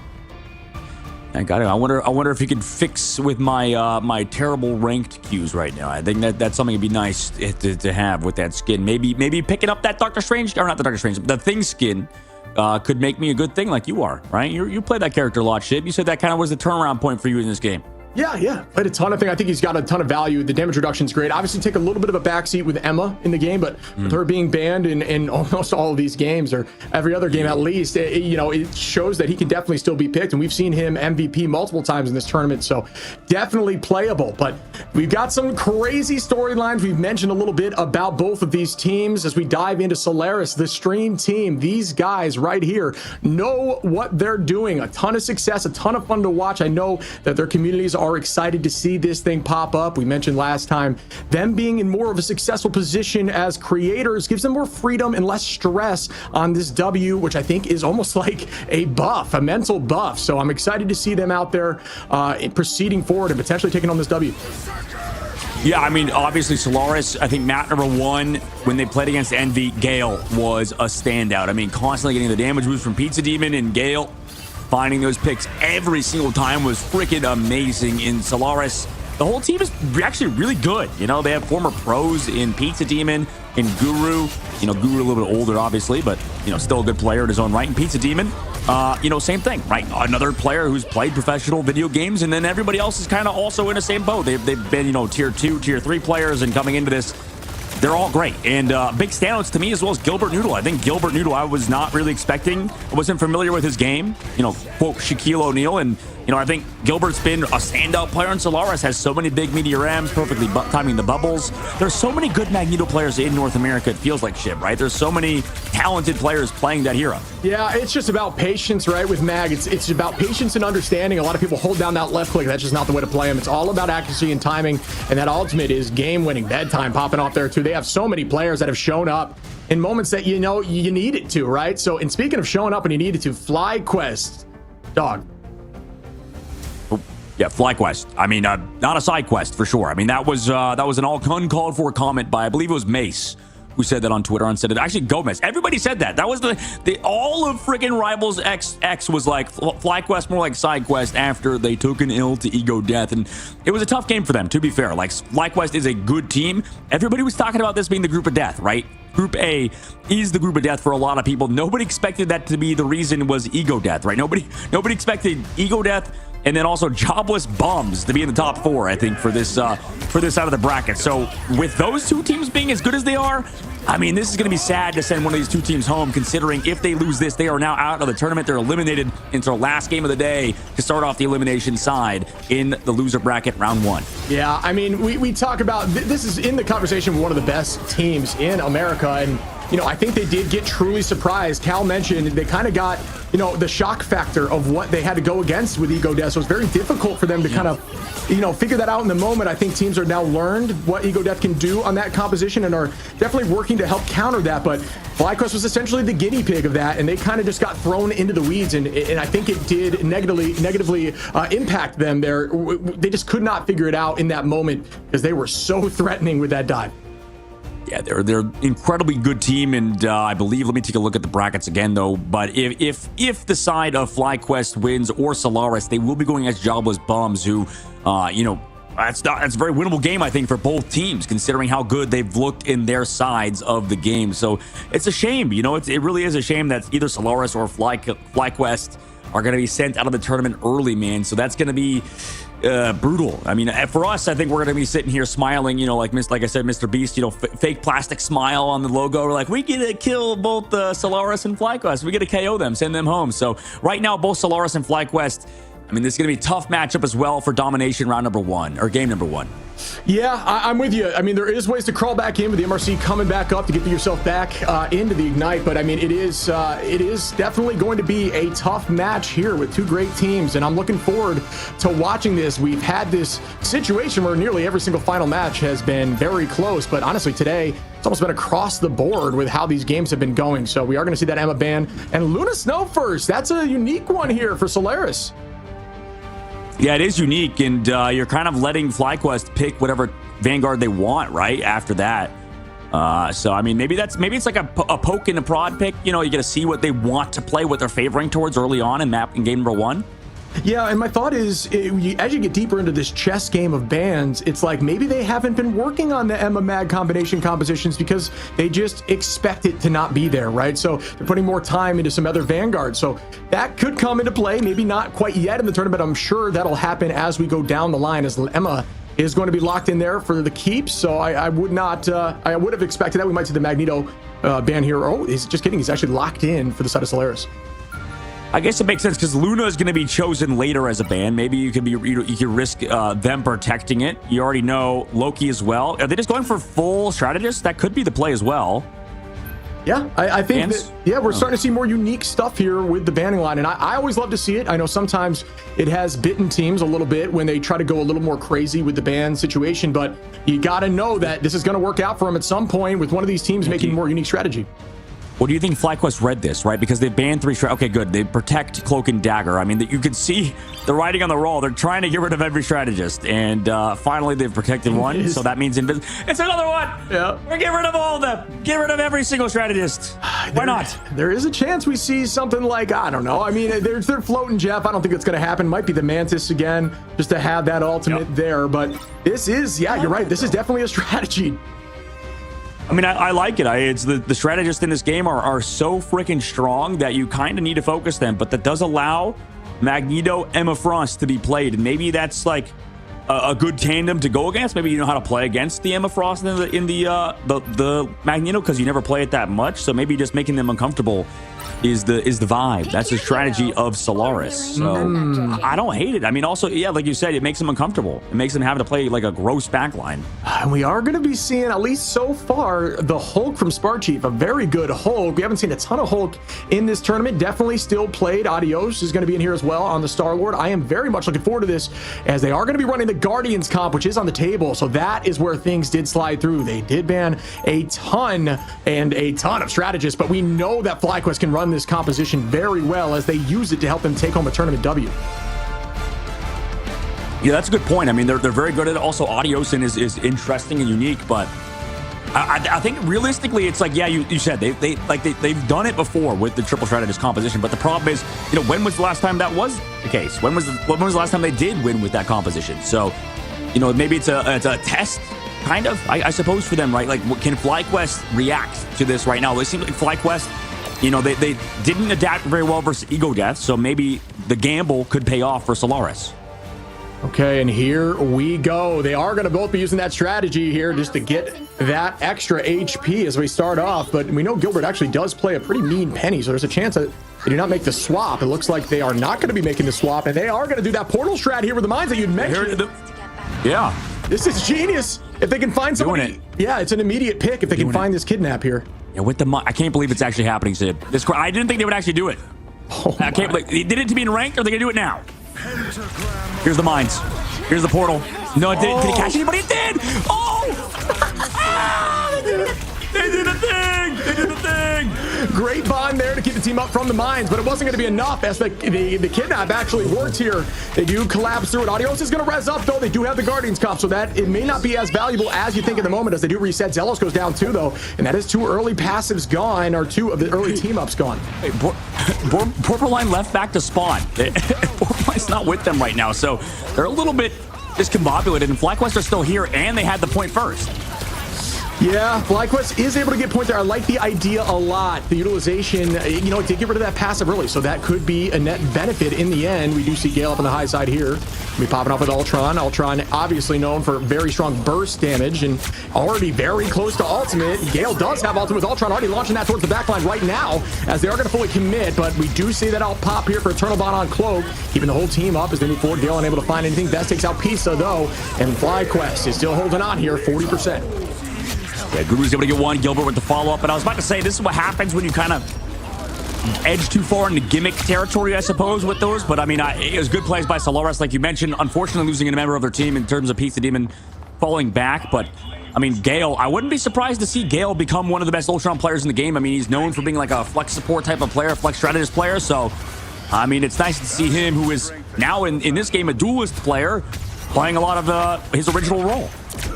Yeah, I think that this is still a decent position to be in. The problem is you got to look at that ult advantage right now very heavily on the side of FlyQuest post this fight. They need to win this. If you want FlyQuest to move forward here, oh, good attack there by Spark, unable to get the pick. Great bubble across the board to protect there, but they're going to keep the pressure forward. Ult advantage, once again, like I said, heavily on the side of Fly, as we do see the Dance Lord pop from Pizza Demon. Great work there, as Adios is not going to be able to find much value out of this ultimate. Zelos, Energy, and Vess already potentially trying to dunk on Luna. Doesn't look like they're going to as they keep the pressure forward. They're spinning to win here, and it does get a tardy 22% back here for Adios. Let's show you how strong that can be together. Ooh, picked immediately as Hulk goes back in. Great utilization of the iframe there. As when you are transforming, you can actually not be hit by anything on both transform methods, even when you go into your ultimate. So can be used offensively and defensively as they keep the fight going forward. Roughly 60% for Solaris. Yeah, they're running in. Ayavagomoto connects from Guru as well into energy, but no elimination. The Soul Resurgence keeps everybody alive. Pizza Demon eventually with a clap. Takes down Spark Chief, and oh no, this is a little bit too late from Cooper. Over the top, Meteor doesn't connect at the very least, but 2 eliminations are huge. No reds is what to bring Vess or Spark Chief back. Energy gonna find one on Pizza Demon in the back there. Good idea with that Meteor M. Unfortunately did not land, but way to thread the needle there through the back line. Cooper is low, gonna reset there as it looks like Solaris. 85% still holding on, and ult advantage just barely on the side of FlyQuest as Adios will be there with Vess. I mean, this is wild. It's a very fun match to see too, because we get to see the difference between playing, you know, Adam Warlock composition versus the triple strategist with an Ultron. So right now, FlyQuest not dealing with this current this current setup very well, but we'll see if they can find something with this Galactic Legend. Yeah, I actually like the idea of running Strange into Guardians. I think that shield and the jump is good, but nice work by Adios here and Energy to clean up a few and take this point back, not allowing it to end just yet. But Solaris will be coming back with a ton of ultimates. Vess holding on, Zelos with the res as well. FlyQuest really needs to show up here in these next 2 fights if they want to take this back. But Solaris, like I was saying, I like the idea of forcing them out of Guardians and then trying to do your best to counter the Guardians comp. Just knowing that they have to do it if you make them by banning out all the strategies. So kind of a genius play. Let's see if they can take home this first W here, but FlyQuest looking really good in this fight, and they do have ult advantage for this next one. And Bedtime swapping over to Hawkeye to get that freeze as well. Coming up, oh my god, what a freeze! So the clobbering time gets canceled. Great dunk there by Vess on a pizza, but by 4, make that 5 as they shove in. The ult's gonna go out for Zelos, bringing everyone back, and the fight is so back and forth. Ayavagomoto to shut that back down, but is not able to find any value. Cooper onto Gale, and it is going to be another battle on point with full teams brought back. Gale falls early on on Solaris. Ult goes out for Borderline, and they're still holding on to point here. Is trying to deal as much damage as possible. Down goes another, but Energy does have that res. Will they be able to shut this down here? I mean, Spark Chief as well has the ultimate. Energy gets res. Vest gets one. Freeze on the point. Freezes Spark Chief for now. I mean, there's 2 freezes that can stop him from ulting, but it may not matter. Gale in the sky, trying to equalize it. Vest falls so low, but the healing is there. Bedtime now over on the Hawkeye, finds one early on the Spark Chief, and that could be enough. Adios trying to get some picks here, putting a ton of pressure on, but they're also, oh, great dance around the back line there, playing smart, but Energy gonna find Bedtime. Gilbert onto Cooper, both of which losing one, numbers even down. Adios in the sky with the Bond. Bond's now gone, a heavy cooldown there to wait out, and that could be enough of a win in of itself. 96% to 99, it's anyone's game. Guru coming in with an eye, finds one. Are they able to collapse? Gale takes out Adios. Energy goes down. Gale onto Spark Chief, onto Vest, and Gale takes them all out and gets point 1. Are you kidding me? If this is anything to look forward to, I mean, sorry, if this is any match to watch today, you had to watch this one, right? Everybody knew that, right? FlyQuest versus Solaris was going to be an absolute banger. And my God, we get it all, right? We get the callback to like 3 games ago when I was talking about how freaking Guru got me in ranked doing this stupid Penny Parker stuff, and it pans out there. I mean, it almost made me scared, right? Because they gave up like 12% doing that play. So, you know, now going to this next one, there's no way they get some cheese off again, surely, right? Yeah, I think the net trade of burning that passive for 2 of the back line of Fly was enough of a win, right? Like, yeah, it may have given up a little bit of a percent, but using that cooldown, forcing out that team up cooldown, which, you know, normally you play Guardians around the fact that you have multiple lives in that first fight. If you win that first fight here in Domination, you set up and you hope that you can kind of hold it indefinitely, but unfortunately, burning those cooldowns made them have that kind of free space in the next fight. They won it. Wait. And we are going to do the double teleport again. Do they have a set freeze? Wait, because that's max range, right? The map? Oh, they're not doing that. Damn. The team up with the Hawkeye. Yeah, I know. I know. They like have a set freeze. Yeah, to counter the portal.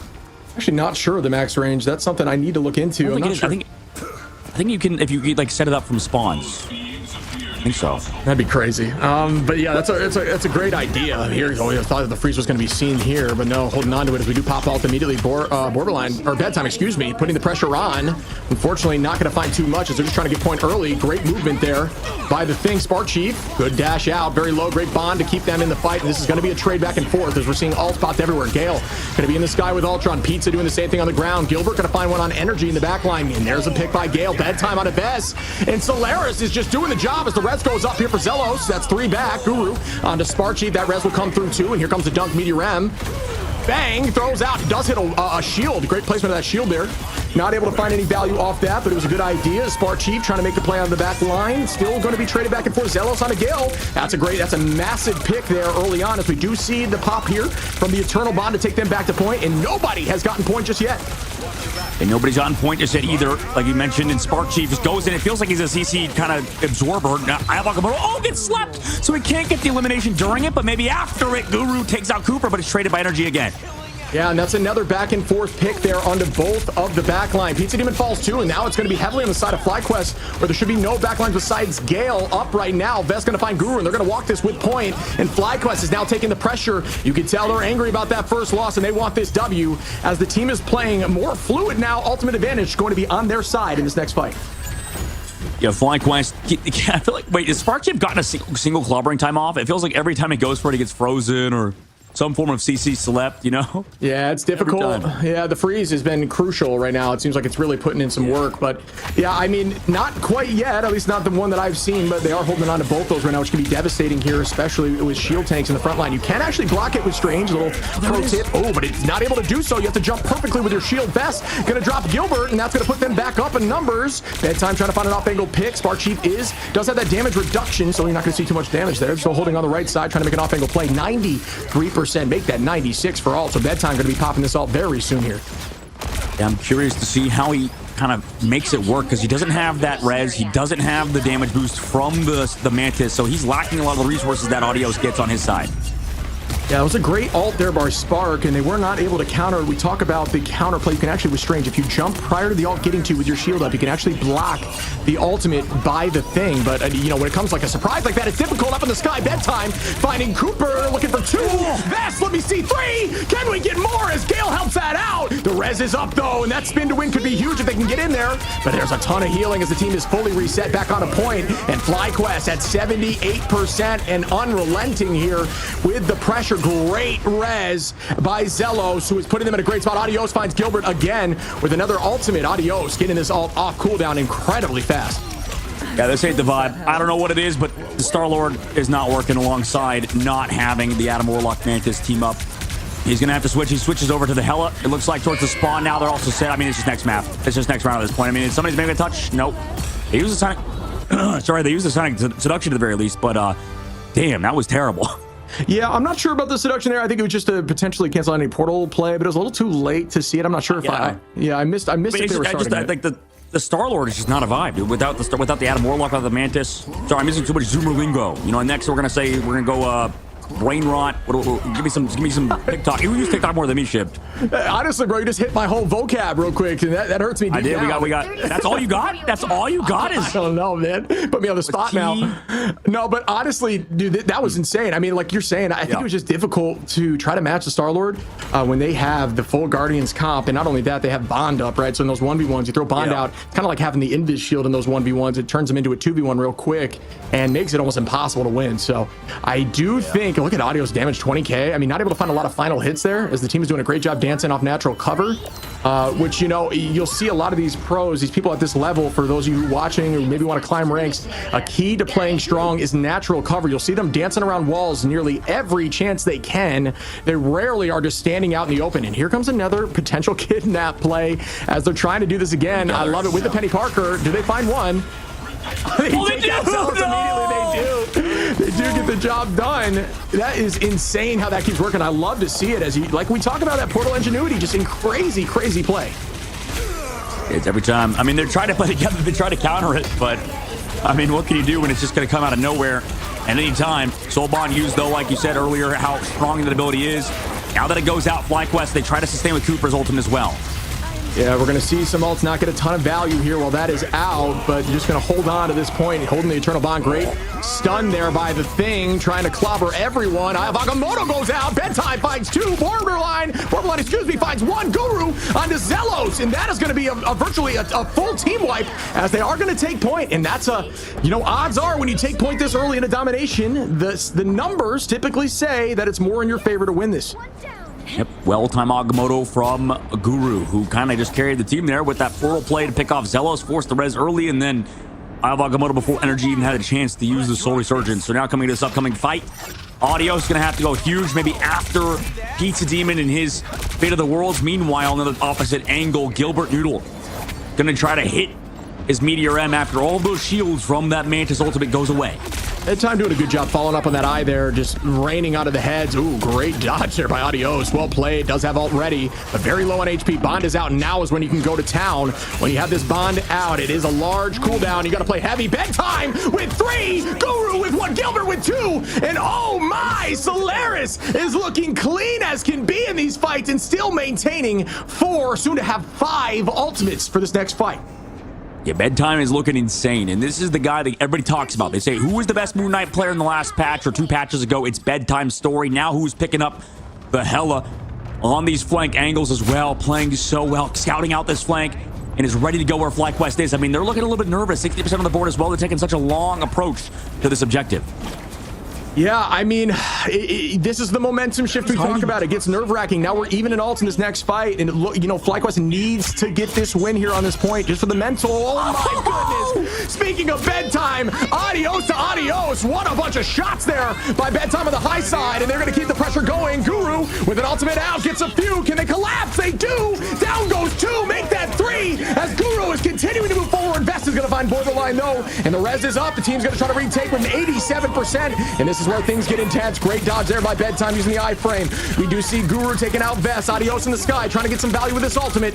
Gilbert very low now. No more cooldowns. Down goes Gilbert. Make that 2 as FlyQuest finally is able to take over this point, and they've got to lock it in here and make this a home base. Yep, well-timed res from Zelos, and played it well up top, utilizing the res to kind of get to a position where he probably wasn't going to get found. And Solaris They now come in with ultimates. Guru with the portal walks to the right side to make sure he can't get stunned. And who are they going to try to kidnap here? They're looking for a backline. Okay, and here we go. Teleport on. They do have time here. Plenty of time on 99 to 20. Oh, there was that jump I mentioned. Guru not getting stunned out. Spark Chief still going to find Pizza. Great play there by Spark to get to the back line through that ultimate. Bedtime's going to find energy, though, in the high side again with a great ult. And they are just owning this positioning, driving the team back. The team is all scattered all over the place. Bedtime finds Vest. Another goes down as we are losing bodies left and right. 99%. They've got to get on there. Spark Chief goes into touch. Very low, and down he goes. Can Solaris win map 1? And the teleport comes through for energy. They got to get in there, and they do. Retake again. Can the next fight work out for him? Bedtime trying to keep the pressure on the high side, or excuse me, on the off angle, keeping the pressure onto the tanks. Adios playing around that portal. Great wall play. Using that portal as well is very smart, and that's a huge pick by Vest, and that is massive for this fight. But the base is actually captured by Solaris here. We're still maintaining. Gale on the, up now, trying to find a pick onto the back line. Guru is going to use that ult, takes out Spar Chief. And man, these fights are crazy. And this one could go to Solaris, but it's so back and forth. Res soon. Oh, they have res soon, but they're just on point. Oh my goodness. They're still alive. Look, oh, it's right there. It's just the nick of time. Oh my. This is so back and forth. As Al goes another ult, we do see the Eternal Bond, and there's another Eye of Agamotto. Didn't get a ton of value. The dance floor goes out for Pizza, and it's a stall now. It's going to be a neutral fight after this, and it's going to be of major importance. If Solaris wins this fight, it is map 1 to Solaris, and it is roughly even on point. Great angles here. Everyone's all over the place. Up in the sky goes Gilbert. This could be a huge throw. Tries to land one, not able to do so, but Guru in the meantime takes out Vest. Borderline takes out Spark Chief. Bedtime onto Adios. Will they close this out? Energy goes down, and that's going to do it as Solaris takes map 1 against FlyQuest, the Cinderella story of the stream team getting the job done. My goodness. Frozen Airfield finished off by Solaris in a very, very scary last point. Oh my goodness, Solaris taking map number 1 is kind of absurd considering FlyQuest got sent down due to a little bit of cheese, it felt like, and now against Solaris, down 1 before leaving the tournament. In Solaris, what a game from Gale, what a game from Guru. The whole team stepped up. Bedtime story with 20 eliminations, 20 final hits rather, 42 eliminations. I mean, beautiful game from this team, from Solaris, who, I mean, a lot of people kind of doubted moving into this tournament. Now, I mean, they just took a map off of one of the best teams in the tournament. That was insane to look at. I mean, the final hits across the board is wild. The strategy was unique. I mean, this kind of stuff that I'm talking about, I mean, more unique strats, doing that teleport play and finding value every time is insane. I mean, we saw some really strong play by, honestly, Borderline popped off there. There's so much. Bedtime popped off. Guru probably, I could list everybody on that team finding value with various ultimates. Neutral fight wins. FlyQuest really were showing up there in map 2. They absolutely dominated map 2. I thought it was going to shift in their favor, but that early fight loss against Solaris with the early pick teleport play just keeps kind of clutching up for them, and they were able to close that out. What a game. Yeah, what a game indeed. I mean, now Solaris put themselves on game point. Obviously, we have to go to a map like Convergence or Convoy, right? We're going to see those next.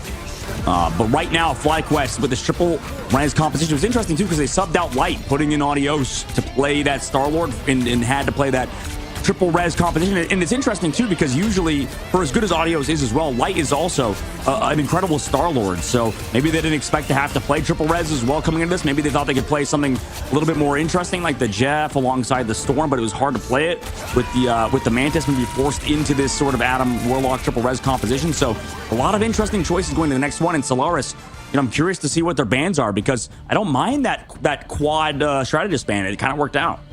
Yeah, I think it was cool. I mean, I think maybe they had a conversation where they've been practicing against ResComp, and they kind of designed a play to force them with that early Luna ban, right? That designed a play to force them into running that composition, knowing that they could find a way around it. And they definitely showed that they can find a way around it. It was an insane game, and I'm looking forward to map 2 as we progress forward right after this break.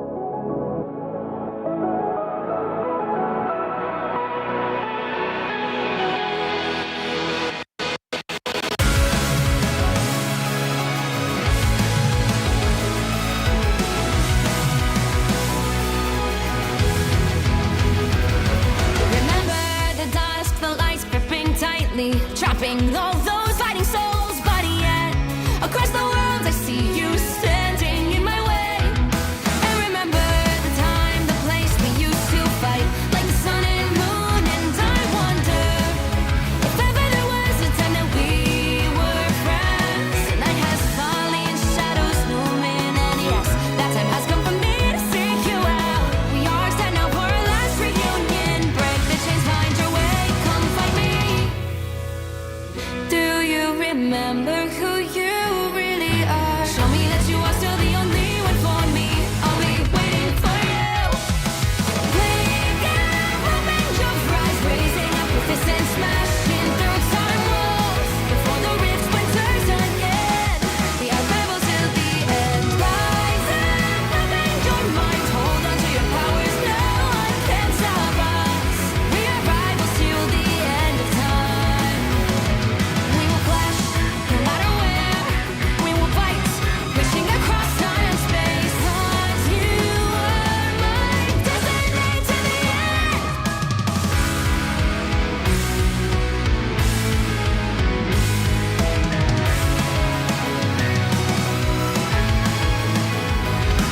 You see the dawn, the flames burning brightly, shining on those memories. And yes, across all time I see you turning the tides. And do you see now our time, our turn? We can.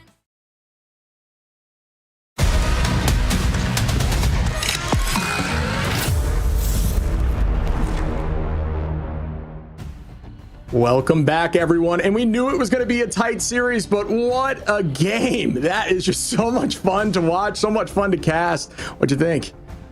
I think I've lost 5 years of my life after that last round. It's like, that was absurd. Just back and forth, back and forth. The portal plays from Guru. I mean, he's one of the best Doctor Stranges at it. I think another fantastic content creator, that sort of stuff, is like Boger. I think he's amazing on Shmuggus. Like, he's really good at doing those portal plays. And I think Guru, specifically in North America, he always likes to innovate it. Sometimes it can be a little bit too far, right? You can get a little bit too focused on the gimmick, and that's why, you know, sometimes it's not always the best thing to focus on. You know, you want to focus on the overall strategy instead of just hard gimmicks, but it's worked out for them so far. Yeah, I mean, I'm with you. I understand that completely. I just think that, like, I mean, when you go down a map 2 like that, where it's 100-0 and you're feeling really unconfident, it is so difficult to bounce back from that. Where FlyQuest looked really good in that open map, but maybe it just plays well with the Guardians comp. But going into map 3, them taking that fight early with the portal and then just putting their feet on the gas, winning alt fights, winning trades, winning neutrals. It just kept, going forward. FlyQuest, you saw them kind of turn on the gas a little bit there at one point and come back. And I thought for a minute it was going to be a very close ending, but they swept right back in with the portal, took back priority. And then at that point, it was just a slow burn. Yeah, slow burn indeed. Solaris up a map, Shib. I can't believe it. FlyQuest. Oh, they might go home, man. And we talked about this too. Like, it's the 4th game of the day in these elimination rounds. In round number 1, bans coming through, but I mean, there's so much on the line right now, and it's honestly awful, the fact that we have to send one of these teams home, because they're both fantastic teams. They put on incredible shows for us so far.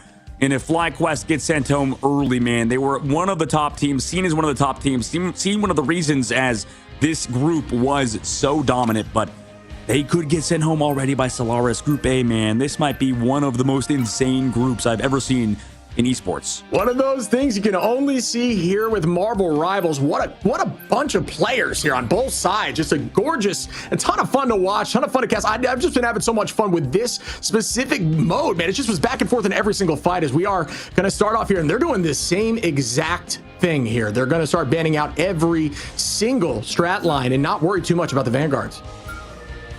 Yeah, we'll see if there's any adjustment. I mean, it's hard, right? You have to make those adaptations, figure out what to protect. And this time, like you said, they're not even protecting the Emma. They know they have to protect the Loki immediately, make sure that character goes through.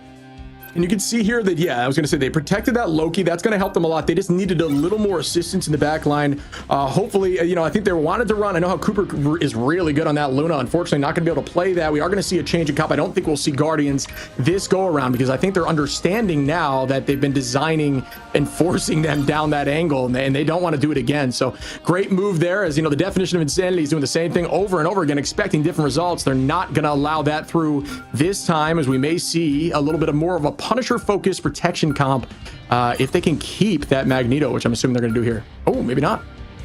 I mean, they want to keep these strategists. I mean, you're going to ban out a Vanguard now? You're going to ban out another strategist. And it looks like, no, they're just going to let them play everything right on the opposite side. You banned only strategists the whole time. Emma, maybe it's reversed now, man. This is the meta. This is how the meta develops. It's it starts Emma gets banned first, and it starts Mag gets banned first, and now it's the exact opposite. We're getting the Emma banned at the very end. Yeah, and we are going to start up. Yeah, they are going to be able to get that mag through, right? Mag and Spark is going to be over on the Groot. So a little more comfort picks here across the board. Got Zelos on the Cloak. Cooper's going to be on that Loki. So yeah, the healing is going to be significantly more simplified in terms of what they have to do to get the, to get pushing forward here. So we look up top. We've got Gilbert is going to be on that Magneto. We saw a lot of good ults there, but then Guru is showcasing the Wolverine, which is something we did not have eyes on in that last match at all. Aegis Path is the map we're heading to. It's going to be a convoy. And, man, I mean, we're both looking forward to this one.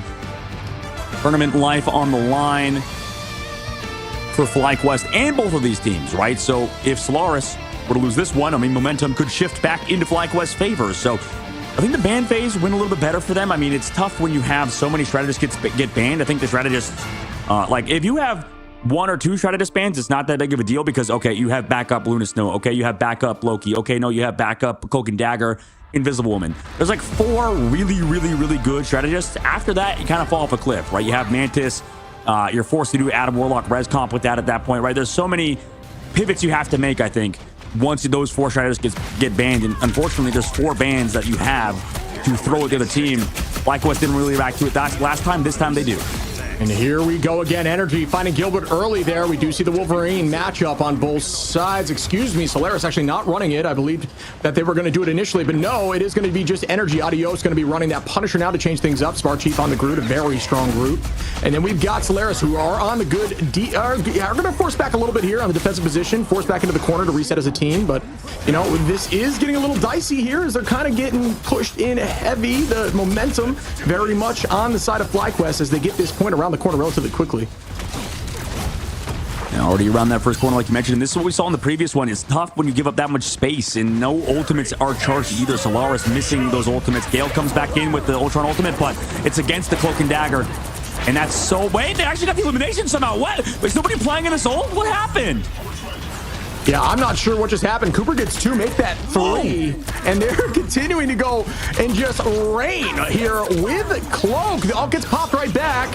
We do see the Fate of both, or excuse me, the Eternal Bond out right now. Best gets bedtime, and that's enough to shove them through point 1. Ton of time on the clock here as they're going through with 5 minutes and almost 10 seconds on. So this second point is going to be very difficult to defend the entire time.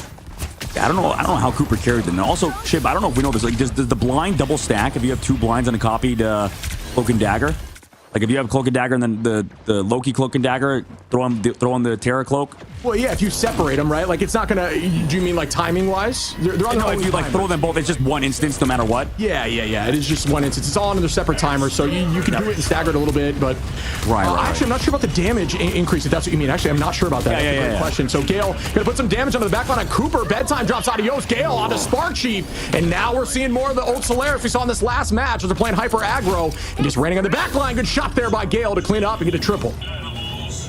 And nice shots from Gale. And I love to see Bedtime also back onto that Moon Knight Guru over to that Wolverine. This is that triple strategist, or sorry, wait, yes, triple strategist, double Vanguard, solo Vanguard, or sorry, triple strategist, 2 duelists in 1 Vanguard. Getting late in the night. And I love that composition. I think running either 3 duelists or 3 strategists can work out pretty well these days, and it's kind of an evolution of the meta. Here comes Adios, though, with an aggressive ultimate. Yeah, we are going to see that pop there. We do have Bedtime, who's an incredibly strong Moon Knight. We had that conversation earlier as they find Cooper in the back. Energy going to drop Gilbert. Guru right back on Adios. Now we will match that Wolverine. Guru, a very strong Wolverine as well. Going to try to reset here with the team, find some value, potentially finding that Groot, right? It is a big problem for Groot, but it can get tackled off. So here we go as the pressure proceeds forward. Spark Chief pops that Strangling Prison. Zelos going to ult out too, as we do see now another Eternal Bond just slowing up the pace. Spark Chief finds Guru there though, and they're keeping the movement, the pressure forward. 3 minutes and 23 seconds. We might need to see a TP here for the retake, but it's not quite chosen yet. Not yet. 3 minutes and 14 seconds left to go. Over the top, look, Energy sitting on a twig. That's what it's like. See, short kings. We can stand on twigs like that. Meanwhile, On the main side, here comes the last stand from Guru. Doesn't connect too much. It connects on the energy. Meteor M connects into those crystals. So everybody's still alive because of that Loki. I'm an ultimate, by the way. Yeah, I'm really liking what I see from both sides here. Things are now slowing up a bit. The teams look like they found their footing in the beginning. It was very much a walk there by Fly, and now the entirety of the team made some switches, some strong switches. We now see Guru on the Wolf. We now see Bedtime on the Moon Knight just to try to break some of this equipment. Energy now going to try to find the off-angle Guru, and does. Good trade there on a Pizza. Great freeze, but immediately woken up. Not going to be a great percentage of survival there as Pizza goes down. They are running through on point 3 with 4 minutes on the clock, so they are hustling. I forgot this is literally like Solaris' worst map. They for some reason they always do so bad on it. I mean, they almost lost to a team that didn't qualify in Arrival 7 on Idrisil Path, or they did. They literally got first held on this map. So something's not working right for Solaris on Convoy, and maybe specifically just on this map. Now incoming, Bedtime Story, he's got the hand of Gonchu. FlyQuest though, I mean, they played around it so well. Energy gets stunned. Does anybody get died of this though? Yeah, it's solid damage there, forcing out some cooldowns, but no follow-up. Sparchi very low, and they do manage to get one as down goes Sparchi, forcing out some more ultimates. Gilbert going to clean that one up, and here comes the judge, jury, executioner. Will it get value there? Up in the sky! Gale and Gilbert say not today, and shove it right back at him, and now they're just going to sweep and clean up everyone else as energy falls, and we will see more, I'm sure, of it unless the reset happens. I love that. I love the Thing team up with the Wolverine, by the way. Gale wants to run out of there. He's like, hey, pick me up, please. Pick me up. Happy Father's Day, by the way, to that. Solaris playing over here. I mean, they still have some ultimates to work with. The Zillion coming. Oh, my God, Gale. Take him out of here. Bring him back to the team.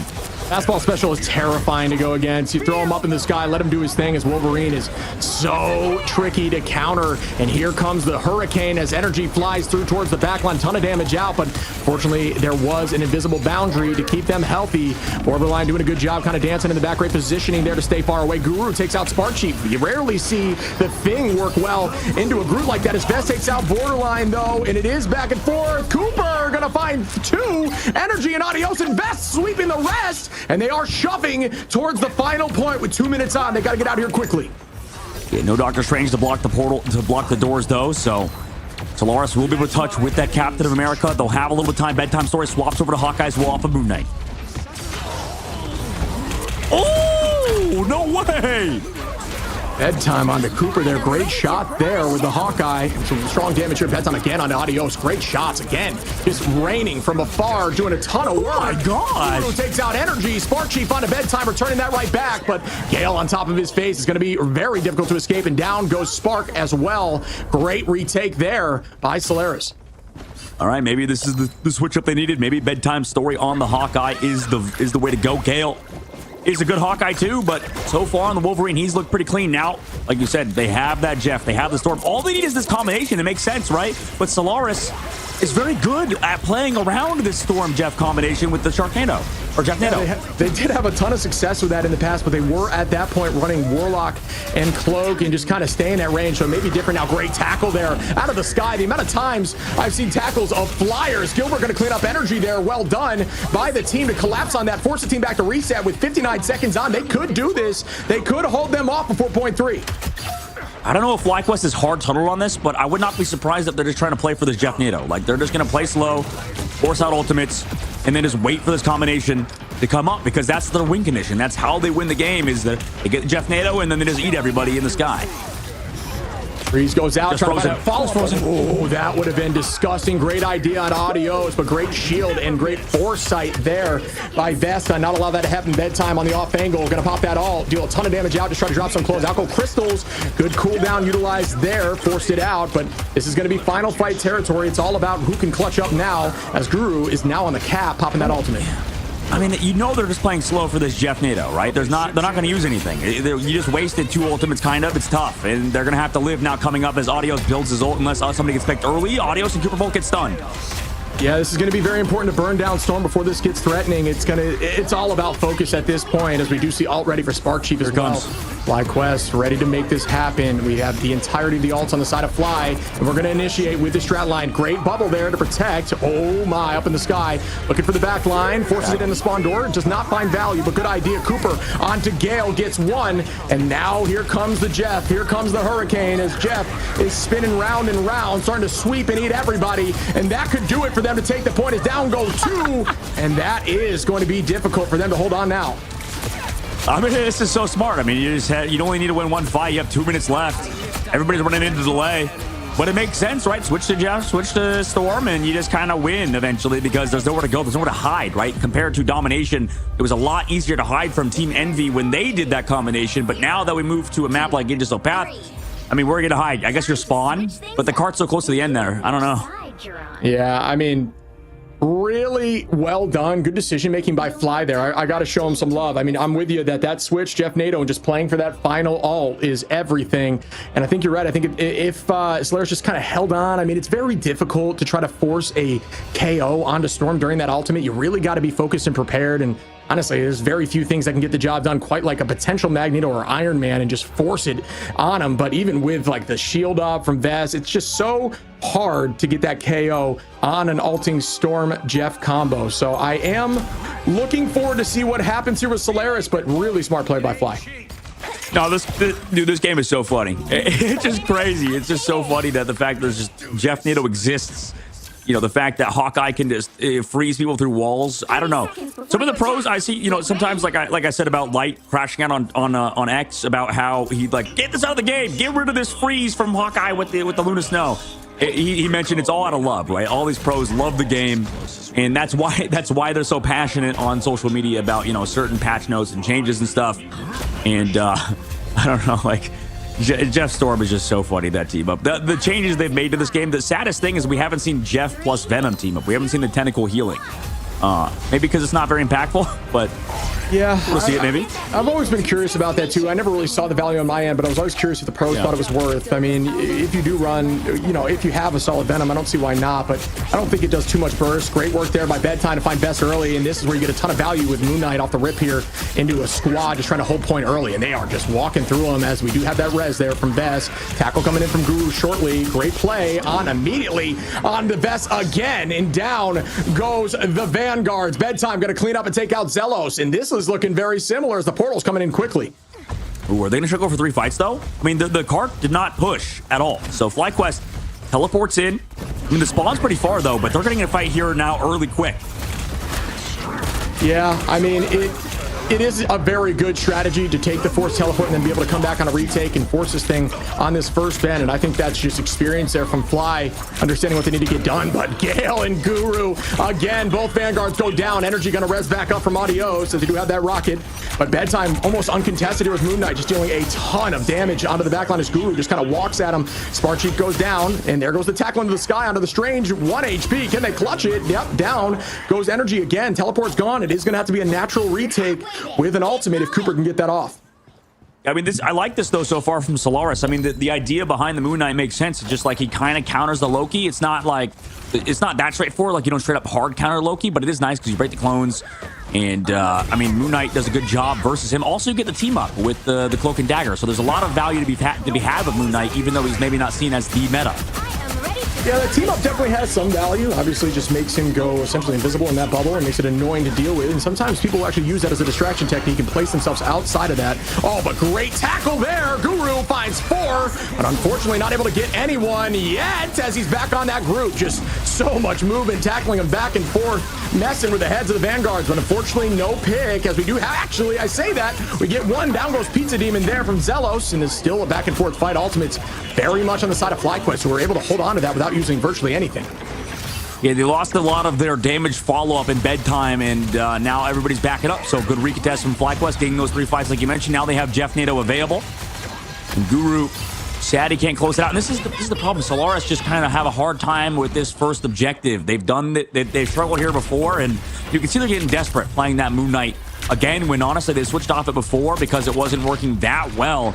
And now Solaris, they have a lot of ultimates. We'll see if they can figure something out, but so does FlyQuest. Yeah, I like the Moon Knight into the Loki just to kind of help with all these clones and just get the free hits and damage out there. Guru, Gale, Gilbert, Gale again, utilizing those ultimates very effectively and sweeping before FlyQuest can use 3. Super well done. Wow, what an assault coming in here incredibly quickly and taking that first point, 3 minutes and 30 on.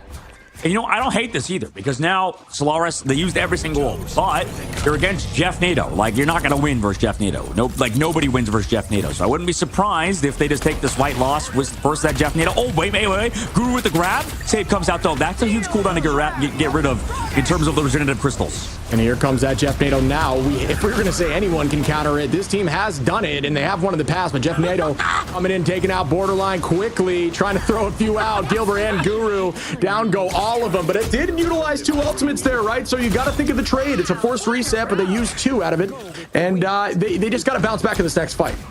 I'm sorry, it's just too funny. I can't help but laugh every time that ultimate comes out. I mean, it eats the terrain too. It eats the destructible terrain just flying around. It just looks like the most ridiculous thing ever. Now Solaris, wait, they're doing it. They're copying it. No way. 2 Jeff Nichols on the field. Are you serious?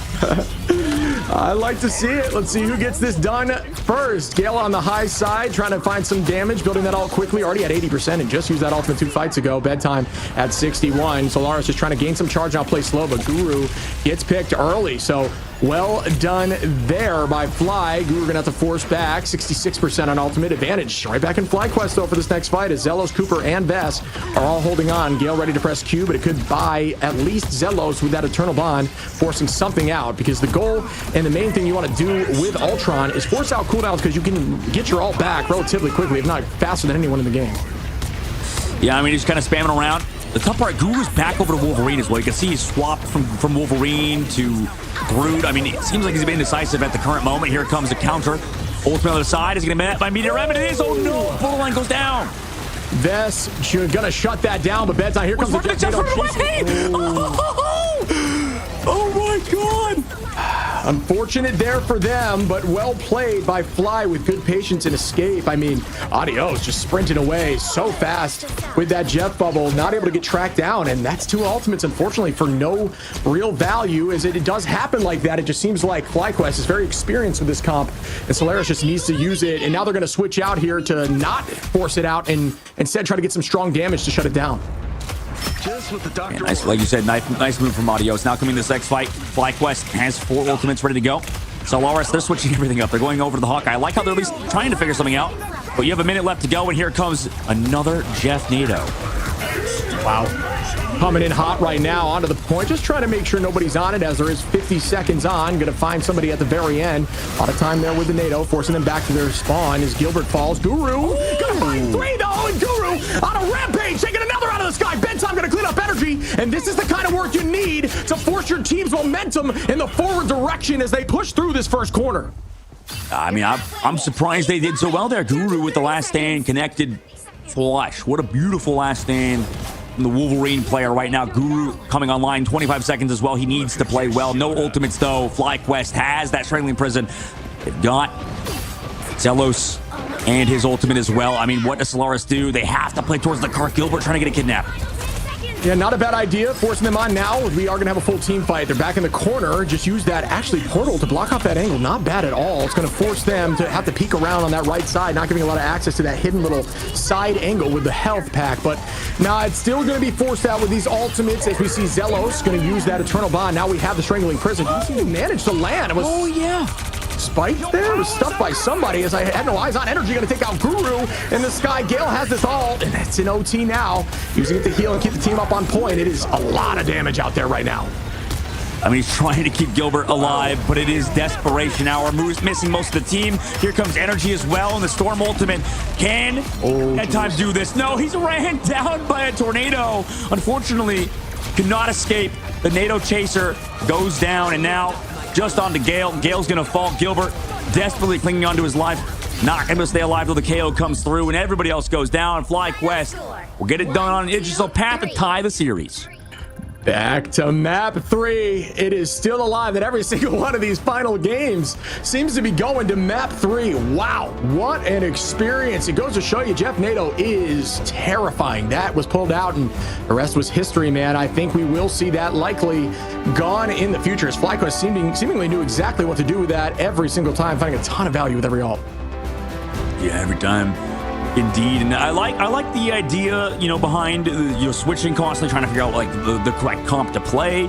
And Gale's always going to play well on Ultron, but I don't know what it is. Guru has all switched to Groot for a second, but then switched back to Wolverine. I don't know. I think it's probably his worst character. Like his Groot is not ideal. I think his other, like his Emma, his Doctor Strange are phenomenal, but right now his Groot, I think the character's pacing. A lot of Vanguard players struggle with that, right, Shib? It seems like, I mean, you could talk about it as a Vanguard main. What's the reason with Groot being such a different sort of pace in play style difference between like even Magneto or Doctor Strange or Emma Frost? What's the reason that Groot is so hard for a lot of players to play?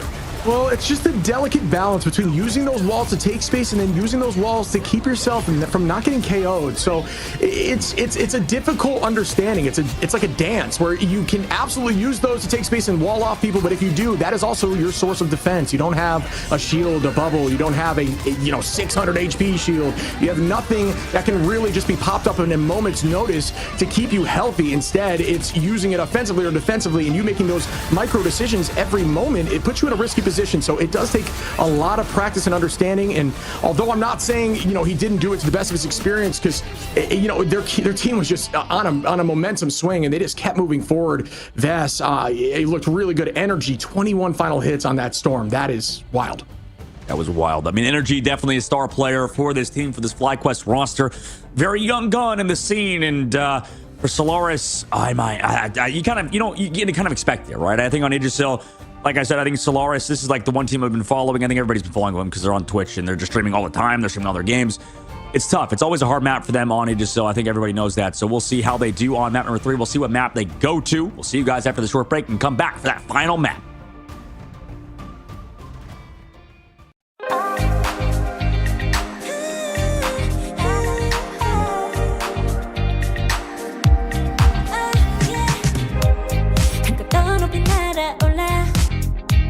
누워진 밤하늘을 가로질러 Oh yeah, oh yeah 필요할 때 내가 널 지켜줄게 간절히 바라면 이루어지는 마법인 거야 운명의 소리 들려 여기서 저기서 날 찾으면 달빛이 날 비춰와 시작해야 let's go 어둡고 흘러는 우주 따뜻한 눈으로 감싸는 순간 신비롭게 녹아내릴 거야 좀 더 기다려 I'll be there 쓰러지지 말 끝까지 일어나야 해 어딜 가든지 극복해 힘은 너에게 있는 걸 소리 높여 노래를 불러 작은 걱정 따윈 던지고 최선을 다해 잘 총을 쳐봐 어둠이 떠 날 때까지 아름다운 꿈을 밝혀봐 우리에게 달려서 그 세계 운명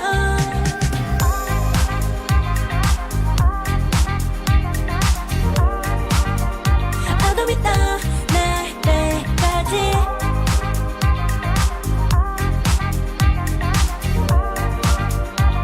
세계 운명 오랜 시간 간직해온 열망 까만 밤의 빛처럼 빛나 네 눈앞에 바로 어떤 나라 탑을 딱 봐도 superstar 딱 보면 모르나 널 지킬 나란 걸 더 지켜볼수록 점점 빠져들어 카리스마 넘쳐 흘러 oh yeah 운명의 소리 들려 여기서 저기서 날 찾으면 달빛이 날 비춰와 시작이야 let's go 어둡고 흘러는 우주 따뜻한 눈으로 감싸는 순간 신비롭게 녹아내릴 거야 좀 더 기다려 I'll be there 쓰러지지 말 끝까지 일어나야 해 어딜 가든지 극복해 힘은 너에게 있는 걸 소리 높여 노래를 불러 작은 걱정 따윈 던지고 최선을 다해 잘 총을 쳐봐 어둠이 떠 날 때까지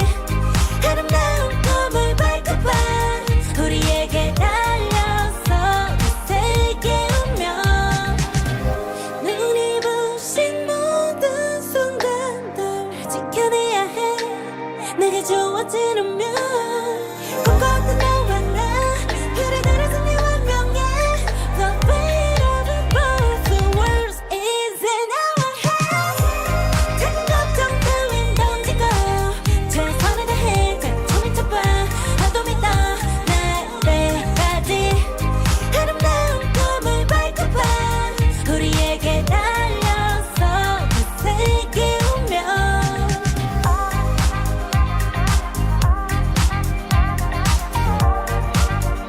나도 믿어 날 때까지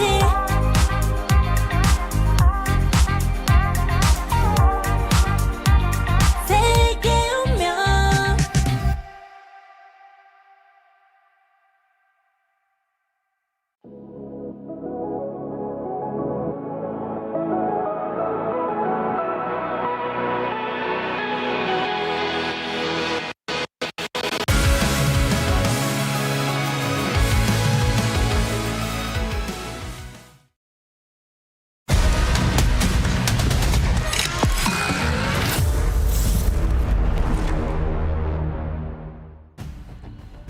And we have ourselves a series, folks, going to game 3. Solaris looking incredibly strong, and same with FlyQuest, not afraid to pull out the Jeff NATO and just walk through everyone. What a series. I can't wait for the next game. Yeah, I mean, this team, I think, is learning a lot from their, their other opponents in Group A. I think, we saw Team Envy run that Jeff NATO composition, and I liked when the pivot towards it, too, towards the very end. I mean, the fact they could do that was very, very smart. And now, game number 3.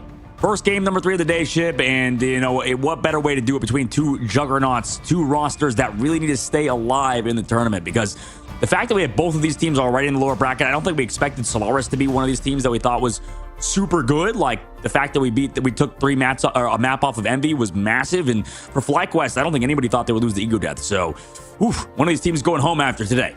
I mean, for me, I hadn't had my eyes on Solaris much, and watching them into Envy, I was like, whoa, this team is actually disgusting. It's not for lack of their skill. I just had never seen them play. So watching them play at this level, pulling out all these different heroes and getting the job done, the most unique strategies. I'm having a ton of fun watching this as we're seeing them do some different stuff that we haven't seen yet in this tournament. And then FlyQuest coming in, pulling out the NATO on that final point and then walking with it for the rest of the round. It just shows each team is willing to adapt. And you can tell Solaris was trying to make changes to shut that down, but I think we'll see that now changed up in the banning phase. I believe that Jeff NATO will be gone. Probably, yeah. I wouldn't mind that to get removed. Like you said, I think that's a solid ban. I'm trying to think what other bans would be good there, because they played the Storm, they played the Jeff NATO, like you said. They also played with a Loki instead of with the Invisible Woman, because I believe that got banned as well. So going into this one, it's all on the line, right? Win or go to elimination. I didn't want to say win or go home, but I've said it like 5 times today, Shib. So I was like, I had to catch myself, because I had to go back to the get out of here. You're gone. Yeah, the stakes could not be higher, right? I mean, 70K on the line, getting yourself through this tournament, and this is going to send teams packing, like you're saying. But it's been intense going to game 3 like this. I'm sure the nerves are high. I'm sure tensions are crazy. Comms, I know these teams are both always committed to having a good time and a good experience, and you can see it actually helps them play very strong, as we are going to see the lock-in from Luna here from FlyQuest, trying to make sure they do not have that full ban out again. Yeah, I mean, exactly. You're right. They're at least reacting to it, and that's what you have to do. You at least have to, pick your poison, get at least one. You'll get your last protect as well before their last ban, so you're on the better side, I would say, in terms of the ban and protect format. But it is for Solaris, if they do ban only strategists, that is like a strategy used by Team Nemesis. I believe it's like the Rhine guy strategy. You only ban strategists out. And it works. I mean, it works, especially if you force like Cloak and Daggers and you have a good Cloak and Dagger player. So there's instances where it is very, very good. Meanwhile, both teams hovering certain characters, right? We already saw an Emma ban, potential mag ban coming through now. And that's actually good too, because I don't mind this for FlyQuest. The problem for Solaris is that I think the hero pool of their players, I think that you at least need one of them on either Emma on mag. So, I mean, you're forcing your Vanguard players to have to flex a lot, and it's really hard, I think, for Guru to have to make those switches, with his current hero pool. Yeah, okay. I see where you're coming from. I have such a lack of understanding of who these players play the most. So I'm excited to start learning them as we're going through this tournament. So it is very much, I've been seeing a ton of different selections across the board on both sides and a ton of different, very strong performances. They note for everyone in the audience, this is going to be a selection from Solaris. Being that they lost the last map, they now choose side and map of their choice. So clearly they like this Central Park map. I think we might see a little bit more unique up. I know they're not afraid to pull out Penny. This is definitely a Penny defensive position if they want to, but Flyers, being that they're so strong in the meta right now, it is difficult to run Penny. We are going to see the lockdown and keep of and yeah, I like to see that Punisher. I don't think Punisher's gotten through just yet, so that'll be good, as I know they love the Punisher. Yeah, good point. Stormband, you called that, Shib, previously. Both teams sort of making adjustments for this next map. Emma Band came through from Solaris at the very end. That happened before, and opposite sides for FlyQuest, they cannot play that Storm and Ultron or Loki and Invisible Woman. So like you mentioned, they're taking out those Flyers, making sure they can't do as much. Yeah, here we go off the rip. I like the comps that they're showing right now. I believe maybe Gilbert could just be playing the Penny here for that early team up, as we see Pizza making the switch too, or they could be a decision for the first point. I do like these more unique comps, because I do think that one of the secret strategies for these teams is playing things that they don't necessarily scrim into all the time, because you get in this habit of knowing when to ult, knowing when not to ult based on the comps that you're used to seeing. But when you see more unique compositions, even with Penny, who, at the level that you can play Penny, that I know Gilbert can play Penny, you can cancel ultimates almost like it's her job. So there is something to be said of running the Penny, but I'm not sure if it's just going to be for the armor take off the rip or if they're ready to defend. That's a good point. I think in EU, we saw people running, I believe it was Squirrel Girl alongside Penny Parker. Just, two stuns on the Squirrel Girl and then another stun on the Penny, like you said. And then I know you get another stun if you play with Spider-Man. I don't know if you even really could force Spider-Man and Squirrel Girl, because they're two opposite characters in terms of play style. But it's definitely something to think about. There's always some innovation that can happen, right, Shiv? There's that's why the great part about this game is that there's so many different things and unique things you could do. And Shiv, they're doing it. Here's the Penny Parker. I mean, I love it. I love the team ups. I love how that shakes up meta. Spark Chief actually going to use that teleport and then switch over to Groot, or excuse me, Hulk. I like that idea, as we do see turret up now, just trying to get alt charge here for Gale, who is going to put a ton of pressure on the whole team, playing on that high off angle. This is a very different strategy than we've ever seen on this map. I wonder how it's going to look, as Hulk will be coming down main here at an alt angle, just kind of waiting at this point until the team initiates. They are taking this space now. What a crazy idea on the switch off portal. So I'm liking what I see, but this may just be a stall for them. They might just be able to hold this, but since they are running that Penny, it does force Penny to reset all of those mines. Yeah, they flipped it up, and the Hulk is interesting, like you said. I mean, the Immobilize comes through onto the Hela, but gets help from the Invisible Woman. And I think we talked to Blurry. He said Hulk is sort of a niche pick almost, and maybe we're gonna see. Wow, nice freeze on the Guru as he's trying to fly up, and everybody's looking towards him. Energy's fine, found 2, found 3 actually on the top side as well. So Hulk actually working out too, just kind of surrounded this team with the Human Torch, and right now Solaris sent back to spawn, and it's brutal because they lost Guru last, so that portal is not going to be there. They just have to give up this point. Yeah, it looks like, yeah, exactly. It's going to have to be given up. It's a very difficult conversation to where you maybe swap off Strange when you get KO'd and hope that somebody else can pick him up. But it's just, you know, this kind of all charge across the board. It's just not worth it. I totally understand the reset here as a team, but what a strategy there by Fly. Definitely very different than what we've seen in the past. And I think it was so, like I mentioned, you can't really scrim against stuff like that because it's so unique, and it helps. And it really did pay out for them there as they pushed this thing through with 4 minutes in almost 40 seconds on. 4 minutes, and Sparky's going for that flank already. Gets that immobilized as well. There with the clapped Pizza Demon. Doesn't matter though. He just claps in his own. Energy's going to go down. KOs him. Energy gone. I mean, that's so much damage removed. Do you still try to win this with ultimates here, Ship? Yeah, we are going to see Gale ready now to launch. Yep, as we talk about it, out goes Final Judgment. Ton of pressure out as they get 2. Cooper and Vesco down. Great shots there for Gale as they sweep 3. Make that soon to be 4. Really well played by the team, and good follow-up there by Gilbert with an insane Strangling Prison. Is there any way to live there? Because, I mean, you get the extra damage from the Strangling Prison, you get the damage from Gale, and then you get everybody else targeting the same heroes. So it's going to be difficult to live even with Eternal Bond, even through how much healing that you mentioned that does earlier. It was like 255 a second, right? It's like unbelievable amount of healing, but nothing can stop Punisher in that ultimate. It's so strong. Guru also hiding. Has that Agamotto ready to go this fight.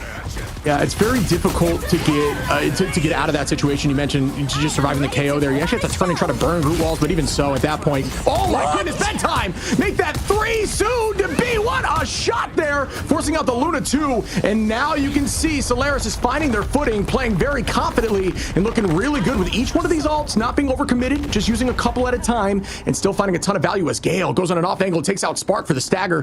What a play here. Solaris is holding really strong on this defense. Somebody chat clip that way. So what happened? I mean, they just like literally, how do they die to the, or how do they go down to the Hella ultimate, considering it? That shouldn't be enough damage to eliminate through Luna's Snow dance floor, right? Yeah, I mean, if your team is from the focused shield enough, you actually do enough damage with the ultimate, yeah, with the Goddess of Death, actually. You do enough damage if your team is focused on the correct person. It's just like anything. As long as your team is focused enough, you can actually burn through virtually every ult. But obviously, Luna is one of the more tough ones to do that through. But here we go with a nice tackle there. Gilbert Noodle goes down from Zelos with his copy. You see Vaya Bagamoto going out for Guru, who tries to get a few, and they do. Gale followed up with another ult. How does he have this ult again? One goes down, make that 2. Just collapsing now, trying to find more. And they're going to use this Psionic, and that is going to be massive. It finds a few as Adios takes out Gale Cooper on a pizza. Cooper again on a Guru. And yeah, Luna can do a ton of damage at range. And we are going to see Bedtime trying to find a few just to slow things up. And no, at least Bedtime went over and got KO'd on point, and that's how you got to do it with a reset. Yeah, I mean, I was worried there for FlyQuest. I mean, it took so long to break through this area, but they still have a large time bank, so maybe it wasn't as long as we could assume. Solaris still coming back with the portal now. They're going to be here towards the point. Running on out of here is Gale, but he's immediately met by Vess. Kicks him in the face.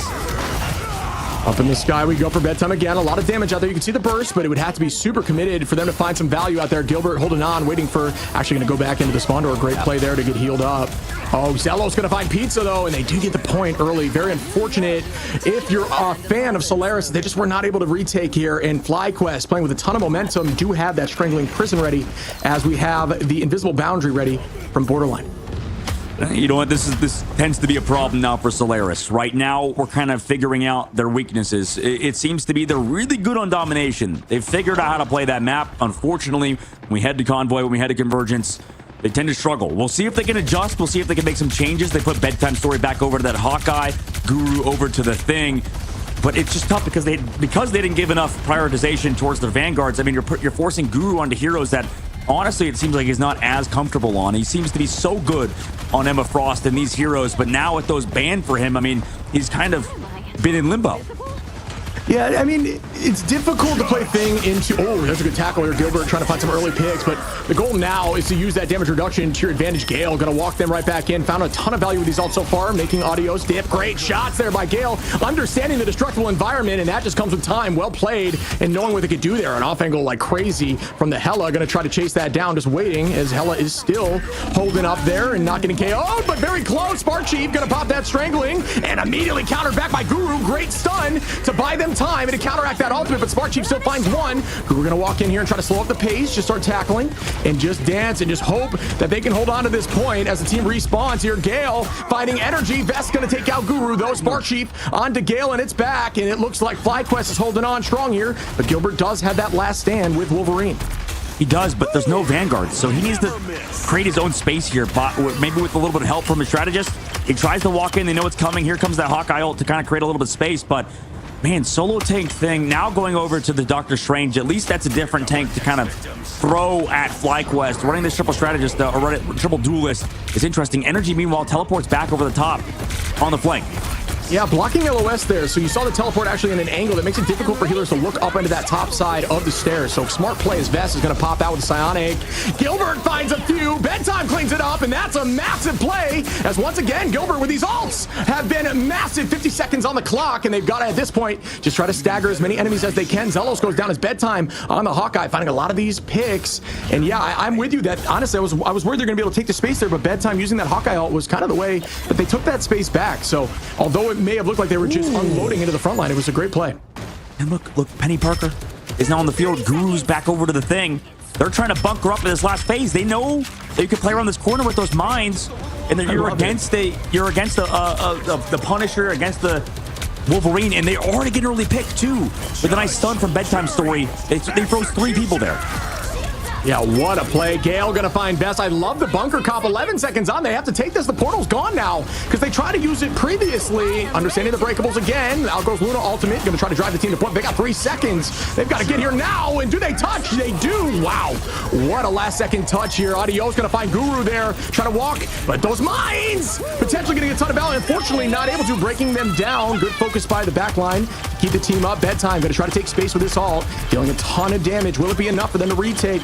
Bedtime unloading now. No pick just yet, but you can't imagine the damage going through. Gilbert gonna ult up, try to set up some mines to slow down the pace and bunker up. But now they've got Cap in the back line. Gale finds energy. Bedtime onto Zelos. Gale again onto Vest with the turret. Can they get more? Gale on a Spark Chief. And at this point, it looks like they're gonna hold on. Incredible hold with the bunker comp by Solaris to drive this thing and hold them before point 3. Oh my God, how did they hold?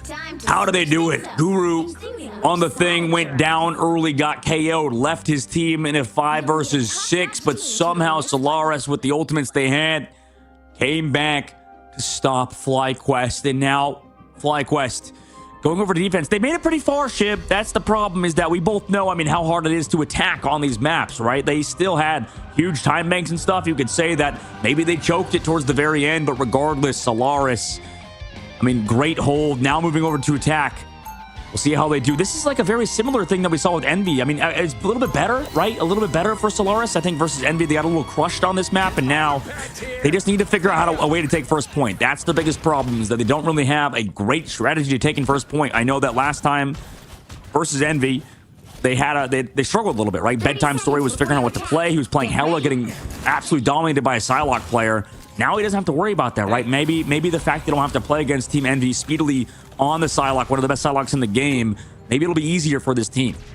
Yeah, I mean, I'm with you. It's like they had that struggle with the final point there against Envy and just, almost held on, but it seems like they made some solid changes. I do actually really like the Penny bunker comp they put there at the end, because it just forces your team to play so different. You've got to watch out for those nets, no matter if they have mines on or not. It's just a whole nother level. Oh, okay, and they are going to try to make a portal play. They're going to try to set up with Punisher here. I like this a lot. Going to give him a great LOS as the team's going to walk through. Oh, man, this could be a fun one to watch. As we do see them set up in the back line, they are expecting something. This is a crazy position to hold as we do get this out early. Team's going to try to collapse fast as we deal a ton of damage with the turret. Everyone's collapsing in heavy onto the point, force them down. Great positioning here. Gilbert finds one on the Spark Chief, and this strategy might just work as Bedtime seeks Cooper. Is this going to be enough? Will they be able to find more? Remember, count to 20 and get inside before it ends, and they did. As Best drops Gilbert Noodle. We've got Gale taking another pick on Adios. Back and forth again. Gale on to Vest, and I think they did it. The teleport's going to come here through with Spark Chief, though.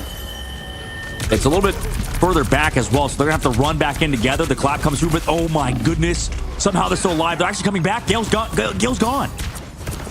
Yeah, that's an early take there. Energy back on the Torch. A very strong Torch player and a ton of damage out. We saw in the first map, I think, it was like 25k damage. The next post was like 13. So Torch can be an absolute menace when you are unleashed, but they do have that Punisher, which can help with that. Guru also been known to tackle flyers out of the sky. Bedtime trying to get a freeze there, but still not able to do that just yet. Energy with great positioning here, playing around. This is a very strong Torch position with almost a full ult ready. FlyQuest is going to be slightly behind in ultimates, as Solaris will have a ton ready in his next fight. Will they get the job done?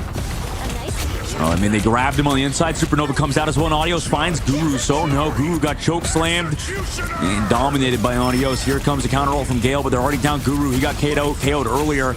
But with the ultimate, invisible boundary, Gale finds Cooper, now forcing out Eternal Bond. He finds 2 somehow even through. Energy goes down as well. Yeah, that's another pick, man. They're just getting a ton done. Adios now gonna try to rain into this. Great movement there. Oh, but the tackle to slow things up. But Guru, great escape. Pizza gonna find Adios there. Tries to get eyed. He gets a fair amount. Oh, Spark Chief for the double. Bedtime turns it around though. Gilbert onto Zelos. It is just a trade fest. Vest finds Gale, and once again, numbers are virtually even. I think it's 3-3 on point now, but is there any strats? Energy so on the high side is terrifying as Gilbert goes down. Guru falls off. Adios. They're all going to reset now and try to take this again with 1 minute and 34 on. I think Gale went for a reset on purpose, but I mean, he did try to grab Energy and just fell off the bat. So that was a little bit silly. Now, Solaris having Guru on another Vanguard yet again instead of the Wolverine. He's going to be on the Groot. We'll We'll see how he does. I mean, no ultimates on the side of FlyQuest. They can maybe set up Gilbert Noodle, but it's so hard to kind of get through these chokes with that Human Torch, like you said, Shib. He can play around these walls so easily. Yeah, you're definitely right. It was definitely meant to be a tackle-off map, and it was a reset either way. It doesn't matter. So it was a smart decision. I like the idea. Might as well take one with you. Eye of Agamotto goes out. Gilbert finds a few. No, unfortunately not. Algo's Invisible Boundary, Cap and Emma both played that very well with the block and the diamond form. Gale doing what Gale does. Out goes the ultimate. Will it get value? Spark is weak. Diamond, a great movement. Oh my goodness. Adios. Gonna collapse on Gale post that ultimate. Cap doing a great job by Spark Chief, dancing around and keeping the team up. Energy does have it this all, but at this point, Energy's kind of holding on to it. Audio's going to drop bedtime, and it's looking dicey now with 30 on. They've got one more chance at this.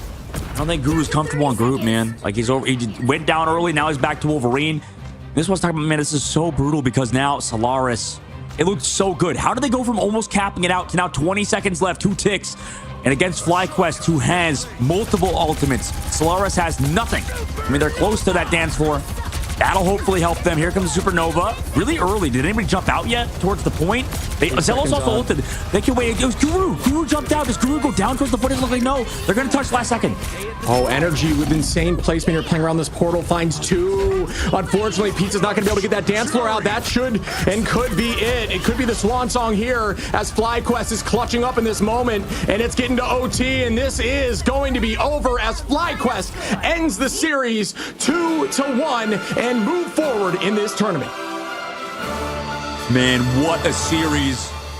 But unfortunately, the faults of Solaris were a bit too much, I think, to overcome. I mean, we saw both on Aegis of Path and on this one on Central Park. It just did not work out for them. I mean, they just had a harder time when it came to any sort of payloads, any sort of hard point you need to take. They got so close to doing it multiple times.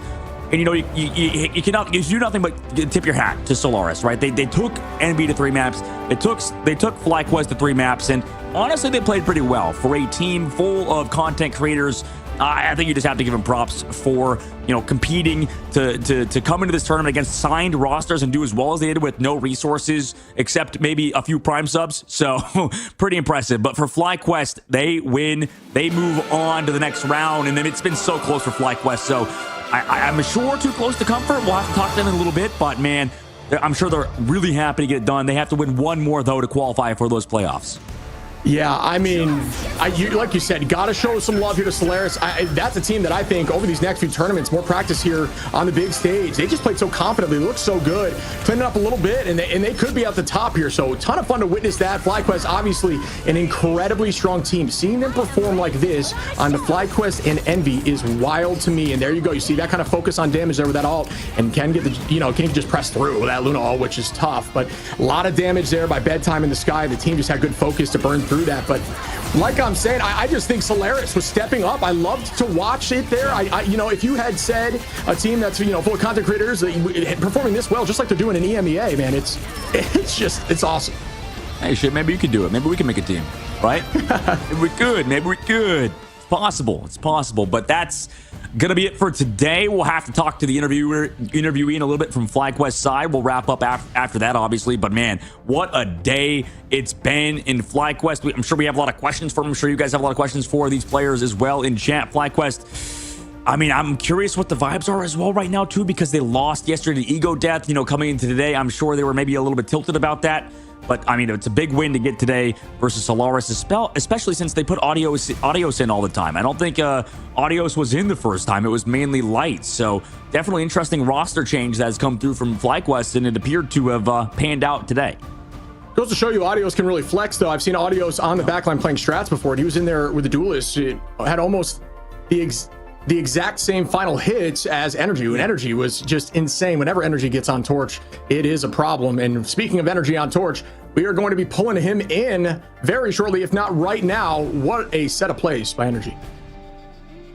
Hey, Energy, how you doing, man? Congratulations on your win, and I'm sure that feels good, too, considering how, that was such a close series. Solaris is a seemingly pretty good team. I mean, what's your overall thoughts from that game?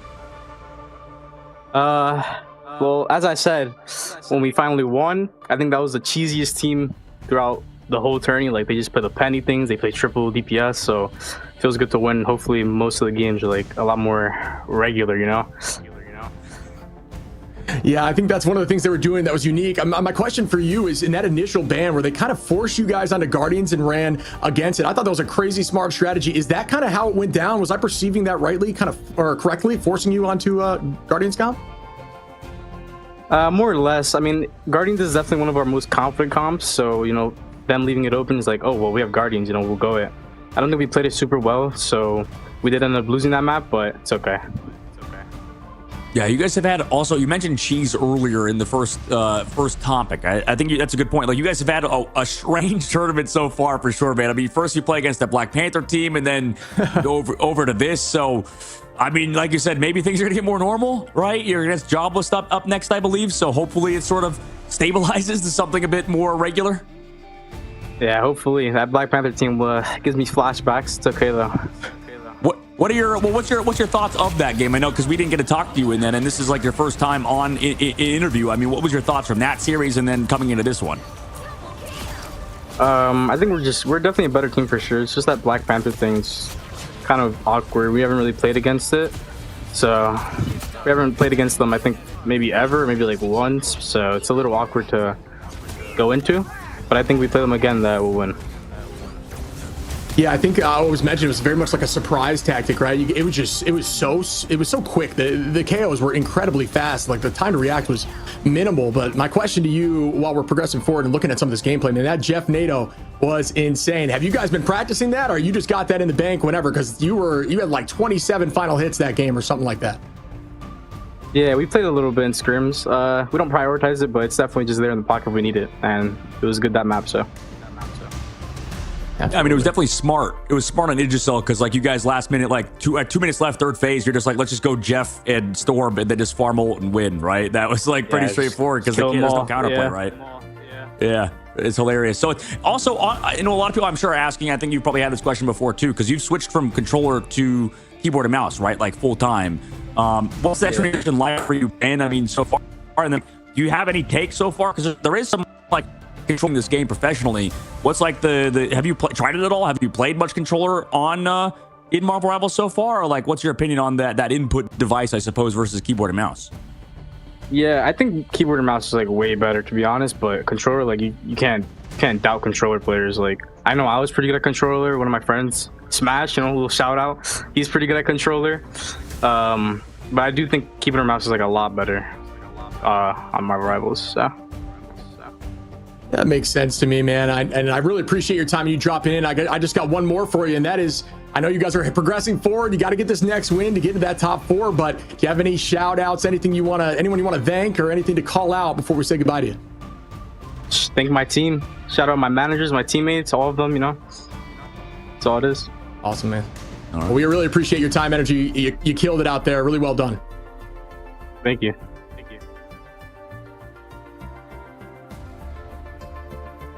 All right. Well, we have this. It's been consistent. The final game of every single day has been to the game 3, and they're always intense. That was a fun one to watch. Some different comps and seeing Punisher doing Punisher things. What a match to end on. Oh yeah, what a match to end on. It's good to finally talk to Energy as well. I mean, he's been competing in tournaments for a long time now, and he's still pretty freaking young. So it's cool to see him competing on FlyQuest, and now to move into an interesting matchup. I'm curious how they do next week because, man, we finished up here, Shib. It's been a heckin' awesome week. In general, starting Thursday. Even more of this group stage to go forward. So this is it's sort of a marathon of a tournament right now, right? Because we're not even going into the playoffs necessarily just yet. We're entering the seeding stage, the ending sort of bit of the group stage for every single region. Yeah, I mean, there's still plenty more games to go. Every team has had their moment too. It's been very rare that a team has really struggled out here. It seems like when things are starting to look a little grim, they just bounce back and find a comp that works. As you see the updated bracket here, Ego Death, Shikigami, Jobless Bums, and FlyQuest coming up here on the lower side bracket. And outside of that, on the upper side, already progressed through 100 Thieves and Envy. That's going to be a crazy game for Group A, which we have mentioned is a very strong group coming into this tournament. Yeah, I think 100 Thieves look like the better team, but that's because they kind of had easier games. I mean, no offense to LG and Jobless, but it does feel like the opposite side of the bracket. I mean, Envy seemingly has struggled versus Solaris, who was a solid team. I mean, they took a map off of FlyQuest, so I mean, this has been an interesting bracket. I think people are right. I think this group has been really, really hard to make it out of. And obviously with Solaris going home, that proves why. Meanwhile, in Group B, Sentinels versus Nemesis will be that upper bracket matchup next week. And then in the lower bracket, ShroudX versus Nightmare and Citadel Gaming versus Techie XD. Any thoughts from this day as we sent Alani Wind and Dark Zero home, Ship? I mean, it was just a battle. They may have been 2-0s today, right? In the first three games, excuse me, but they were closer than you could see on the screen. There was just a few slight plays that could have absolutely changed the tide of the fight. But yeah, I'm very much looking forward to these next few matches. ShroudX, Nightmare, Citadel Gaming, Techie. These are going to be battles, and Sentinels, and wow, NMSS Sentinels is going to be disgusting as well. What a bunch of games coming up here next weekend.